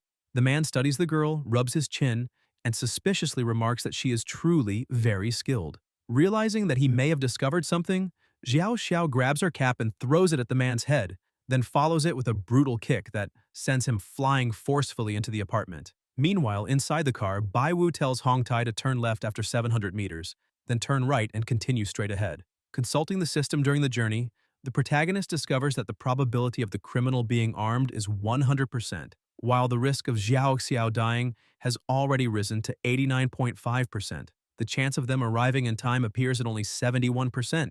And most worrying of all, Xiao Xiao has only a 55% probability of knowing that the suspect is carrying a gun. Bai Wu tries to continue calculating the situation, but the system becomes stuck on the loading screen again. Following Bai Wu's instructions, Hong Tai makes a sharp turn and enters the residential complex. Meanwhile, inside the apartment, Che Xiao and Da Liu move forward to handcuff the suspect, but the man smiles and draws the gun he had kept hidden. Xiao Xiao notices the movement at the last moment, shouts for her partner to be careful, and throws herself on top of him. Taking advantage of the opening, the man runs to the window and jumps out of the building. Xiao Xiao does not hesitate, leaps after him, and orders him to stop immediately.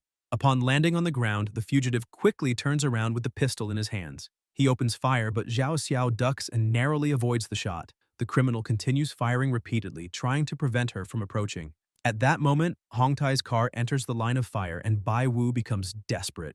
Before the two of them can react, the fugitive approaches the vehicle, points the pistol at them, and orders the driver to get out immediately. Hong Tai reacts without hesitation, forcefully pushing the door into him. The steward then gets out of the car, pins the man to the ground, and restrains his arms while another officer retrieves the fallen pistol. Xiao Xiao approaches with the handcuffs, arrests the suspect, and orders her team to take him away. With the danger finally under control, Bai Wu places a hand over his chest and breathes a sigh of relief, while Xiao Xiao remarks that it was a very close call. Upon recognizing Hong Tai, she asks in surprise why he is there, but soon notices that Bai Wu also came in the car. The protagonist approaches the vehicle and after inspecting the marks left by the gunfire is horrified to realize that the bullets were real, thinking that if they had arrived even a moment later, the consequences could have been fatal. Hongtai then scolds Xiao Xiao for continuing to act so recklessly and explains that they only arrived in time because of Bai Wu's calculations, since otherwise the outcome would have been disastrous. Even after hearing this, the policewoman grabs the protagonist by the arm and asks whether he has any idea how much danger he placed himself in, emphasizing that they were facing an armed man and that this was not a situation in which enthusiastic civilians should become involved. At that moment, an officer contacts her over the radio and asks the lieutenant to come upstairs because a problem has arisen in the apartment. Xiao Xiao confirms that she is on her way and before leaving, thanks Hong Tai and Bai Wu for their help. She then begins walking away to continue the operation. Bai Wu reflects that he only appeared because Xiao Xiao's life was in danger, since otherwise he would never have gone there. Remembering the time she helped him, the protagonist thinks that he has now repaid the favor and hopes that the girl will stop bothering him after this. Leaning against the car, he lights a cigarette and Hong Tai asks whether they should wait for Xiao Xiao to finish her work so they can return together, or whether it would be better to head back first.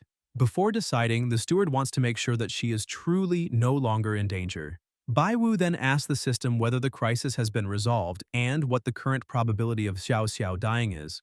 The answer indicates that the danger is over and shows a rate of 0%, allowing the protagonist to relax. However, immediately afterward, the system unexpectedly updates the probability of death to 90.4%. Shocked, Bai Wu drops his cigarette and begins running back toward the building, with Hong Tai following closely behind him. Along the way, the probability continues rising, reaching 90.71% and then 90.83%. The protagonist cannot understand how this is possible since the armed man has been captured, and several police officers are upstairs. After thinking more carefully, he suspects that the criminal may not have been acting alone and that another accomplice may still be hiding at the scene. Not knowing exactly where the new danger is, Bai Wu desperately opens the door and shouts Xiao Xiao's name, trying to find her before it is too late. Guys, if you enjoyed the video, leave a like, comment, and subscribe to the channel so you don't miss new content. Thank you.